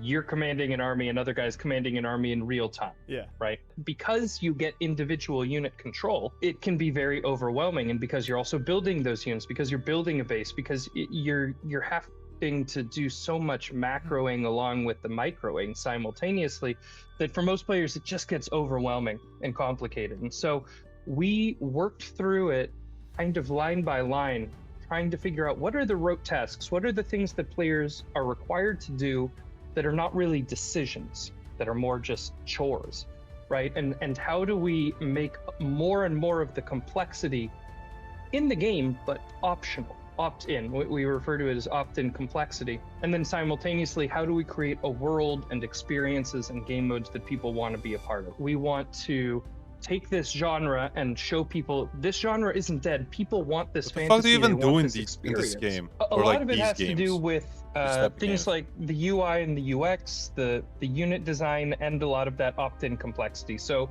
for example, in most RTSs, you always have to be building workers. If you're not building workers, you're falling behind on your economy and you're screwed. The correct I never move, understood this. with very few exceptions, is to build a worker every chance you get. So we made that automated, but have a toggle. If you want it turned off, you can. So if you're trying to do a specific timing attack, you can, but we took that complexity away. One of the other things is how in MOBAs you have a unified command card, right? All of the abilities and castable abilities on your hero are easy to reach. You can hit all of those buttons very quickly on one hand. We redesigned the UI UX to be the same way. So you can select your whole army with one button by default, and then all of the abilities, castable abilities of your army are also on that one unified command.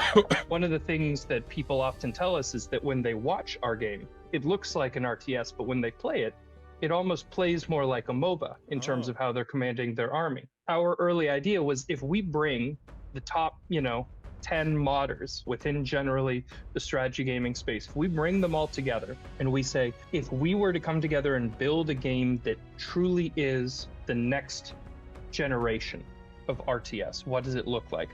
And that's what we set out to do. What does RTS stand for? 2v2 PvP experiences, they're similar to a StarCraft or a StarCraft 2. Maps. We did redesign the maps and we redesigned the mechanics in a way that 2v2 is actually really, really fun. Support gameplay mode. And players, including pro players, have actually really enjoyed doing 2v2 tournaments. But the ultimate goal is to destroy the enemy's town centers, and so it's kind of a tactical back and forth with counters. Are we going to see something snipings and using mortal abilities in clever ways? So it's great for mastery and laddering and skill gain. Ultimately, or at least the goal, is to have other PvP modes that are more casual or more playful. Kind of some chaos modes, auto battler modes, things like that, where if you just have 10 minutes and you want to have a beer while doing it, and you want to do something that's a bit strategic, but you don't want to get that sweaty, we want to have those experiences too. That's a big part of the target market that we're looking at, is people that like to be challenged mentally, but don't necessarily want to try to do the crazy APM and don't want to get too invested in the competition. We want to do a full grand campaign. The inspiration for how we kind of want, or how we see the ideal campaign, if we can build it, is very similar to Dark Crusade. It's a grand campaign. You can be kind of any of these different factions and conquering territory and building. Is this new single player stories. or are you fighting someone else? I don't get it. One of the better trailers that I think we all saw back around SGF last year. Not a new trailer that we're showing with this. Of course, the twin comparison is new, which is very cool to see the twins for the first time in this universe, if you like Atomic Heart. But the trailer itself for the Cube, nothing new. The potential for that game is like unmatched. It is a crazy They're so concept. good at cinematics, and also just like the concept of playing a game like that with the map constantly changing, the biomes changing. It like breaks my brain to think about, but in a fun way. I think. Like different but there's only 4 biomes.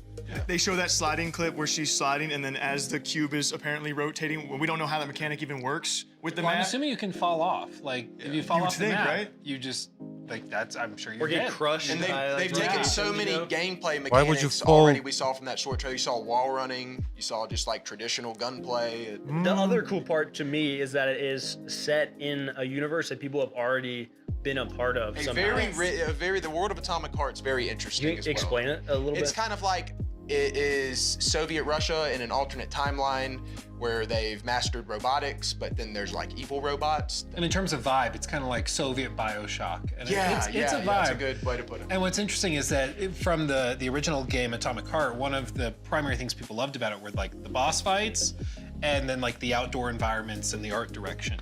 And that is just the cube. And then they're adding in this multiplayer component as well with like, it seems like PvE elements with bosses that you'll fight against together as the cube rotates. I can't that's wait a to cool find out concept. more. I love how open-ended they are. Mundfish are like, we are all curious because we don't know the exact direction they're going and where it could end up. And I was trying to pinpoint like what game I was looking at, because we are gonna flow into Atomic Heart, and I love that tie between those worlds. But I saw a piece of like the finals and the first destructibility and cube movement we saw when the finals first released. Finals is such a good game, bro. It's just the movement feels so weird. The DLCs people love. There's already Atomic Heart Like 1 and if 2. movement This was is their fourth like and final more DLC for like, Atomic Heart.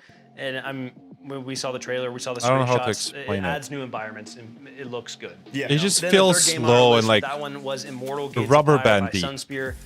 Kinda. You had a great conversation with Ian. My boy Ian.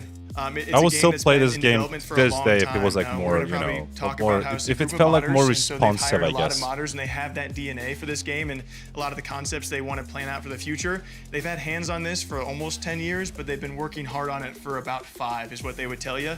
And they really want to try and combat, as we all know, like the RTS genre is really hard to get into because high barrier of entry. I agree, because it's like you see these games, you know, RTS games, and you're like, I don't want to do that. I don't want to work on micro, macro, and you know, all those movements per second and whatnot. And they want to try and combat the pillars that have already established themselves in the RTS genre. We know Age of Empires, but we also know StarCraft is the one that people kind of go to. And he was saying they've had these games in the genre that blew up so early on that it's been hard for companies like this to make a new RTS and survive and branch out and be somewhat unique to what we already have kind of attached to. I do like that they're kind of emphasizing accessibility because I think it is pretty intimidating for new players. That's why a lot of people don't want to, you know, are kind of turned off by RTS. It's just so overwhelming to look at. It's awesome. I'm one of the people who haven't played RTS because like I don't want to go against Sweaty Joe, who's been playing this his entire life. I have no. Oh, so it is like versus player. For micro, macro movements, bro. And then you can have the Sweaty experience if you want, or you can have the experience where you just sit at home and have a beer. I did when he said that. I was like, that's my guy. Exactly. This game was made for. But I do want to really support him, and you know, when it comes to cracking through whatever the current you know, the current stereotype in that genre is, they're trying to innovate, they're trying to do things differently. And one last thing, they're very, very community focused. So like a lot of the devs we've spoken to, they love their community, they found their diehards, and it really has shaped the project. And so I hope we see it in the near future. Okay, should you go next? Far west. Next up, we have what I'm calling kind of a western section. We have some new footage from the game X Killer. That's going to be Paradox Studio. There is Far West from Evil Raptor and this could be Erosion from Plot Twist.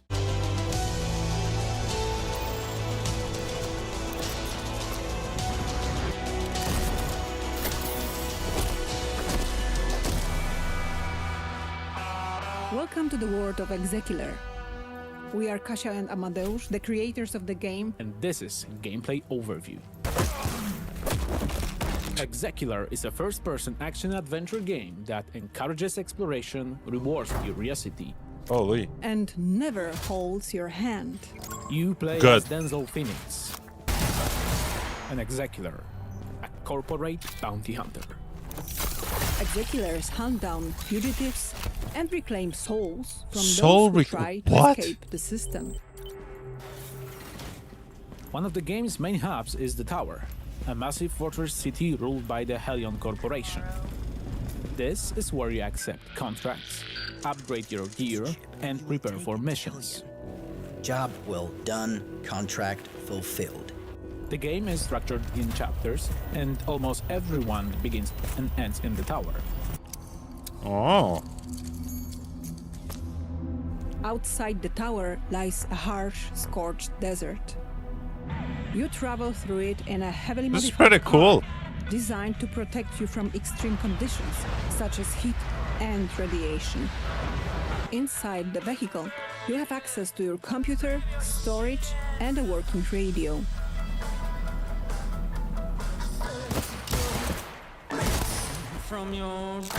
That was a lucky shot.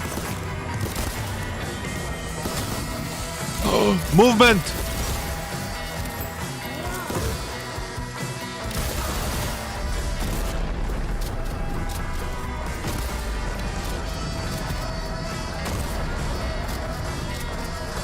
This is pretty cool. He's playing on a controller. There's no way he's missing this much on a keyboard and mouse. Right?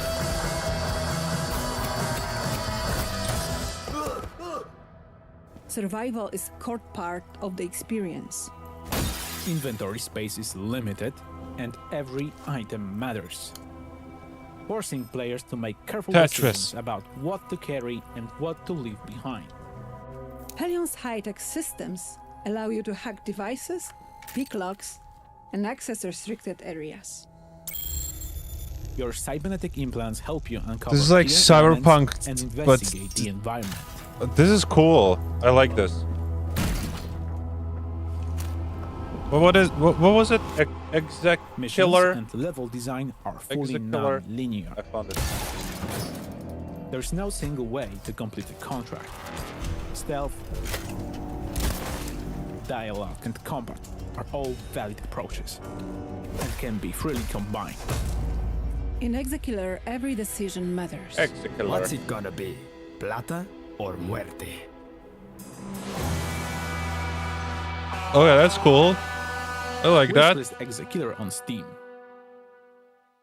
Hi everyone, Robert Hi. here from Fireshine Games. I am the Senior Product Manager for Far Far West, developed by the incredible 6-person team at Evil Raptor. What is this? Far Far West is a 1-to-4 player co-op PvE first-person shooter where you play as robot cowboys in a weird western world. Work What? together to kill bosses, collect bounties, and a cleanse fucking the flying land of train. evil enemy invaders. Today, I'm going to talk Chicken. you through a short, single-round session of Far Far West. Here, we're exploring the Far Far West hometown, an evolving This reminds space me where of you can operate your weapons, spells, Borderlands. and characters. Once the team is geared up and ready to go, we can pick the bounty we want to hunt and drop into the game. Oh, this is pretty cool.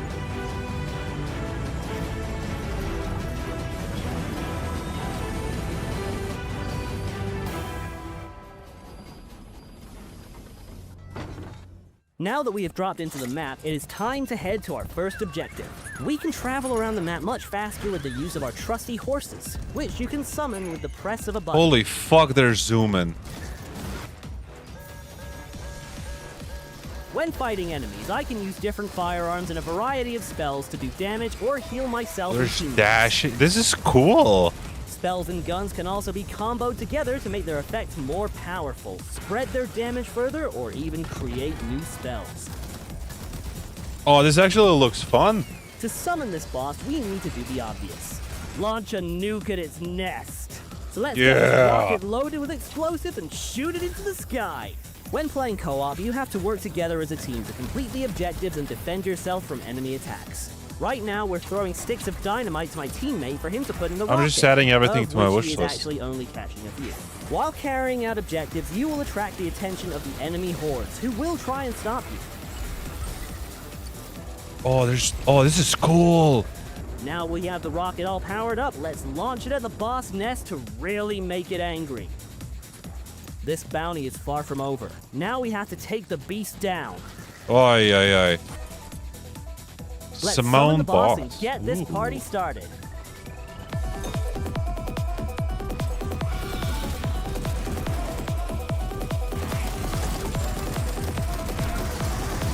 Oh, this looks fun.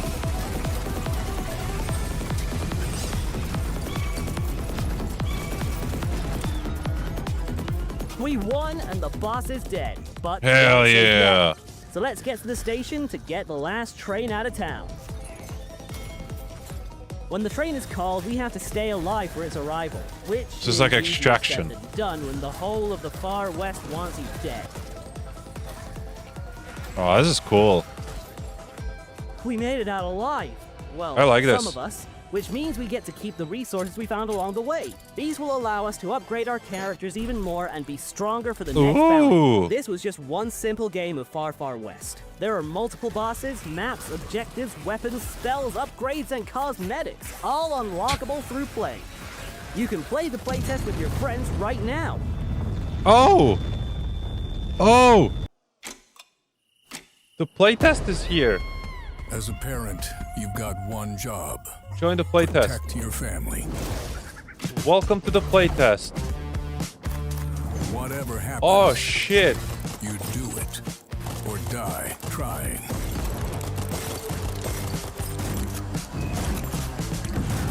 But even if you kick the bucket, you don't stay dead for long. I'm downloading.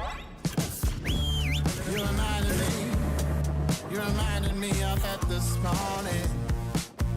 My father, he looked on by. He passed on to the next. Every choice counts.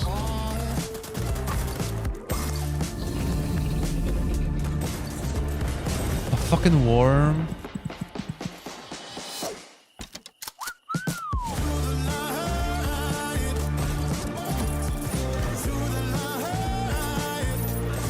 I mean, this is pretty cool.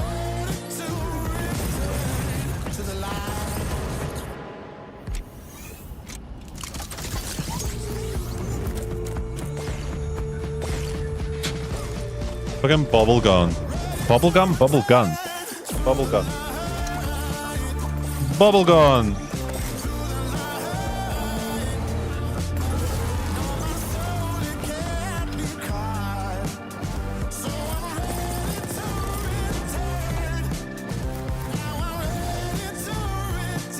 That's pretty cool.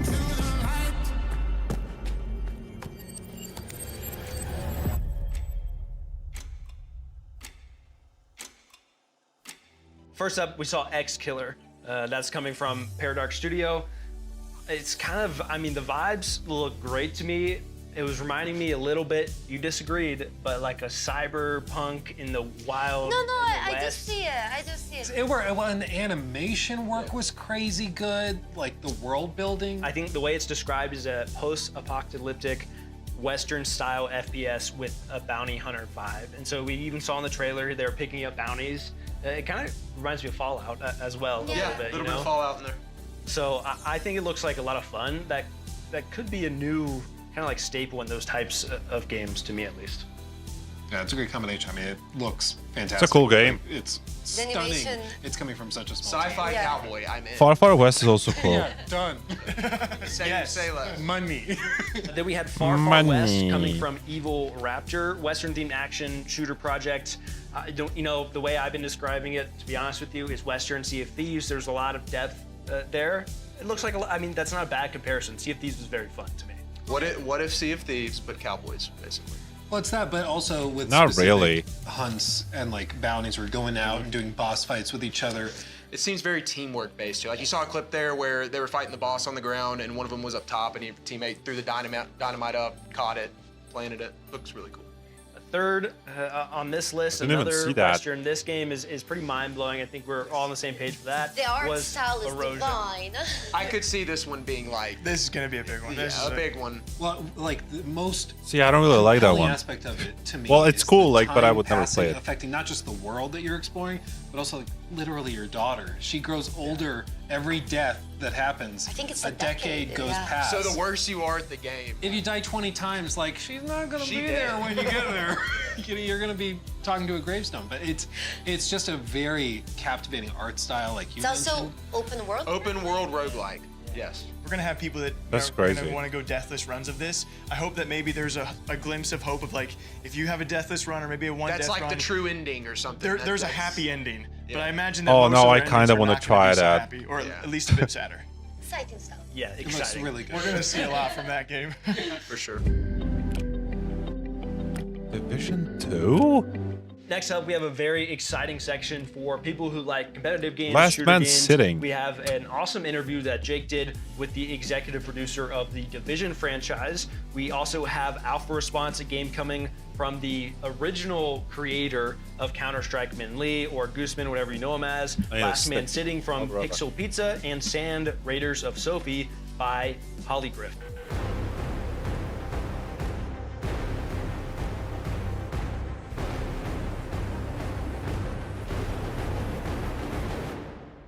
If you imagine a real world location, the most important city in the United States, Washington, D.C., completely ravaged by a pandemic and struck by the strongest, worst blizzard of all time. And you are going to have to survive and extract the most valuable resources. And of course, that leads us to survivors. So what are we doing? Like, we can't rest on our laurels, our 10-year-old laurels from survival.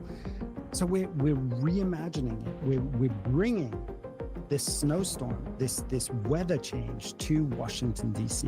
And that's something that you've never seen in Washington, D.C. We're going to transform the entire map. We're thinking about it in a very different way, with innovations that haven't been seen yet. There's a focus on this to make it such a different feeling experience from the core Division 2 experience. I think we've got something super, super promising here. Survivors is developed with Magnus Jensen, who is the original Division 1 creative director. So this is a guy who lives and breathes the Division. He's so excited about jumping into this type of game mode again. And there is a hint in the title of something that we're going to be doing really differently from everybody else. We always develop with a player in mind, with player types in mind. And I think here we have to acknowledge that the Division 2 has a large player base of passionate gamers. And one of the things that we want to do is really lean into the sort of comfort game of the Division 2. People are happy to jump in, know their way around the controller, know their way around the map. They know how to play this game. So we're going to take that and subvert it a little bit and change the map and make sure that the weather has an impact on you, which it doesn't have in Division 2. So there are lots of little things that we're doing to surprise our core audience. Veteran players, they're going to be surprised. All of these locations that they know by heart, they're going to be transformed. So the Division 3 is in production, right? This is not a secret. It's been announced. It's shaping up to be a monster.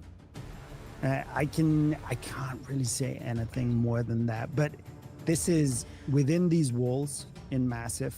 We are working extremely hard on something that I think will be as big an impact as Division 1 was. There's a team in Paris working on this, and they're putting the final touches on a mobile execution of the promise of Division 1. So Division 1, New York, pandemic strikes, take back New York.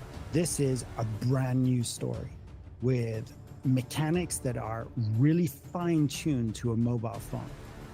Graphically, he's talking about the phone? Like a PS5. You may have seen the adverts for it. It looks phenomenal. Really, really good. It plays really good. And it has a few innovations. Did he say that it looks like PS5? Atypical PvP.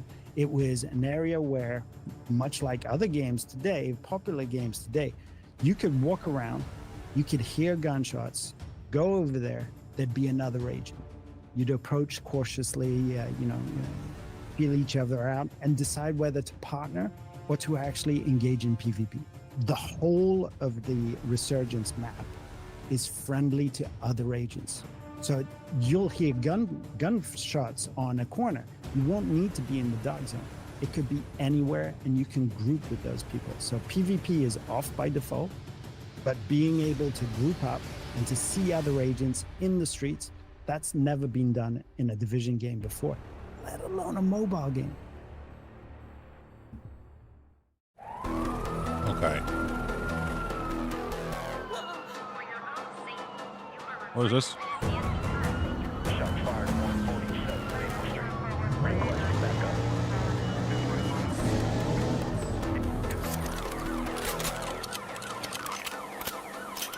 This is another mobile game.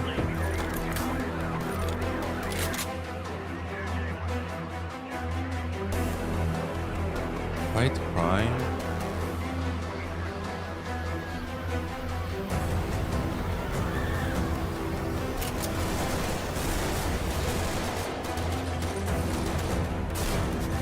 Fuck is this?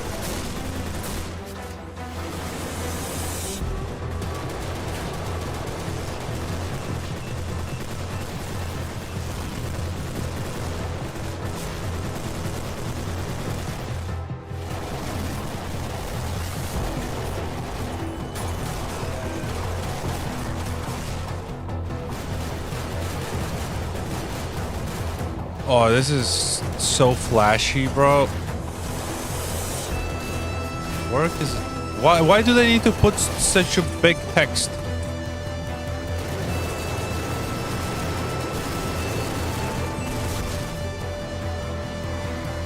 Drive vehicles.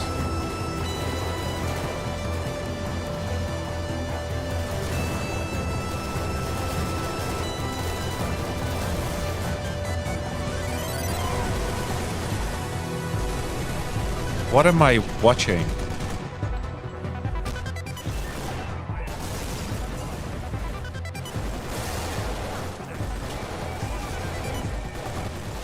There's so many sounds. I'm a little annoyed.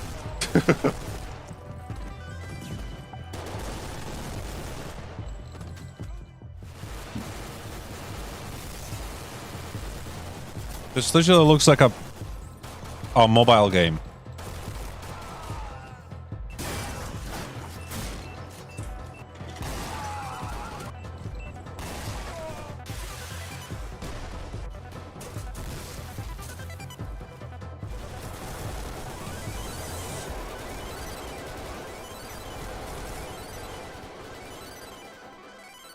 Please end. Okay, thank you.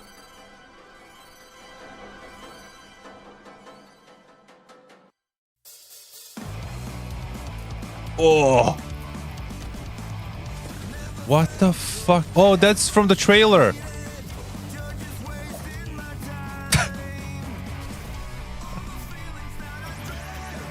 They're just fucking grinding with chairs.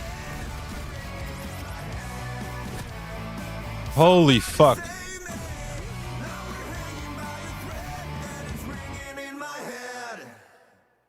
That's funny.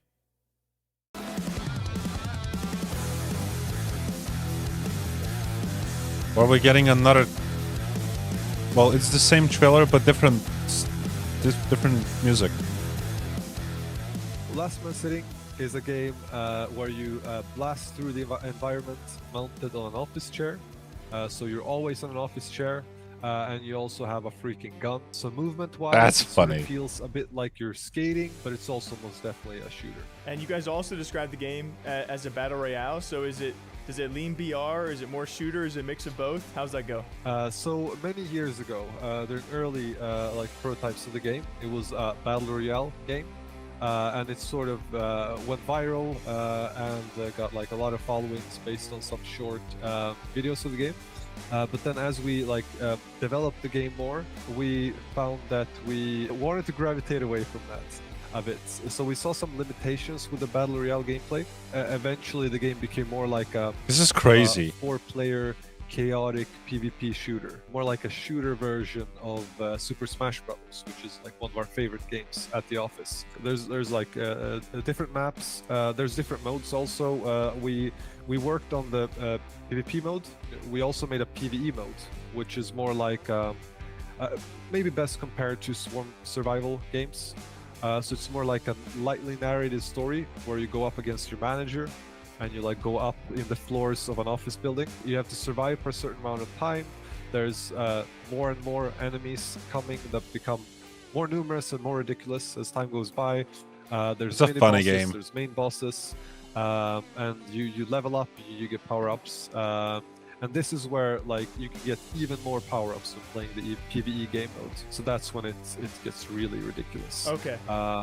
And you can unlock, of course, new weapons, new characters, new abilities. You can upgrade your chair, so you can. That was one of my questions. So we looked a lot at this like early 2000s aesthetic, which we thought was like really cool. Especially like when we started designing the user interface, we felt like, you know, what if the whole user interface just felt like Windows Millennium Edition or Windows XP, and you have that those little square windows, and you have the font that we all remember. So eventually the game sort of became more of this like 2000s nostalgia type There was game. also another... we also have a lot of like Counter-Strike players at the office. 2000, like that's maybe definitely before something that I 2000s think has style. had its imprint on the game as well. Imagine it's Battle 2002 Royale with and like you're bikes listening and to punk shit. music and you're playing I on can't your Windows remember. XP computer.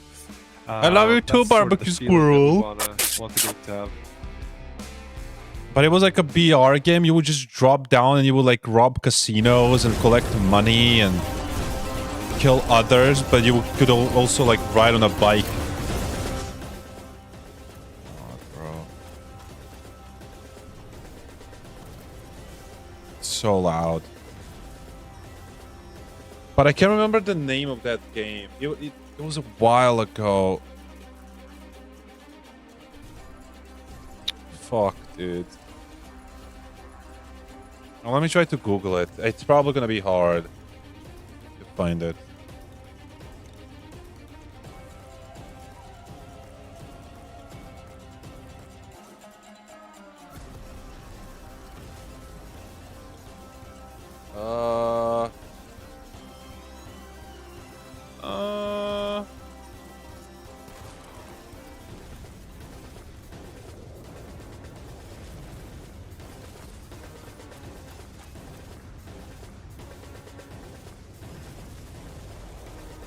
bikes. What? Bicycles. I say first up, we're going to talk about the Division interview. Of course, we weren't able to get a ton of new information, I found it. but they are working on a lot think. of different projects right now. I don't know if I've ever talked to anyone Radical who spent Heights. 6 years at a single company in gaming. So talking to him, he was, I was doing a bit of glazing because everything he said felt like a. Okay, I don't care.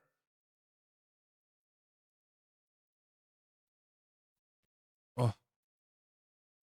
This game.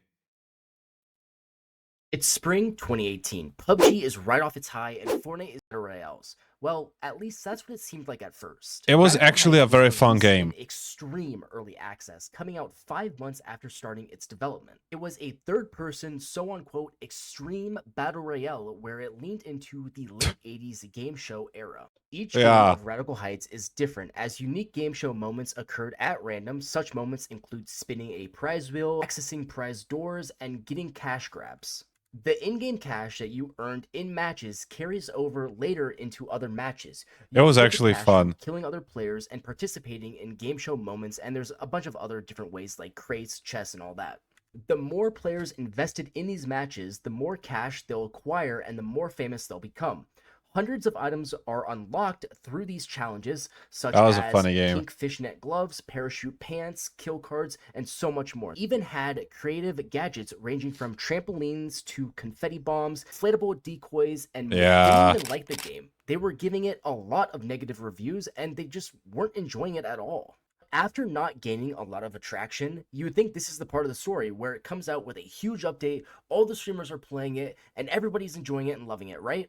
Yeah, Nope. no, the devs literally shut down this game 34 days after releasing it. So after the game shut down, the CEO did an interview and said Lawbreakers, which is the game they made before Radical Heights, was a great game that unfortunately failed to gain traction. And in a last-ditch attempt, we scrambled to do our take on the huge battle royale genre with Radical Heights, which was well received. I have no idea how he got the information. Everything looked negative, but okay.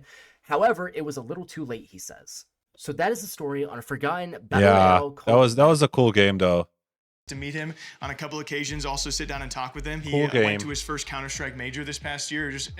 It was an incredibly rare experience to see like such a notorious dev get to see what his game has truly become, and he was there since the very, very beginning. And then to see like an esport develop out of it was crazy. Not to go on too much of a tangent, but he still has that shooter DNA in him, and so this is kind of a mission-based shooter, Maichu, and you also play as law enforcement, but the goal is to complete a series of missions, and yeah, it definitely remains true to the whole shooter Gooseman DNA. It looks like Counter-Strike meets Payday, but you're Oh, law enforcement. Then, speaking of Counter-Strike, we talked to a guy who was highly inspired by Counter-Strike, which is so cool to me to have in the showcase. So, like, we have the OG who made this game, and we have a guy who's inspired by that guy. This was Last Man Sitting. It's so ridiculous, and I love it. We need games like this. It feels like a mixture of like Tony Hawk's Skater Pro, but replace the skates with chairs, and give them all weapons. And give them some guns. Why not? The clips are going to be insane. I mean, it's a funny idea, but come out of this game. The things people are going to be doing. And it's very hard to make a game and expect people to play it for a long time, especially now when there's so many competitive people. Super competitive lobbies, but I think you can also a chaotic shoot. Very, very chaotic. Yeah. It progresses round by round. So their unique feature in competitive balancing is it's the first player to win 5 rounds, but if you lose a round, you get a power-up. So you get an ability, and that is their way to balance. Even the odds a little bit. You can even upgrade your chair. Yeah, so by the end, which you can, and by the end, it's going to be pretty hectic because, of course, if everyone's taking their turns and winning 3 rounds, 4 rounds, whatever, by the end, you're all going to be super OP. And so the ultimate goal is to win that 5th round. You're going to have to beat some pretty high-powered people. My favorite part of the interview is hearing him say, you know, we're inspired by Counter-Strike, Super Smash Bros, the Call of Duty era.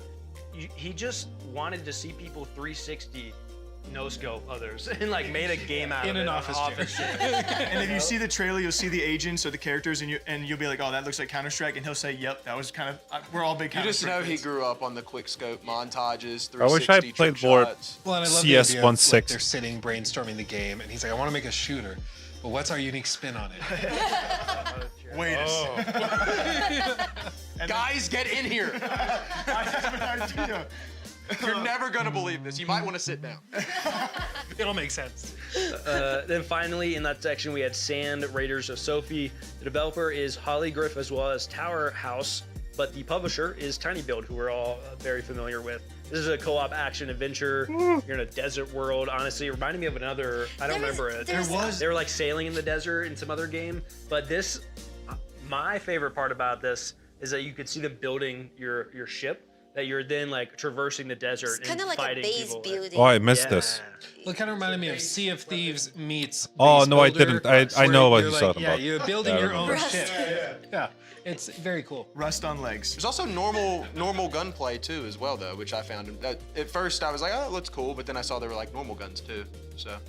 I like it's a new concept. I feel like where they were probably, I have to assume, fans of Rust or fans of different types of games. They're like, okay, what if we make a moving base in the desert? Yeah. And then I mean, that's you a can cool explode concept. people's bases. Or I'm curious. We I didn't would see the never play trailer. I'm it, curious but- if you can raid oh other well. people's I'm bases. pretty sure you. That'd be the coolest part. You Pretty raid sure- like their jump base. off of yours. Pretty onto sure you theirs. can take other people's bases. I'm pretty sure. Dragon Wild. Next up, we have a section that a couple of us are definitely going to be very excited about. This is the 25th year that Jagex has been making RuneScape at this point, which is extremely impressive. I know Jake and I have been playing it our entire lives. We've got old school RuneScape, we've got RuneScape 3, and we have Dragon Wilds. The Trinity! Right, so 3 games, massive games that have been around for a long time, a lot of people have heard of. I think we should just give the room to Jake. I love it here. This is real quick. This is my favorite part for all you RuneScape fans. When we all arrived here, the first thing I saw was Jake on his laptop and RuneScape was pulled up next to Twitter. Sometimes you gotta do what you gotta do. Did you see Yeah. how Hunter has like a side monitor just He does this. Really? I didn't know. Oh my god. These guys are real Lower level? fans, though. Yeah. I'm north of 1800 now. I'm over 2100. I knew so that's why I didn't want to answer because I knew you were gonna lead into it. Anyway, Jagex has given us a variety of exclusives across all 3 games. We're super happy to talk about it. They've done a lot of very impressive things over the past year, I would say. They did Varlamore with Jake's favorite, the Gemstone Crab, just AFK there, it's awesome. Has the Delve with Doom. They have the Gridmaster. The Gridmaster this year, which was super fun. I played that one. They also added Sailing most recently, which is the first new skill ever in old school RuneScape. Had a lot of back and forth. My favorite part about it is the fact that they listened to the community a lot with the release of it. The exclusive they gave us was this new Old school logo reveal RuneScape is pretty for the fun. next Like I never league played it season. until recently, and I actually had fun. But I'm excited for the what's his name?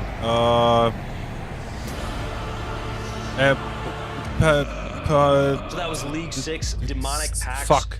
We don't know much more past that. Obviously, Leagues is a lot of fun and probably the most engaging time periods What is of it? RuneScape. I think you see player peaks every time. So I imagine a lot of those WoW players are going to come back and be a part of that. Well, I'll find Outside it. of that, RuneScape 3 was also in the news a lot this year. For a variety of reasons. One of the biggest ones being they've removed the biggest monetization methods they had in the game, which was widely talked I don't about know if and it's has on been Steam. for probably next to a decade. You know, obviously in the MMO genre, you have to make money to sustain Apogea. such big games and big found it. servers for a reason and to keep these updates coming. They're not small teams.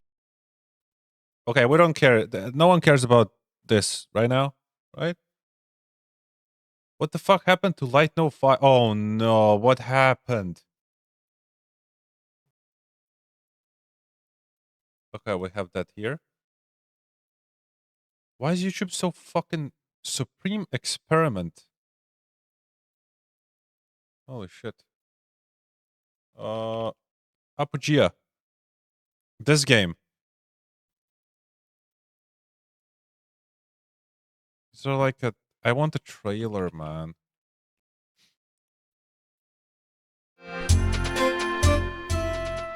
It looks very interesting. It's also top down.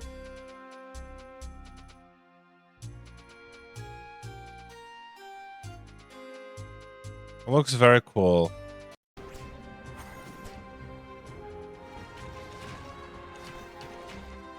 I don't know when it's coming out though.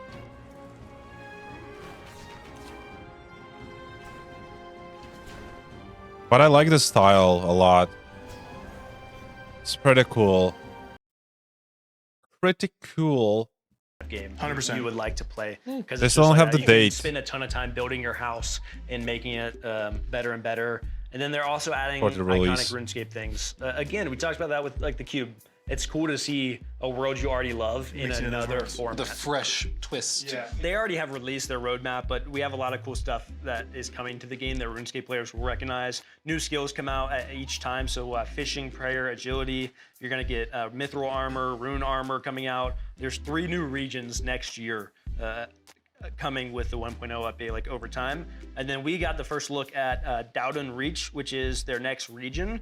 You're gonna recognize these Black Knights, which look a lot scarier than from, he's not gonna make it from to this. RuneScape. If this is the Black Knight's fortress, it looks absolutely incredible. Incredible. I think it's gonna be a lot of fun. Right. I don't know if I'm gonna continue after this segment. You guys have heard me and Jake talk way too much about this. We also have a message from a couple of creators that you might recognize from the RuneScape community. RuneScape and Jagex has just turned 25 years old.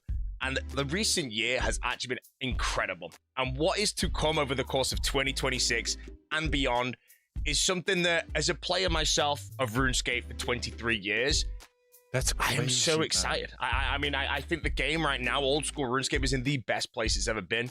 But Jagex as a company Look at all is turning Ratatouille. into potentially being the point, the best they have ever actually been. In 2025, over old school RuneScape, we didn't just have many different pieces of content, such as sailing, Balamar, Royal Titans, a duo boss that came to the game.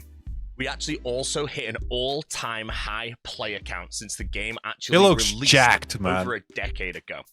That is crazy. It's absolutely incredible. But that is not the end. We still have 2026 to come, and the things that are coming in 2026 are going to be crazy. We have the Blood Moon Rises. We'll be getting more info at the Winter Summit. The finale, potentially, of the Mauritania questline. But personally, I love how I the thing that am the downloaded second most RuneScape excited for like a behind Raids few days, 4. Now, Raids 4, and know I nothing made about deadly right now, so I addicted can't to it really say again. much, but that is the thing I am the most excited for and have been the most excited for years to come. I don't know if you're still playing it though. And if that is not everything, we have A few days League ago, or 6, like a and I know week or one two thing ago, about League 6, I saw a and that is screenshot in League Lester's 6, Discord. Demonic. So maybe he's still playing. That's all I can say. That's all I know right now. But League 6 will be coming most likely in Q4 of 2026. Can't fact check that. I do not know. But that means League 6 may contain Blood Moon Rises and Raids 4 inside of whatever League 6 is going to be, and that is going to be incredible. As for RuneScape 3, I'm not a huge player or ambassador of RuneScape 3. I am more on the old school side, but there is a massive update that occurred earlier on that I was able to get behind, and so did all of the old school RuneScape community and basically anybody inside the community. And that was the removal of a microtransaction called Treasure Hunter. And finally, RuneScape Dragon Wilds. I played it when it first came out with Ashenvale, I believe it was called. And in the most recent expansion, Fell Hollow, I recently have played that one as well, and I have completed it. And Dragon Wilds is a game where it's not even fully released. When I say that, 2026, Dragon Wilds will be fully released to everybody, completely done. But you can play it now. You will only just get the first 2 expansions. And the first 2 expansions as a standalone game is incredible. I cannot wait to see the expansion to the entire Okay, world. next, The next, entire next. world, the GG entire next. universe of what's going on there. So far, the gameplay is incredible. Whoever's working behind that team, honestly, I feel Dragon Wilds, when it's released later this year, I don't know when, again, it's going to be a masterpiece when it's fully done, when you can start a new character, go through Ashenvale, go through Fell Hollow, and then go through the next 3rd, the 4th, the 5th, the 6th, whatever level of different realms there's going to be. But you can still play it now, early, and you can play the expansions as they release. Right now, we have Ashenvale, we have Fell Hollow, and we will be getting another expansion fairly soon into 2026, and that will be the release There's of too the much Mithril. talking. I The think show is fishing so skill. long, Honestly, man. Jagex 25-year anniversary, the game, the company, everything. And it's still going for like It's an looking hour. good, and I'm very, very excited for the future. And if you guys haven't yet, make sure to go play RuneScape, one of the greatest games of all time.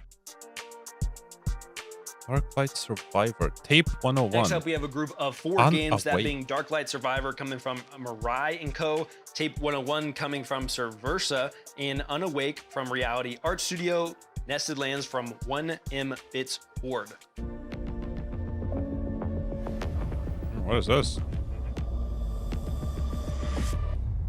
Squid.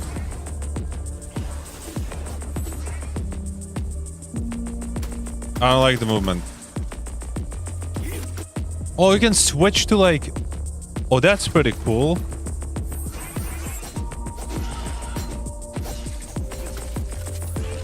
Okay, that's pretty cool.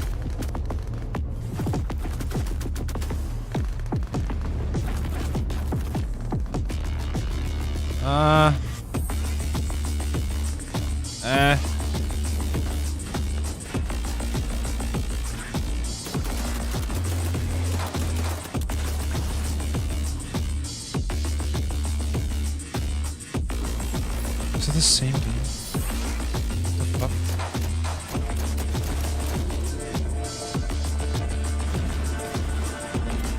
I mean, this looks like fucking Helldivers. But worse.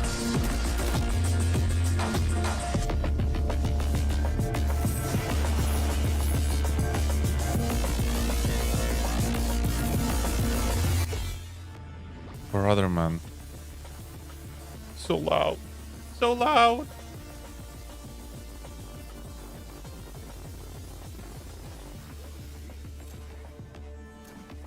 I want to see the other game. The other games looked more interesting.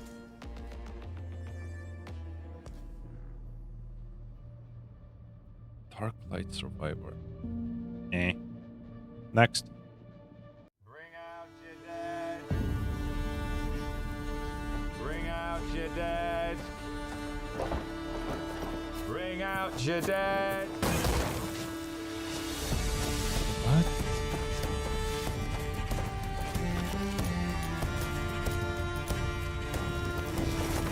Oh, what? You're just burning him.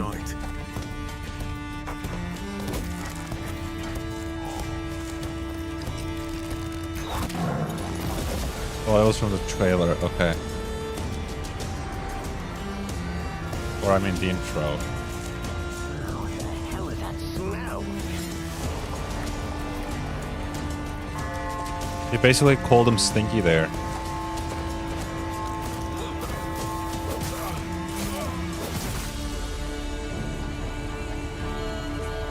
What the fuck is this?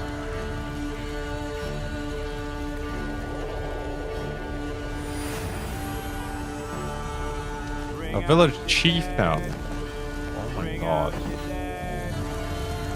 Bring out your dead. What the fuck?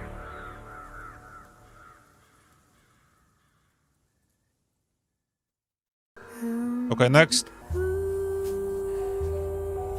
This VR game?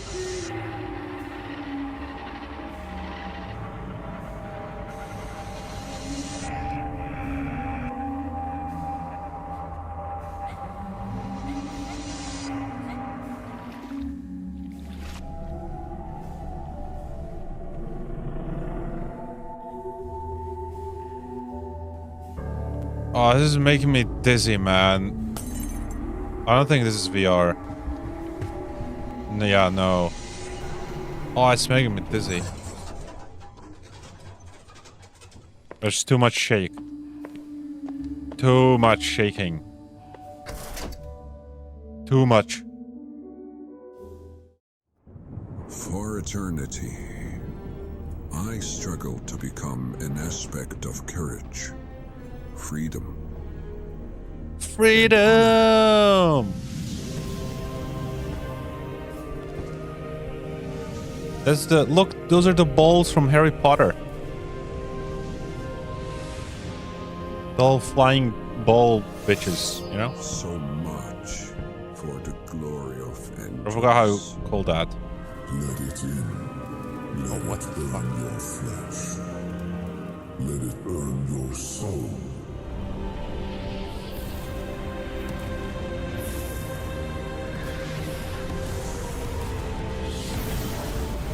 Holy shit.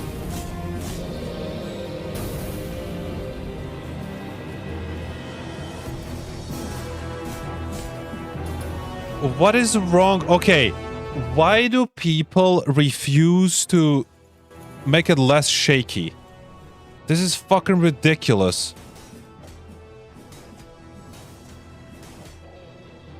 Okay, I guess it's not that bad there.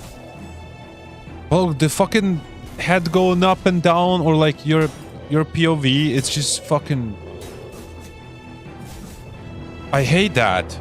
I fucking hate it. Look at that, the screen is jumping all over the place.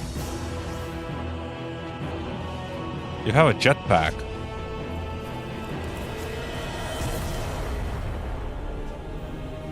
God damn it.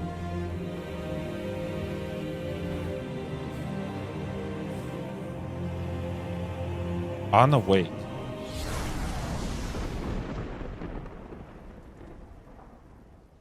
Why didn't they just call it Asleep? Maybe one of the games we've seen that kind of blew our mind a little bit. You had top down, you had third person, and something else. Oh, the instantaneous switch, of course, between top down and third person, but then the pixel art, being able to instantaneously adapt to.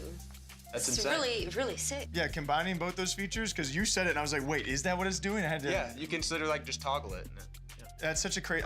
That's pretty such cool. a crazy feature. So it's a game like a roguelike game. Yeah. And a little bit kind of like Vampire Survivors in the style of Megabunk. So you can either have the top-down view, first-person view, whatever you prefer, and you swap all the time. Sick. I think it's interesting to think about the strategy element of that probably that comes into play, like when you're fighting certain things. Yeah, maybe some bosses it's useful. Because on the surface it seems like it's just like it's a personal preference thing, but it might actually have its place in like the gameplay loop. Like if you're in a certain situation, I should go top down. Maybe depending the skill that you use. Yeah, because you may think that it's just like a gimmick for a different viewpoint or filter or whatever, but the idea that you could use it tactically as a gameplay mechanic too is really cool. Aiming for early access in late Q1 of 2026. They already have a demo out that a lot of people have played, and we've said this a lot of times. One of my favorite parts about these devs already is that they have listened to their players who have played the demo. They made it a point to tell us, like, we've made 6 patches in the demo based on player feedback, and I think that's super important, especially for a game that looks as good as this, because it can be a lot of fun. You know, roguelike survival with mechanics we've never seen before, as far as I'm aware, so it should be fun. Next up, we had Tape 101, a game that's probably too scary for Jake to play. If I had to. I had to literally cradle him while we were watching that. I thought he was gonna All of these cry. things are true. Yeah, you guys know me so well. What I appreciated about it is it's not a jump scare game. Yeah, they've stressed they don't want to do jump scares. It's specifically psychological, mind melty, unnerving horror. You will not have jump scares, but you will have nightmares. You know the thing is, that sounds like something that. No, it didn't really look like it. Yeah. You know what I'm saying? I don't know, I Like, didn't there's no see jump anything scares. scary in it. You said they sound like my chat anytime I play a scary game. No, I feel like you just have trust issues because of unresolved problems. You're 20 hours in, that's when you're gonna finally see the jump scare, and it's gonna be one big gotcha. Honestly, I would kind of respect them for doing that. That would be awesome. I was definitely unnerved by just the music, whatever's going on in the background. They did a great job. But there's cool little twists to the backgrounds too, It kind right? of feels at times that you're also hallucinating because of like the camera. Well, angle. it's like video camera, and you were in an RC car during certain points, like exploring it. We had nested lands as well. It's a village in survival, like village management in survival type of game, where obviously very medieval, a lot of, I mean, what was the last shot? Like throwing bodies on a fire? Yeah. Bring out your dad. I will say, I love management games. I love management games and sim games. Bring out your dads. Sim games. Like this is right up my alley. This feels like Manor Lords meets survival. So it has a different viewpoint. Bring and out you your gotta take care dads. of not just yourself, but everyone around you. If you don't, your entire village is just gonna be. Yeah, they even show you the burning Burn bodies. Like, yeah, sorry, you lost Yeah. some of your peeps. Yep. Better make Done. better decisions. What I liked was seeing the blend of, like, obviously you're playing as this person and you have to survive, and he was like hunting stuff, and like that, but I imagine you're also recruiting people for your settlement as like the king, and then you have to like choose who to recruit and build out a village. Initially, it may start with you doing the micromanagement, but you eventually can assign villagers to go do the forage, go Kind of hunting. like in Power World, how your pals become your workers without a wage. Exactly. Yeah. Then finally, we had Unawake, a game, a first-person action game, mixed kind of a little bit of fantasy. You're battling hordes with melee, ranged weapons. It's hack and slash. It's roguelike. Looks like kind of like a Doom Skyrim to me. I mean, honestly, I like that the art direction. Doom Skyrim. Beautiful. Like those environments, you see them, and it's just. It's very pretty. No, but something about it, I don't even know if I have a comparison. For some reason in the back of my mind, this probably won't make it. Mordor-esque, like, it just looked really good. Yeah, Mordor.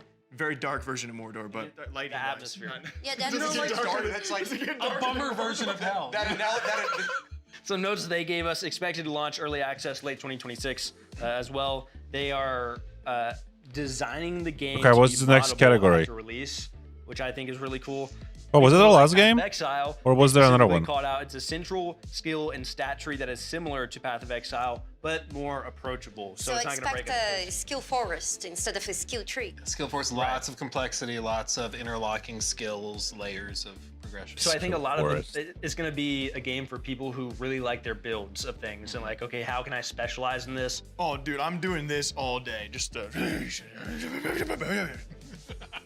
you know that Do that for me one more time. Just Just show show me. me. And then the double sword grab they were doing.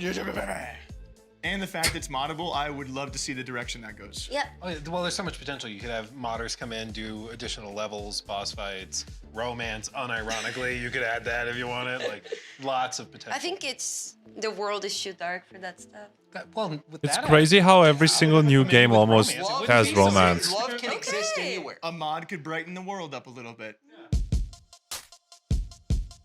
Next up, we have a Warhammer? very exciting segment I don't where really we actually care. got to sit down with the executive producer over all of the Warhammer 40K series, as I understand it, Anatoly Shestov.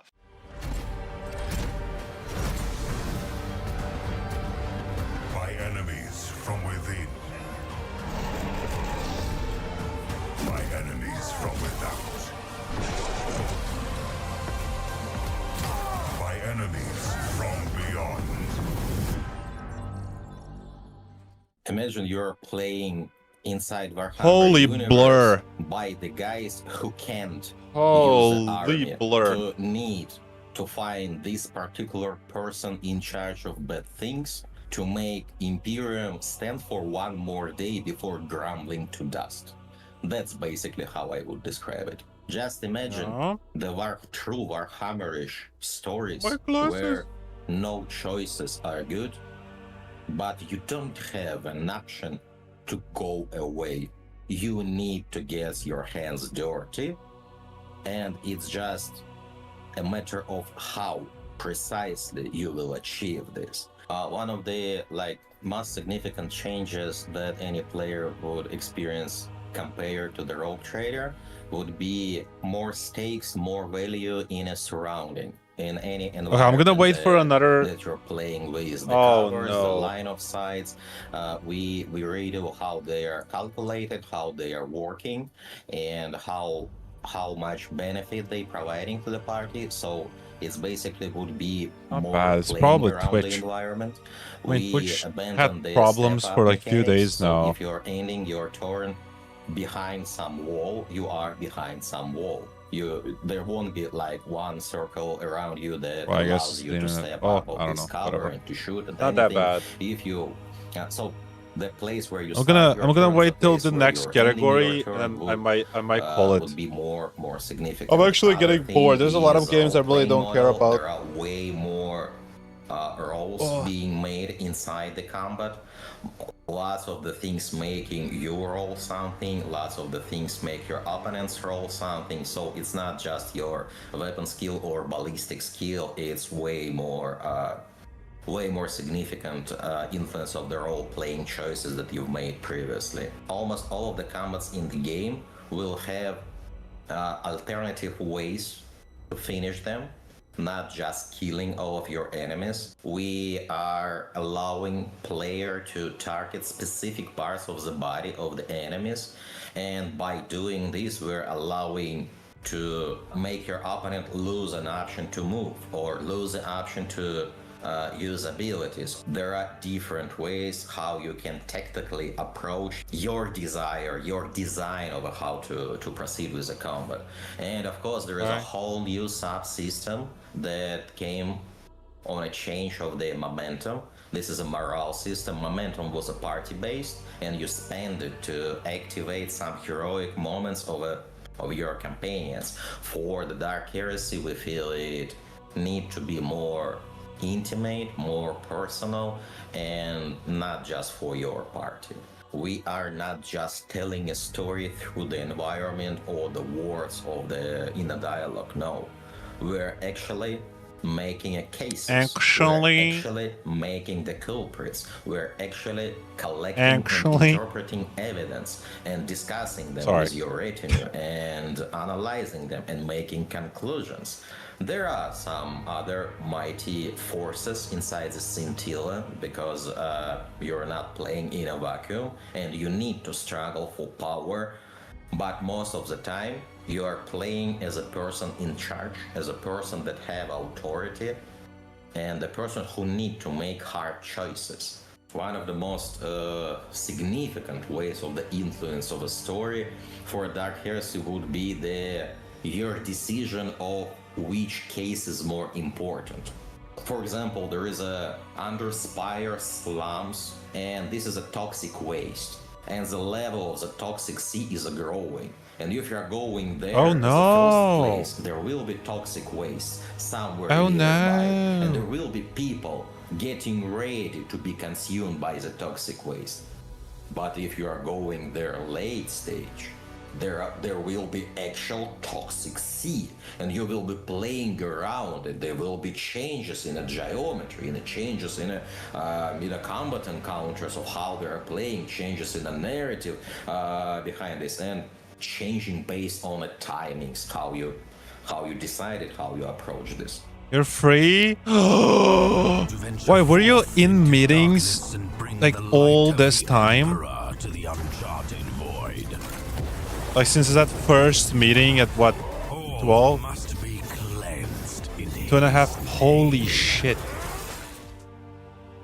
Is there anything Holy you can tell shit. us about like new factions, new notable characters, or iconic Warhammer 40k lore? There would be Treason, I don't know, most iconic thing that you can potentially name and encounter as a rogue trader, as a Treason. It would be some interesting takes on Astra Militarum. I won't share specifics not to spoil the fun, but it would be there. And there would be some brand new systems like augments ones. You will be able to replace some parts of your body with interesting pieces of Imperium technology. There would be some elaboration on a story of the world behind the main road of the Inquisitor Calcasar's shenanigans. Let's say it like this. It would be some interesting dive on a past of the von Valancius dynasty, even further than Theodora. There would be some new takes on how dangerous wildlife can be. Other thing that definitely we will provide for the player is some vaults, the Treason vaults, some collections of pretty wild things being gathered by this Necron. Of course, this is a Rogue Trader story, and Rogue Trader is kind of part of his void ship, so there would be some expanding of the void ship, some new places to visit, some old places to revisit. Hi. It would be new companion with a whole Sorry guys, I set needed to of unique smooch mechanics Leslie. inside it. Yeah. It would I be didn't smooch the her for like 3 hours. general system of augmentations provided to the players. So if you always wanted to replace the Guys, limbs of the hierarchs since Leslie is not streaming, pretty adamant ones, you will have such an option. you Not can just go Iron Hands from like the her Biomancer, video. but the real Iron Hands. Watch her Yes, video. that's an option. It's a Yeah, first DLC that I think this is allows the us link. to expand the late Yeah. game parts Is of it? the Rogue Yes, it Trader. is. and See, look what I'm about to do. mechanically, Like, expanded in and also sub. You guys 100% need to do the of same. different aspects of the game. You need to do the same. Let's first talk about the new DLC for Rogue Trader. Actually, I'm gonna interrupt you. Can you tell people generally, basic bitches like Jake, can you explain Warhammer 40k as general? Like what's the playthrough about? We actually asked Anatoly to describe all of this for people not familiar with Warhammer, and this is how he described it. Imagine you're playing inside Warhammer universe by the guys who can't use the army. To need to find this particular person in charge of bad things to make Imperium stand for one more day before grumbling to dust. That's basically how I would describe it. There's a new companion, and there's also, this companion has unique mechanics. I can't believe they skipped things like 39,999 parts before making Warhammer 40k. They're changing, not to get too specific, they're changing so things funny. about the late game to extend that roadway. This DLC alone offers 12 to 15 hours of additional content. Like, there's a lot of meat on the bone. So I'm very happy. I was extremely happy when he said that, yes, this game is going to be fully voice acted. Okay, give us I'm really something excited because interesting. it helps Come on. people to, you know, Something have, like, big this and juicy. depth and this, to understand how the characters really feel, especially in a world that's so heavy and difficult. Dark even at times. Yes. But to be clear, Dark Heresy is not, it's not like a sequel to Rogue Trader. It's Yes, a separate it's a system. separate- It works different mechanically. There's different things going on, but my understanding, and speaking with Anatoly, was that it's going to be a very narrative focus. That's the primary concern. Not that Rogue Trader was not a focus, but that's where a lot of the effort is going with the voiced cast throughout the entire thing and many other aspects of it. The narrative is like the central component. One of the things that I really enjoyed that he mentioned was you can target enemies' specific body parts to sever them during fight. That was the coolest part that I'd seen. So that it's is really cool. nice because if they have like a they're very fast, so you want to target their legs to cripple them and so on. Not only that, but you know how sometimes you get into a very awkward situation where you're crushing the combat, and there is still that one guy that, in spite of all his friends being dead in the battlefield, he's still trying his best. That's not going to be really a thing.